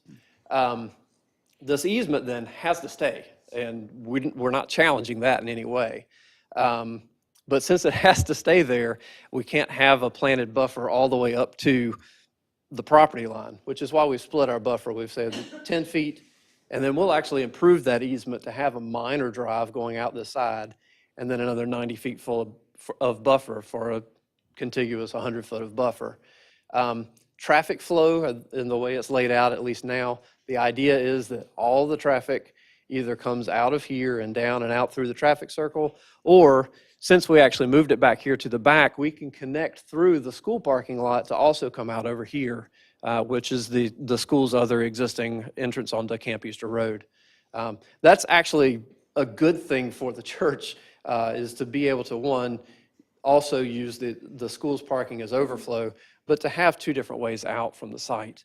One of the issues that we heard at Planning Board, heard it very clearly, was that they didn't like a whole lot of people coming out over here as well, which honestly is, if we went into a PDP, was going to have some major talks with NCDOT, and that would impact that traffic impact analysis.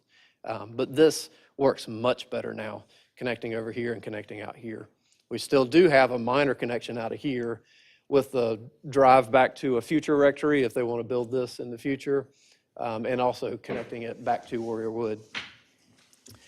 Couple other things to talk about. Impervious surface and stormwater management. So this is another one where we're in a watershed. The watershed in this area, this is a different watershed than what the other one was. So there's other square footages here. Our original submittal, I put in the packet that if the church exceeded the 24%, then they would have to apply for that 570 and kind of push that down the road. Well, since we moved things around, we actually don't have to apply for the 570. We wouldn't have to. And so since that was really the goal, is to get the impervious surface locked down, our PDP now actually, or sorry, our CDP now actually says that the church agrees not to apply for a 570. So we agree with the 24% maximum impervious period. So what I'm showing right here is kind of the maximum impervious surface, kind of maxed out here. This is at 23.97. So that's what the maximum impervious looks like on the site. We've done some other things in other area projects. Brownson Memorial is a good example. We're doing this at Village Chapel right now too, of a system called Grass Pave, which is used a lot for fire lanes, for overflow parking, things like that. It becomes an impervious surface that you can park on. So that's something we've already talked about internally. If there are reasons that their overall parking would go above the 24%, that's actually the solution, is doing something like that instead of applying for that 570 exemption. So, and also to be clear, the UDO requirements, all stormwater runoff must be managed on site. That's a requirement. So one of the concerns from neighbors before was that we would create a lot of water runoff that would then go into their ponds and flood the area. Absolutely not the case. We are required, legally required, to handle all of the stormwater runoff on site. And in this nice sandy soil area, that's usually done with some underground retention, things like that. So parking, the minimum spaces required for the UDO is 1 per 4. During planning board, it was mentioned that maybe we should make that a maximum. We had to push back against that a little bit because if you're requiring any church anywhere to have at least 4, and then as their functional minimum, and you're telling us we can only have 4, then you're already telling us we're below our functional minimum. Plus the diocese studies actually showed this region of Catholic churches, the average is about 1 per 2.5. But since we've combined this with the school parking, we've met both what the diocese needs for their parking, and we've stayed below the impervious surfaces. And we've located the parking back in the back, not across from any houses, back in the trees. Also, all of the parking itself will require, or will have the planted bufferings that the UDO also requires. So we've got a 100-foot buffer and then whatever internal is required around the parking lot. So we've got double coverage to protect vision to any cars. So mature pine trees, by the way, there's about 400 plus or minus on the site. I tried to count them. This is kind of an illustration of where each of the pine trees are with an overlay of the church itself, the parking lot. And again, the church and the parking lot is very schematic. This is just at its root, this is just to establish where these things will be located. Buffering along the undisturbed area, UDO Exhibit 4.4 requires planting in buffer areas. You can see what that means. That's 816 shrubs, 408 small trees, 408 large trees. Again, this is something we can look at either tonight or down the road. Is this out of context with what a horse pasture area is actually supposed to look like? But it does provide that visual screening. So preference, I've actually sent that to some of the neighbors to have to see which might be his preference or their preference. Setback of 100 feet along the entire property line, and then buffer as well. Okay. Topography is another main thing to consider here, and I touched on that earlier. It shows that the topography plays a huge role in what you can actually see. Visual separation from the parking lot goes way down the hill, hits a pond, and then comes back up eventually 1,000 feet or more from the property. In this scale, this was 950 feet from this house where we're showing the church here. That's a long way. All right. CLRP and religious institutions. At planning board, some of the opponents argued that a church use was not allowed in the land designated as residential, CLRP, and argued that churches should be considered as a commercial use. So we need to address that. CLRP Chapter 4 lists what is appropriate in each of the future land use.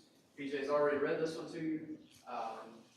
Residential has elementary schools, civic uses, parks, neighborhoods, and neighborhood scale commercial services may be authorized through the rezoning process, which is what we're doing here tonight, without having to amend the future land map. So, is church a civic/institutional use or a commercial use as defined by the CLRP and/or the UDO? And if church is a civic/institutional use, then where does the CLRP recommend a large church be located on the future land use plan? So civic is used 30 times in your CLRP. I love the fact that I can do word searches in my PDF program. A lot of the times it's used that it's talking about, it's a phrase, it's a term, civic will, civic vitality, civic priority, civic livelihood, and several others. There are a very limited number of times that civic appears in CLRP in relationship to a building or facility. There's two places actually. Policy P1 talks about a placement of a civic and institutional building. P1, by the way, is talking about downtown. This really doesn't apply to what we're talking about here, except that it links civic and institutional buildings. It talks about them as a defined whole. Policy P3 encourages the development of neighborhoods, mixed use, and civic activity centers that are accessible to neighborhoods and located in traffic, parking, and land use impacts that are compatible with the surrounding uses. So again, civic activity centers linked it here. So institutional is only used 19 times in your CLRP. Policy P1, placement of civic and institutional buildings, again, same one from above. Parks, open space, public facilities can have that's one of your CLRP land use designations, can have publicly owned institutional facilities. In low density residential, you can have a small scale institutional use supporting low density residential. And then from there, you have to skip all the way back to the CLRP Chapter 10, where it talks about area and corridor plans, downtown neighborhood development plan, surrounding neighborhoods. So there was a forum, this is all quoted in here. Forum participants expressed varied concerns about the neighborhood surrounding the Broad Street corridor, including scale of institutional uses. The unlimited scale of institutional uses, such as churches and schools, was a concern for several participants, specifically concerned, including parking, Again, I'll put that in here to show you that your CLRP defines churches as civic or institutional. There's a couple more times here too. In Appendix C, which is the western Southern Pines area, several churches, an elementary school, Douglas Center, social events. These institutional uses, again in Appendix D, downtown area plan, institutional uses, parentheses, churches, schools, and public uses. CLRP Appendix D, again, one more time. Schools and religious uses should not be allowed in the district due to their limited hours of operation. So this is again where the church, or where the town was asking the church, please go out and find some land where this is more appropriate to build. So this makes a clear distinction between commercial use that is appropriate in the central business district and a school or religious use that is not, based on the limited hours of operation. That's what the CLRP Appendix D said about churches in the downtown. Commercial uses are good in the downtown, church uses are not. So church is not a commercial use, as defined by the CLRP. Every reference to the CLRP, a church use is identified as and grouped with civic and institutional use. In your UDO, the use matrices, all of this area that's purple, you would agree that's purple, is all under the heading of education, public administration, healthcare, and other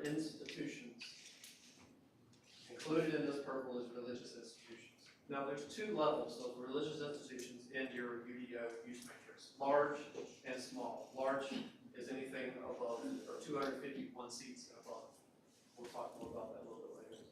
But both the CLRP and the UDO consistently refer to churches and religious institutions as civic or institutional use. So, then if a church is a civic institutional use, where does the CLRP recommend that a large church be located on the future land use plan? So of your future land use plan categories, they start with the least populous and move to the most populous, so the least, most open, least open. Parks and open space obviously is the first one, then residential golf, rural equestrian, which is what Pine Barrens is, and then urban reserve, and then low density residential, and then residential. So we're already way down the list with what we're currently designated as under the CLRP. Right below the residential is commercial, then traditional mixed use, and industrial as the most, or the most least restrictive. Again, there's the definition of residential that includes civic uses. So I also look to see in all the other ones, is there another more clear definition of where a church or religious institution should be located within these 9 different land use areas? Parks, open space, public facilities says that publicly owned institutions can be located there. That's not really a church. Low density residential says small scale institutional uses, so one of the small churches, not one of the large churches. Nowhere else in any of these 9 descriptions is church or religious use listed other than in civic uses in residential. That's where your CLRP says large churches should be located, in the residentially zoned area or residentially designated area of the CLRP. So, yeah. Okay. So CLRP specifically states that large institutions, large religious institutions should be located within residential neighborhoods or within general business. Those are the 2 where your CLRP says that it should be located, either in residential or in general business. CLRP Appendix D, we talked about that some already. Religious uses provide a variety of benefits to the community as a whole and to the neighborhoods in which they are located. So there's another reference in your CLRP that says churches should be in the neighborhood, which makes sense. That's where churches serve neighborhoods. So religious uses can't, this is another piece in your CLRP, which is why we're having these conversations, because religious uses can destabilize neighborhoods due to traffic generation, parking demands, and ongoing activities associated with religious or accessory activities. That's why we need to plan this well. But this doesn't say you don't put them in the residential area. It says you put them there and you plan well. So compatibility depends on the neighborhood and access to site. This is, again, the next paragraph in your CLRP. Small institutions up to 250 seats may be compatible in outlying areas of the central business and neighborhood business districts. But larger religious institutions and accessory uses, such as schools, should be directly to general business district or rural residential districts, where existing infrastructure and land use patterns are better suited.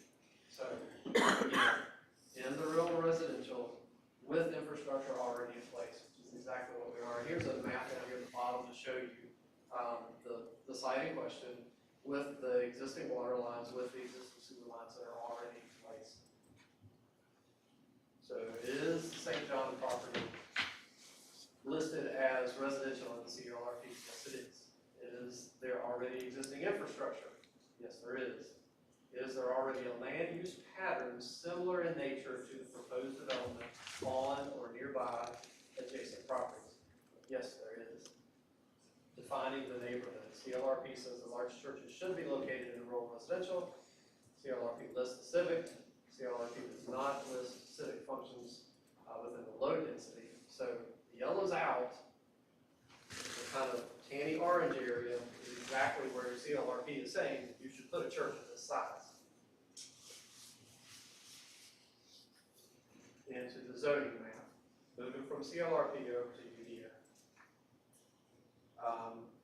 The two districts that the UDO will allow a large church are either in RR or in GB or in a PD, which is what we're coming to you with today, because PD has that flexibility. So the RR you can see is all in the orange. There's a lot of orange near our site. It's not zoned in the orange right now, but it's very nearby. The GB is in the pink, and there's one little area of pink down near the bottom right. You can see it over there along US 1. By the way, this is all of your GB, general business that's in the entire town is right there. That's it. The largest general business tract that you have is up in the top left. It's 33 acres. Our combined tract that we're looking at is 42 acres. And that's what we feel like it's going to take to put this church and school on and provide the buffering and everything else that the neighbors need.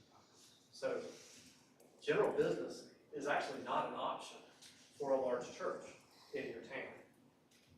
So UDO also allows large religious institution in a PD site plan. Large areas of PD and RR are very close. One of the major tests when we do a rezoning, when we present as for a rezoning, or I'm actually the chair of the zone, or the chair of the planning board in my community. Anytime an application comes in for rezoning, we look to see, first test is you look to see is there any adjacent properties that are already zoned what they're requesting. So you're not doing spot zoning or anything like that. So would it be a reasonable request to rezone the RE to an RR? It would be close. I mean, RR is very close by. Would it be reasonable to request a PD rezoning, which is directly across the street? Absolutely. So, how then? How do we best make this large religious institution fit with the concerns of neighbors? Large religious institutions are subject to supplementary conditions for specific uses. In the back of or close to the back of your UDO, we have Chapter 5, which lists all the supplementary conditions. Churches, specifically large churches, well actually both large and small churches, fall under Chapter 5.15. We have addressed each of what 5.15 requires us to do within our CDP. We don't ask for anything any different from what your UDO already requires of you for a church, for a large church. St. John Paul II Catholic School is allowed to build, this is what we need to address. We need to address these submitted CDP narratives, we did address that. But to note here, the St. John Paul II Catholic School was allowed to build on this site because the ZBA ruled that the church was established on the site. So that was back, 2 hours ago when I started this presentation. So a church was established on the site. That was ruled on and approved by the ZBA at that time. St. John Paul II Catholic School activity building was also approved and constructed on the site as a K-8 school. This approval also supports the fact that the church was established. There is also a chapel inside of the school itself, existing in the mobile classrooms. And then we have 5.15(2)(a). Existing religious institutions that are not authorized, in other words, that are found non-conforming. Existing religious institutions that are not authorized shall be considered conforming uses for the purposes of reconstruction or expansion, subject to the provisions of this section. So all of the provisions in this section, in Chapter 5, they have to do with what requirements a church has to meet, not if a church is allowed. So we actually already have a church established and approved on the site. 5.15(2)(a) tells us that we can expand that church on that site without being questioned whether we can have a church. The rest of 5.15 tells us what we need to do to expand that church. And that's exactly what we're trying to do here. PD rezoning is intended to address the non-conformance issues with the church and the school. The existing uses were made non-conforming by the adoption of the CLRP and the updated UDO.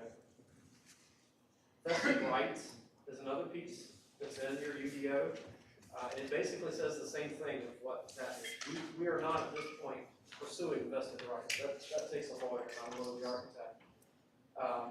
But looking at what it would take for vested rights and reliance upon lawfully issued development approvals. In other words, they submitted a plan, they were approved to move forward with the plan, they moved forward.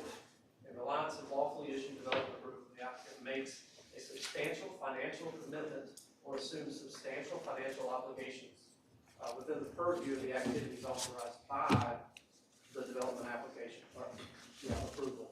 In other words, they submitted the plans, they were approved, they put their money into it, they've built the school, they've set up the church, they've set up the rectory. B, the applicant has proceeded in good faith and has relied on the issuance of development approval, such as development approval has not lapsed or been revoked. They've continued to expand on the site with the 2016-17 activity building. All again is based on that same approval. So, St. John Paul's original school was approved. That's the one they The want house to was build. converted into a rectory and chapel. Mobile classrooms were purchased and installed. The second phase activity building, including grounds, infrastructure, stormwater, and building pads, were submitted, approved, and constructed. So all the construction has been performed in good faith and all of the required permitting. So again, we're not going after vested rights at this time, but the point here is that everything that we've presented here shows that the CLRP and the UDO will support the use of a school and a church on this property. Religious institution is an institutional civic use within the CLRP UDO.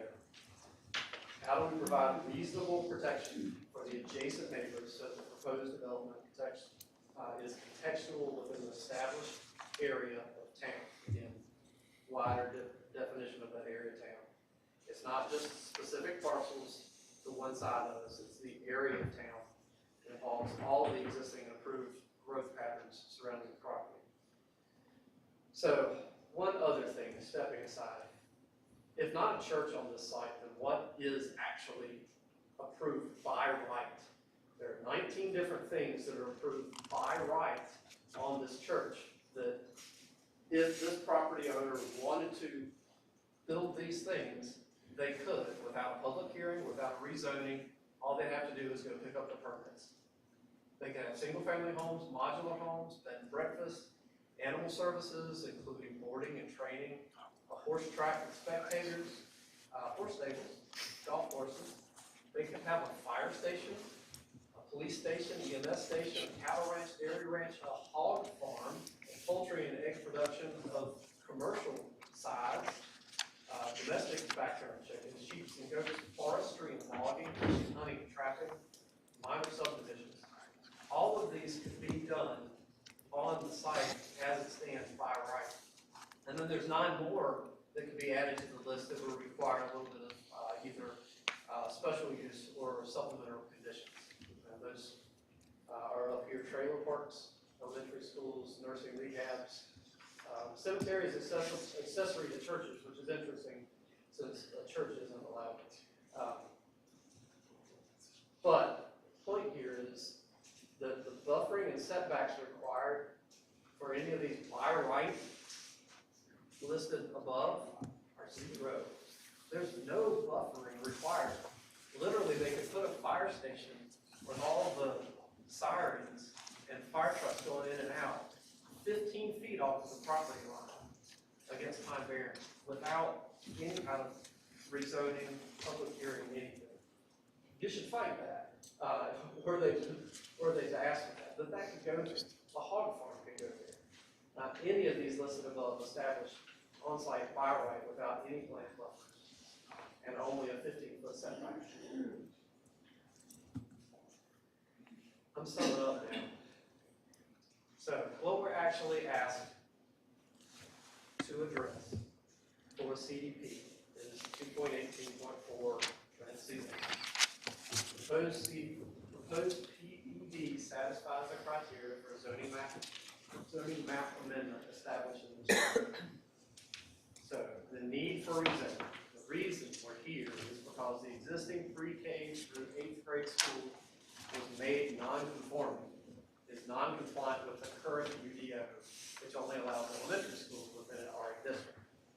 In order to build a permanent classroom and to remove the mobile units, the property must meet the current UDO standards.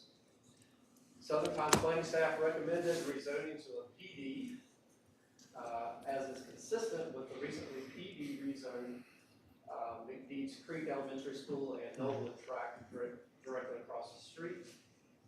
PD will establish zoning criteria to direct future phases of development on the entire 42.2 acre tract.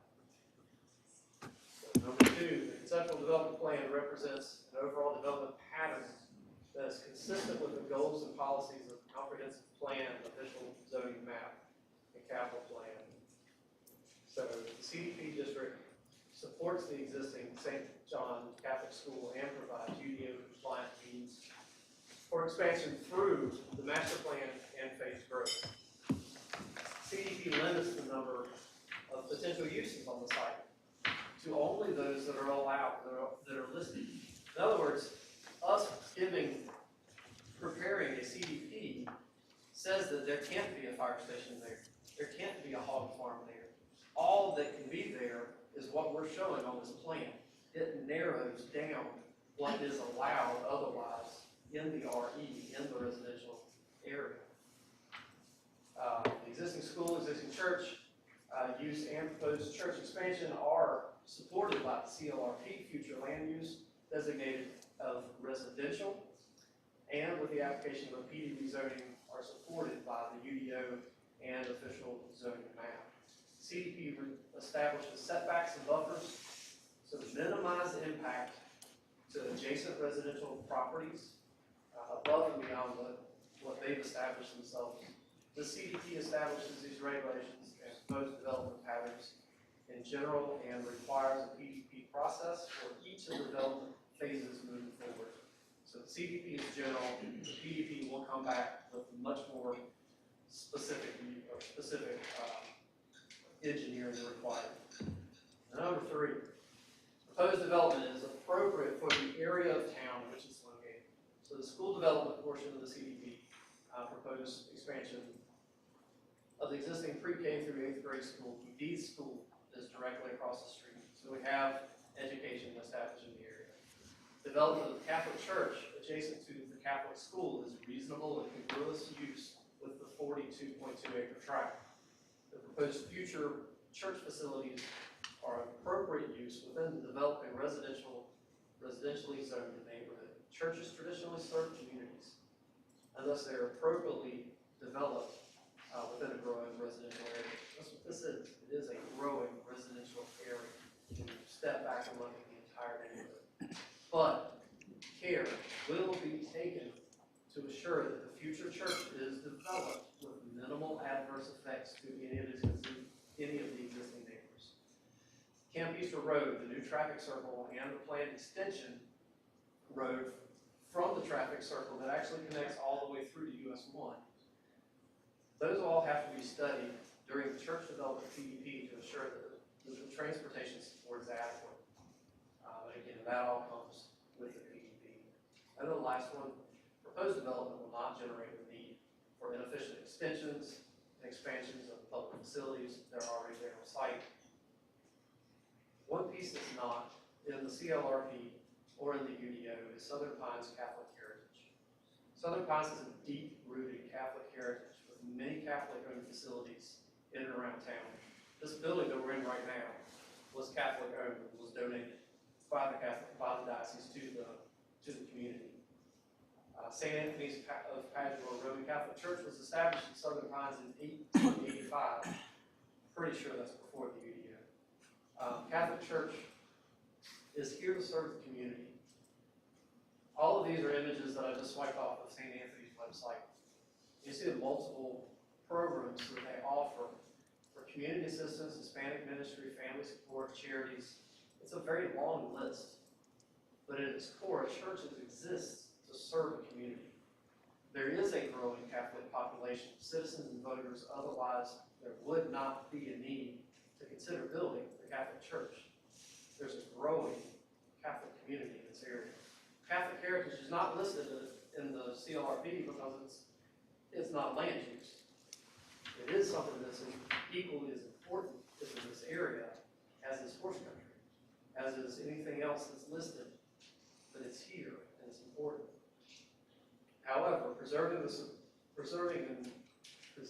supporting the growth of the Catholic heritage within Southern Pines, it affects a vast number of your citizens now and into the future. They've invested on the site. They've shown more than what is required as a CDP process. We've been open and transparent, a lot more than what we're required to be, in order to generate these conversations so that we can understand and put forth the best possible growth mechanisms to help protect the singular adjacent property owners and the neighborhood as a whole. Because that's what a Catholic church does. It's here to serve the community. And I'll leave you with that image, because that's the last one I have.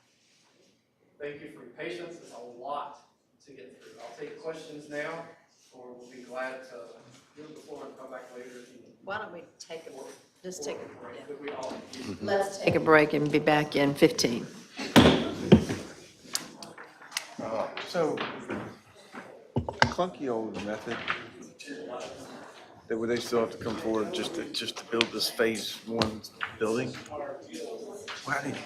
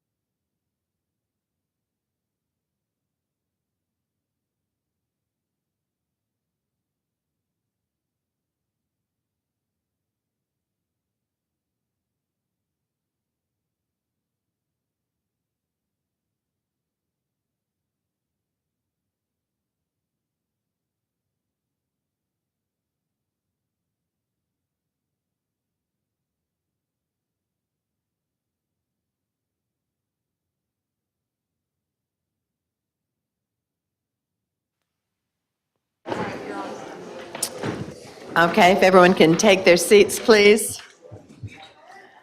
I had to tell her about your horse buggy. That's right, I am a horsewoman now.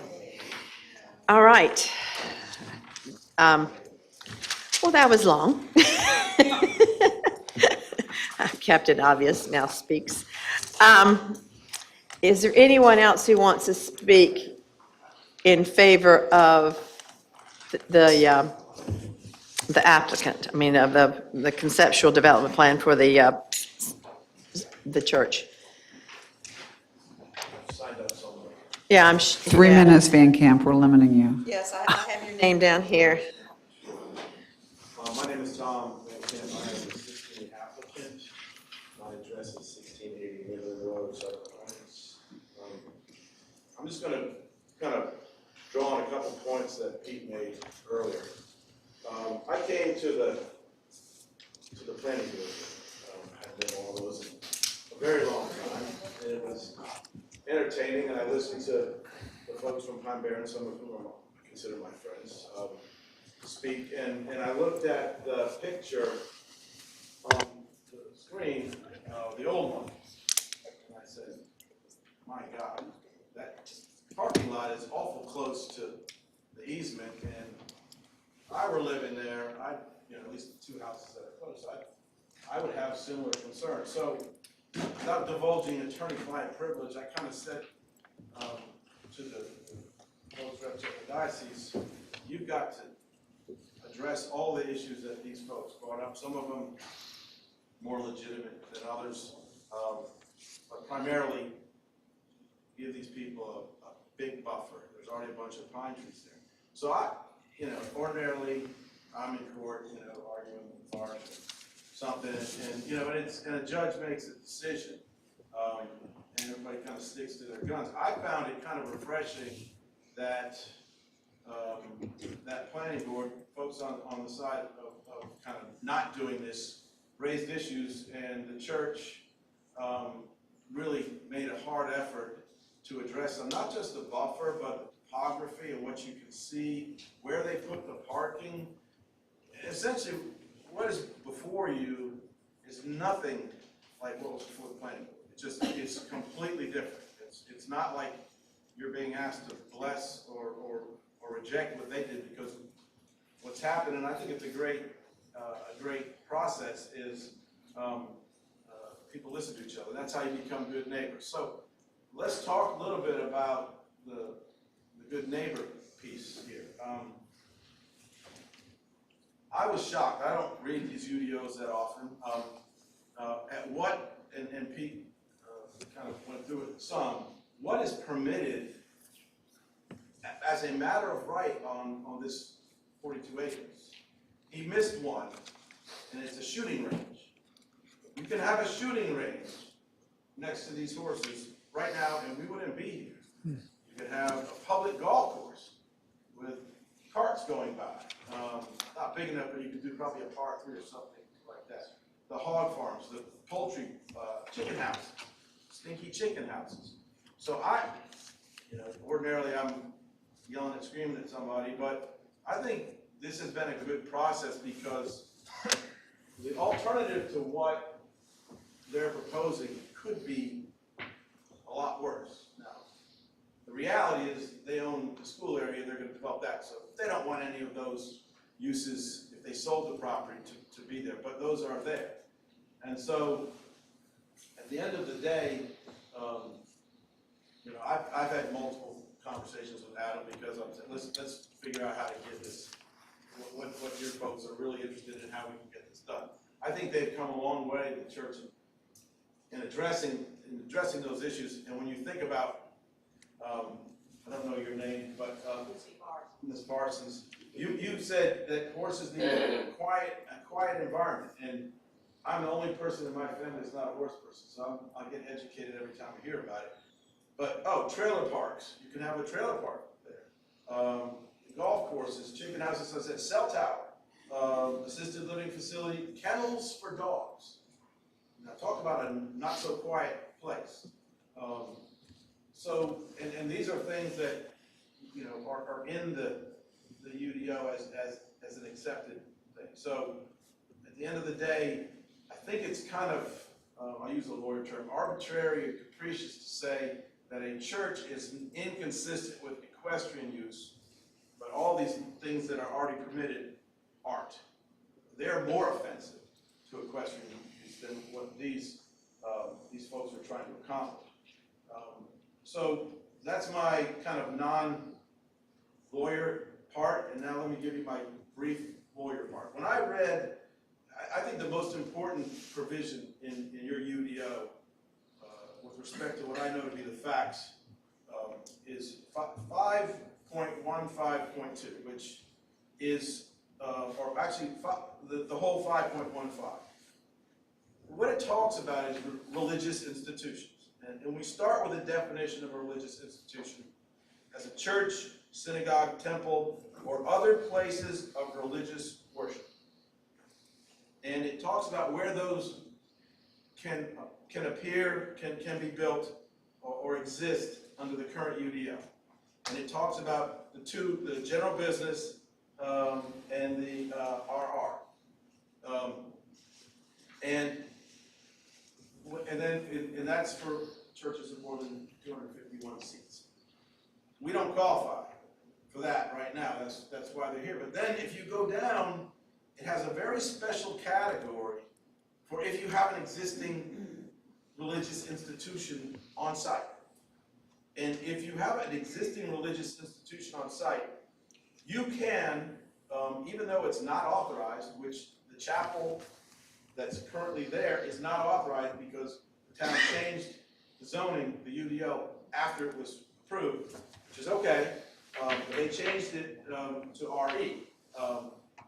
And when you change it to RE, now you've taken that church and said, well, you're not authorized, but it goes on to say you are considered a conforming use because you were properly instituted at the time that it was appropriate. But then it goes on to specifically address when you have an existing religious institution, you can build a new one. You can expand on the existing one without going through any of, unfortunately, what we've been going through. You get to do it as a matter of right, as long, and it talks about new structures, which is what this would be. And you get to do that as long as you follow certain buffers and parking, which is all consistent with the plan that's been proposed. So I'm taking a kind of a left turn here, but in playing lawyer, because what Pete focused on was trying to really address all these folks' concerns, and also address the fact that this use is consistent with the current zone. But if you read 5.15.2, it specifically contemplates this situation where there's an existing religious institution, which is that chapel. Actually, there's two chapels. And when you want to expand it or build a new one, and then it goes through these requirements. And it's called conforming use. So building that church is by law conforming use that cannot be denied. Now, when you start to get to the next level with the PDPs and all that, and that's when you go through things with the fine-tooth comb. But the way I read this, because if there was no existing religious institution, I wouldn't be talking about this. But because there is, you have a special right, and they have a special right. And I thought, okay, let me read this closely because it probably says if you're going to build a new one, you're going to start over. If you're going to expand one, but it talks specifically about all new or expanded structures, and it goes on to need to be on a contiguous site, which this is. All new and expanding structures have to have certain parking, which this does. So, the purpose of me speaking on this is that I really think it doesn't have anything to do with, at least you can approve this because you have to, as long as it's established that there's an existing religious institution, which there is. So I would just encourage you to take a look at that provision, so I don't have to be arguing in front of the Superior Court judge. Thank you. Anyone else? I was talking about people who signed up for public comments, but they be in favor? Yes. Correct. Oh, okay, because I signed up for public comments. No, or if you, and you, we're trying to, hang on just a second, in favor of the church. Yes, that's what we're doing right now. We're going to have another segment. That's not, okay, so I'm in favor. You're in favor. Mary Flynn, 145 Old Clubhouse Lane.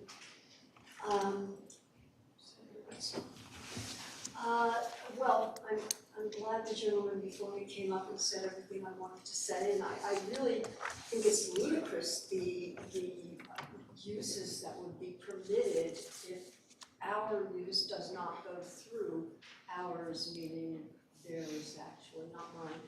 And I think the Catholic Church should make an awful lot of money on these postage-sized building lots if it didn't go through and they wanted to do another alternative, or they could sell it to a developer, whatever.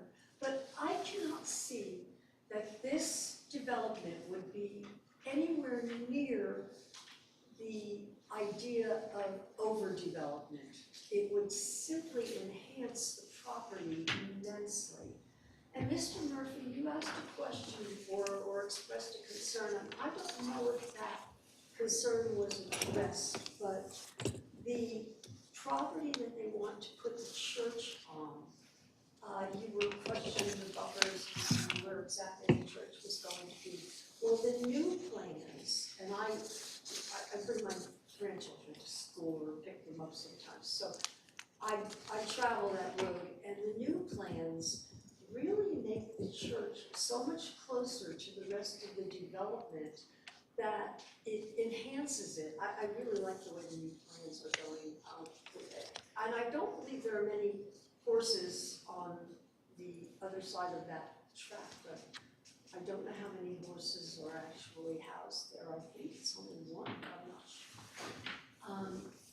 That's one thing, and then when you're making your decision, please consider the fact that St. Anthony's and Sacred Heart are more often than not filled to capacity for every single mass.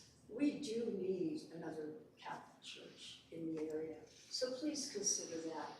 It's a good thing for the future. Okay, thank you. Thank you. May I say something not on one side or the other? Sure.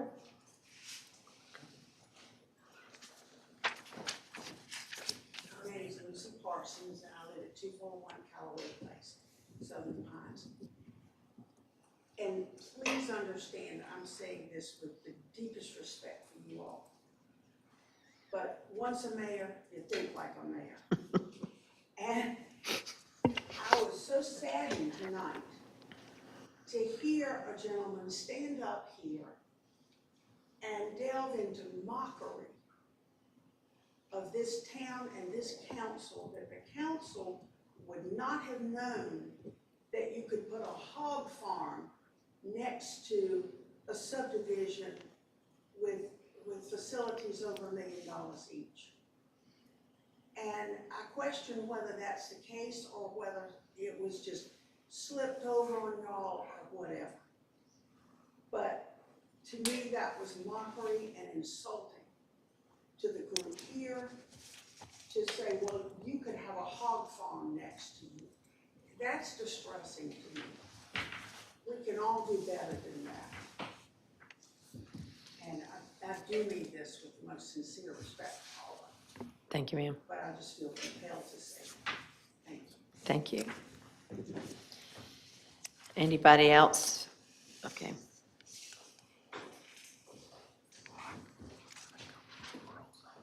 My name is John Forbes. I live at 20, recreate my house. The collar kind of gave you away. I live at 75 Sawmill Road West in Pinehurst. I am the pastor of Sacred Heart Church, but I was also, appointed the dean of the Fayetteville Deanery, so I represent the bishop, and the bishop also asked me to be the administrator of the St. John Paul II School. And as I've been, kind of overseeing this process, the only thing that I would add is that St. Anthony's currently is right downtown in Southern Pines. They built a new church. It holds about 375 people. They now have about 1,200 families, which is over 3,000 members. And it just is not, going forward, feasible that we can keep multiplying masses in order to meet the needs of the community. And that's really why we decided we would not just have the property for the school, but also move the church there as well, so that we could meet the needs of the community. The other thing is that, as you know, parking is such a problem. And when you're downtown, there's nowhere to park. And, once you fill your parking lot, all your neighbors are upset with you because they don't want you parking in front of their house, they don't want you parking in their parking lot. But what do you do when there's no more land available? And that's really why we chose to go out to this new site, and why the diocese purchased the extra 12 acres so that the church could go there as well. You may have also noticed that we do have a cemetery on the site, which we hope to connect with the church, because obviously we do services and then we take those who have died to the cemetery. And so I just wanted to say this property is very important to us as well. And we, as has been said over and over, we want to be good neighbors. We want to find a way to make this work so that everybody can have the proper use. But the challenge would be, if we can't build there, where are we going to go? Where are we going to find a piece of property, especially today, with the price of property going up to what it is? Where are we going to find another tract of land that we could start over again? So, thank you. Thank you, sir. Anyone else? Very quick, I know it's late. My name is John Donahue. I'm the principal of the school. And just three points. The Catholic Church has been... Could you tell us your address? I'm sorry. I live at 315 Mockingbird, but I work at 29 or 22. Right. Good citizens, good neighbors, and as a school and as a head of the school, and I know that the people that are there love the neighborhood, love the property. We're good neighbors. We actually let people who have horses ride, and that 200-foot swath, there's a woman who comes with her horse very regularly, right down that 200-foot swath, and then heads back through the cemetery. It's a beautiful place. It's a beautiful neighborhood. We want to maintain that, and we want to keep it beautiful. We want the aesthetic. And I think how we've altered it in such a way that it can be maintained. There's no way in the world that we want to lose the beauty and the peace, the tranquility of that neighborhood, because it makes a beautiful place for our school and a beautiful place for our church. So just know that that's really our intent, and it's something that we don't want to change. And I think as you look at that center piece right there, we've made extraordinary efforts to do that. So we appreciate the fact that this is a beautiful neighborhood and has a character to it. And I think we've tried to maintain that. Thank you, John. Are you pro? Can I say something neutrally? Because I'm not sure I can be here next week. Okay. So, Neutral Kelly, okay. not necessarily. And your address and name. Kelly Miller, 301 Grove Road in Southern Pines. And I'm also a managing member of Knollwood Partners and president of My People. So, one thing, Reagan, thanks for the soft chairs out here. Anyway, this property was basically my old property that I sold to the church here. So I didn't have any idea that it was going to be a rectory, otherwise I would have behaved a little better.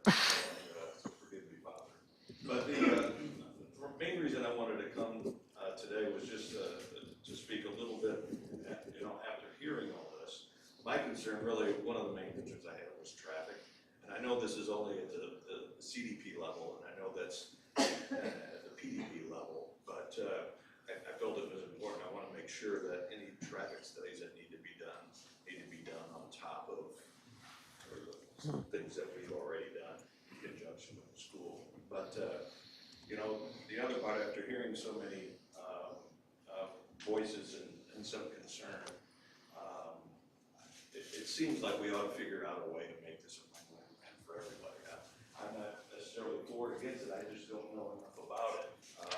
When we went through and did our rezoning process, when we did the school out there, we met with these folks out here and tried to explain to them what we were doing, and I think we worked well together with them.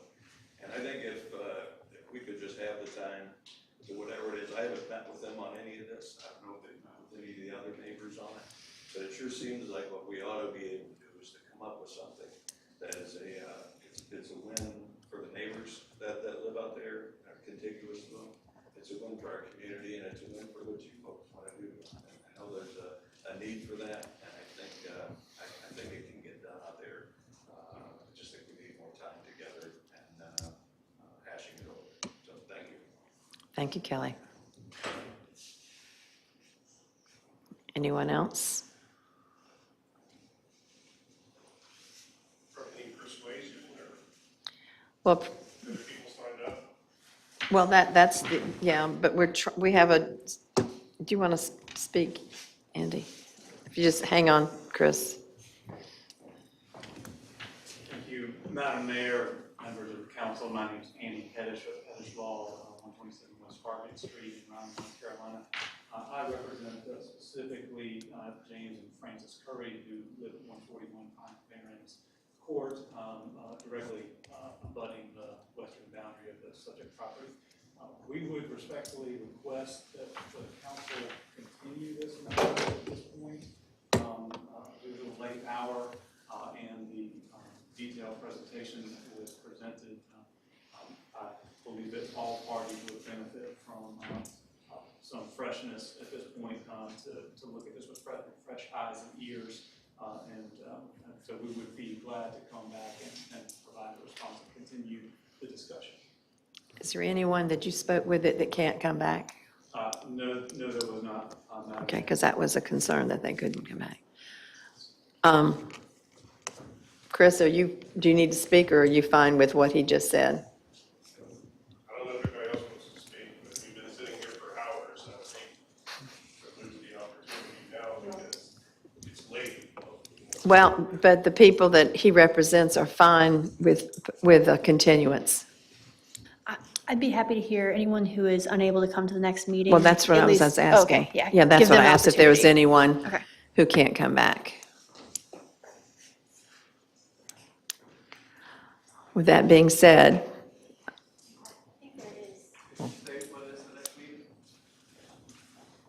when is the next meeting? When are you looking to continue this? To the next regular Work session, next regular business meeting next month? Regular So basis. it'll be May the 10th Be May the 10th at 6 PM? at 6, right here.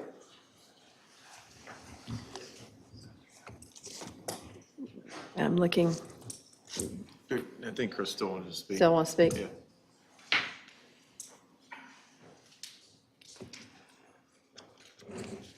Chris Smithson, 920 North Center Street, Des Pines. I'm not really necessarily speaking for or against this, but Mayor mentioned that she likes history and other people like history too. So, and the applicant actually gave more history than I thought they would. But there's different ways of looking at history. And the way I recall that the school got there in the first place is, going on 15, 20 years ago. school was not permitted on that property, but a church was. And that wanted to build the school first, and our zoning administrator said no, so it was appealed to the Board of Zoning Adjustment, who said that an accessory use was allowed to come before and perhaps without ever the primary use, which was a church. So I'm really speaking more about our processes and our codes and all that, which we seem to be more dedicated to addressing. But I do find it interesting that you know, this school was allowed here because the Board of Zoning Adjustment said that you could have an accessory use to a church without having a church there. I think it's a little disingenuous to have a tiny thing that you call a church, because an accessory use is like a sidecar on a motorcycle, you know? It's smaller and it doesn't go anywhere without the primary use. So it's disingenuous to say otherwise. The giant school that it is now and it will become is somehow an accessory use to something that's still not there in reality.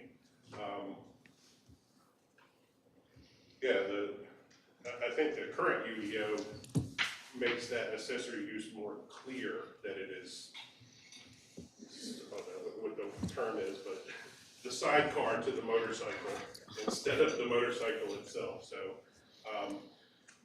moving forward though, and the way that it was suggested for the applicant to come here, and it kind of goes to issues that have been written about in the paper and that people have complained about is these PDs and PDPs and all these where you go from this, which is legislative and everybody can say what they want, but shorter than ever on detail.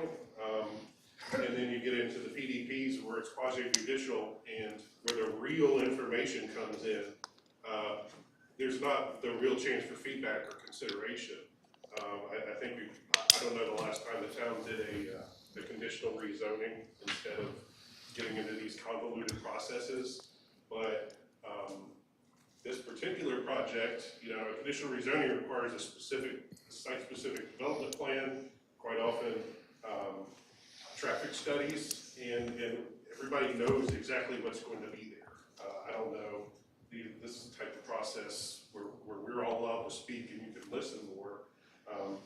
It's a lot shorter on detail, and I think it's probably the wrong direction to be going in. Maybe it was a mistake. I don't know kind of how we've gotten rid of most of the conditional uses in town, and now they've come back.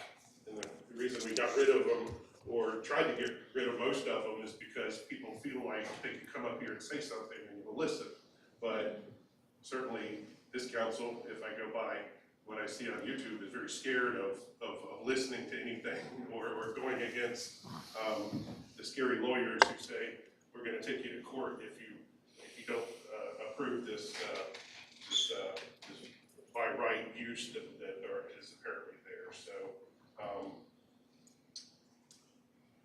I hope you, with all speed, go towards reforming our code. I think smaller projects like this might be better suited towards a conditional rezoning rather than these convoluted multi-step processes, but that's up to you. Thank you. Thank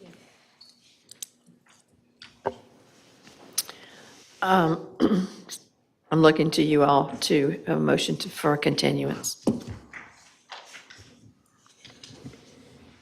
I move to continue the hearing until the next regular scheduled meeting, May the 10th. Second. Pleasure of the council. Aye. Aye. Aye. Thank you all for your patience.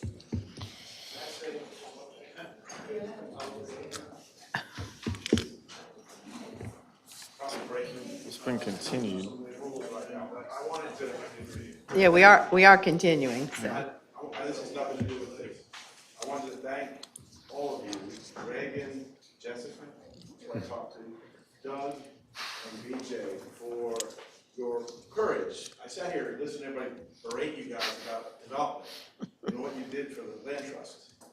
To stand up to certain people and donate money and preserve a park made me very proud as Thank you. Thank you. We appreciate that. All right, we're moving on to action items. We have action 6A and 6B. They're both architectural reviews, which we heard at the agenda meeting. Does anyone have any questions about those? No, I know 6B, he's been hanging with us for a while. He's here, Okay, Chick-fil-A well, guy's here. okay, well, But I don't know if he let's has any go to, questions. okay, well, we got to do 6A first. 6A first. So 6A, that was the, used to be Manny's, for those who can't remember. It's 4A, isn't it? 6A. It's 6A. Oh, I'm on an old agenda. I got you. Yeah, 6A, for those who, at this point, can't remember what 210 West Pennsylvania is, that was Old Manny's and the Mexican restaurant, and, yeah, it's, I've got his name down, yeah, it's Tom Giesler, and Neil Smith came to our agenda meeting and spoke. You all fine with what we've heard? I'm looking for a vote to move forward. To approve AR 07-22. A second. Pleasure of the council. Aye. Aye. The next is 6BAR 0822. It's Turner Street. This is the Chick-fil-A. Did you bring any? Well, that's unfortunate. Well, wouldn't that have been nice? Okay, so this is where the Golden Corral used to be, and now this is Chick-fil-A. Do you want to speak since you're Since you're you here? stayed, You've been sitting here, you can, No, I'm just here to answer any questions. you're just a glutton for punishment. It's 96-car lineup. Is there a way, if a police car is in the middle of the 96 trying to get his or her Chick-fil-A, for them to get out of the line? I don't know that specifically. Our architects might have better answer for that, but, believe me, we'll work with them to get out the. Let's consider that in your planning. I gotta say, you Thank you. really do. Okay, so I'm looking for a motion to approve AR 0622. I'll move to approve AR 08-22. Second. Pleasure of the council. And forth. Aye. Yay. The next one is the Municipal Service District MSD, which we discussed at length on the 28th. We had representative from Davenport Financial and Mary Nash, and I can't remember her last name. Mary Nash Rusher. Rusher, thank you. Both were representing the town, and I think this is a Reagan thing. Yeah, Finally and gonna let you I'll talk. make this quick because I think outside of maybe our newest planning staff, everybody has seen this, but I do have to go on the record with it just to stay in line with statute. So BJ, if you could throw the map up, it's about page 294 or 5 of the packet. So on the screen, on the screen, what you're looking at is a proposed municipal service district. The purpose of this evening is simply to put it on the record that it has been presented, as I also did last week at the agenda meeting. The district is available. It's about a one-page quick sheet. It's available in the packet, so if you've downloaded the packet, you have it. If you haven't downloaded the packet and you'd like to get a copy of it, it is available in the clerk's office. And again, 99.947 acres, currently containing 3 parcels, 2 of which are owned by members of the Van Camp family, 1 of which is owned by Mr. Conti, and is Mr. Conti's tract is the one that is under option with Midland Atlantic for the Target Center project that we've all looked at over the last number of months. And the purpose of a municipal service district is, of course, to be able to set up an additional taxing district over and above whatever the base tax rate is, in our case, 40 cents right now, toward providing for specialized services or infrastructure to service an area. So I'll limit my commentary to that this evening because, in fact, the first item on your consent agenda will set a public hearing on that municipal service district for May 10th. So I'll give a little bit more detail at that time. And then because of the way these are set up in statute, that hearing will be held on May 10th, at which time presumably you would close the hearing, adopt or not, but if you were moving forward, you would adopt the plan a first time, and then this is a rare part of the statutes that requires a second adoption, so that would occur in June prior to the adoption of our budget, and if this is in place, the additional tax rate that would go over it. So again, this evening, just doing the initial required presentation of it. Next, the next item on your consent agenda actually sets the public hearing for May 10th on this item.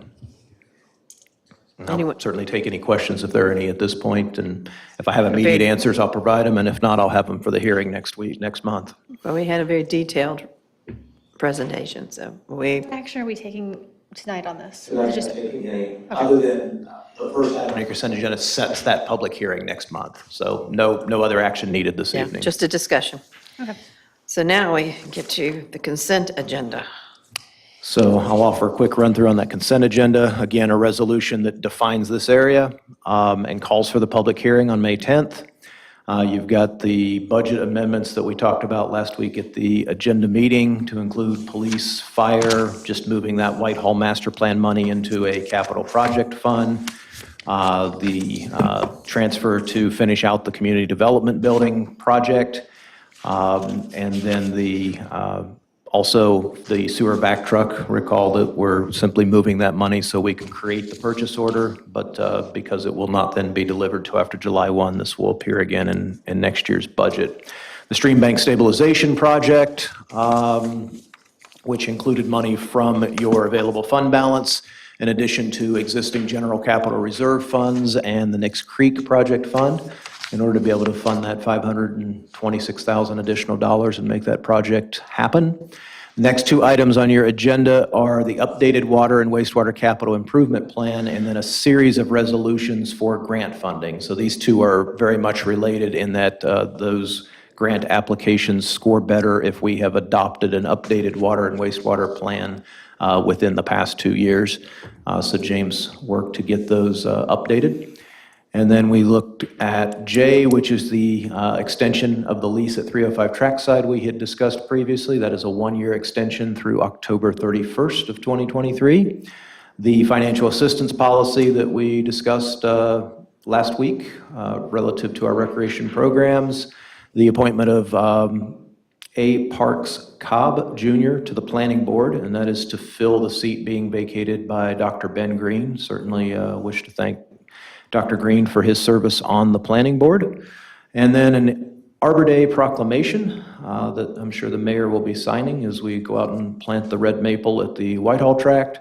And then finally, a series of minutes for approval. And that is your lengthy consent agenda this evening.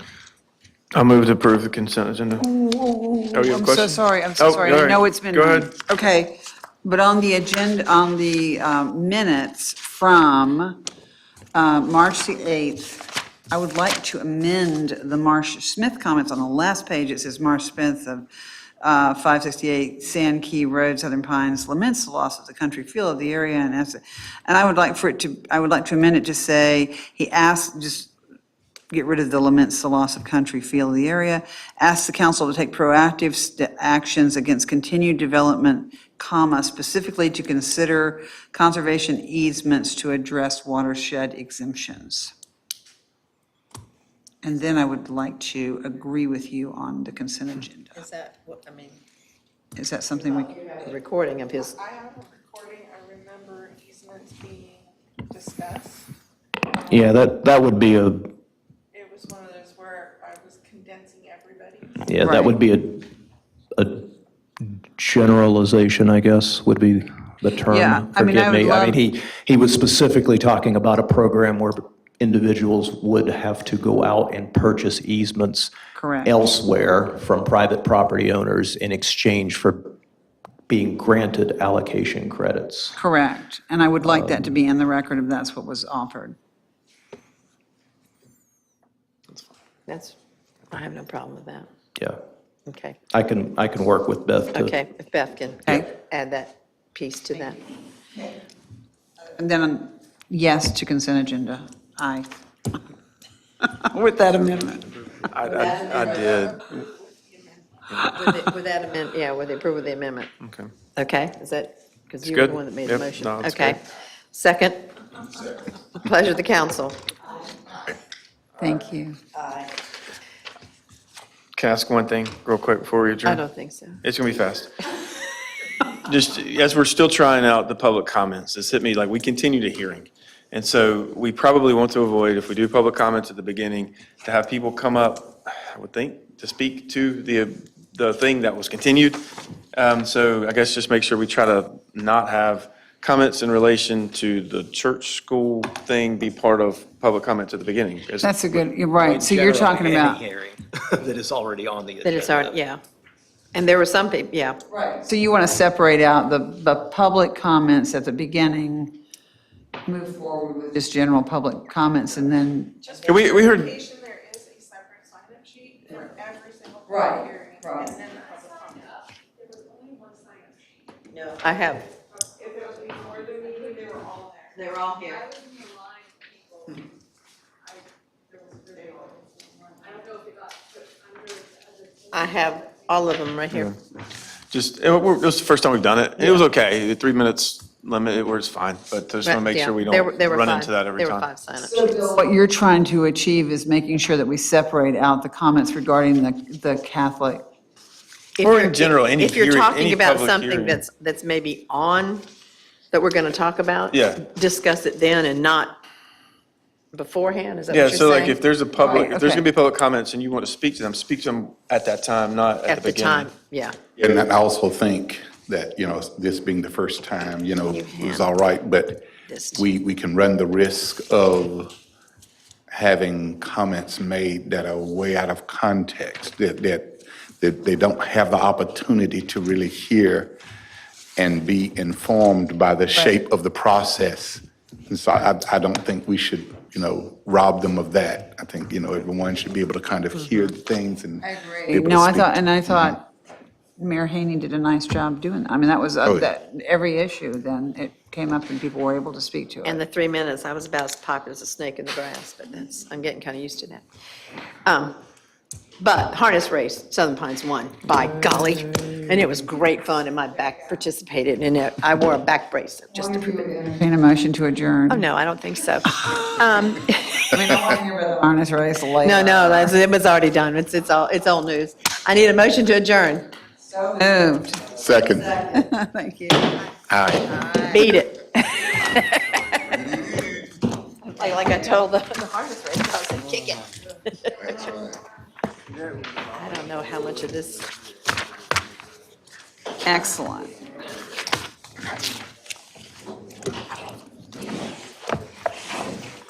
Holy macaroni cheese. Okay. I'm glad I'm not driving to Raleigh. Now, you're not driving someplace stupid, are you? Yeah, to me too. Just, is this maintenance as well? Oh, wait, no. No, this is that's- just like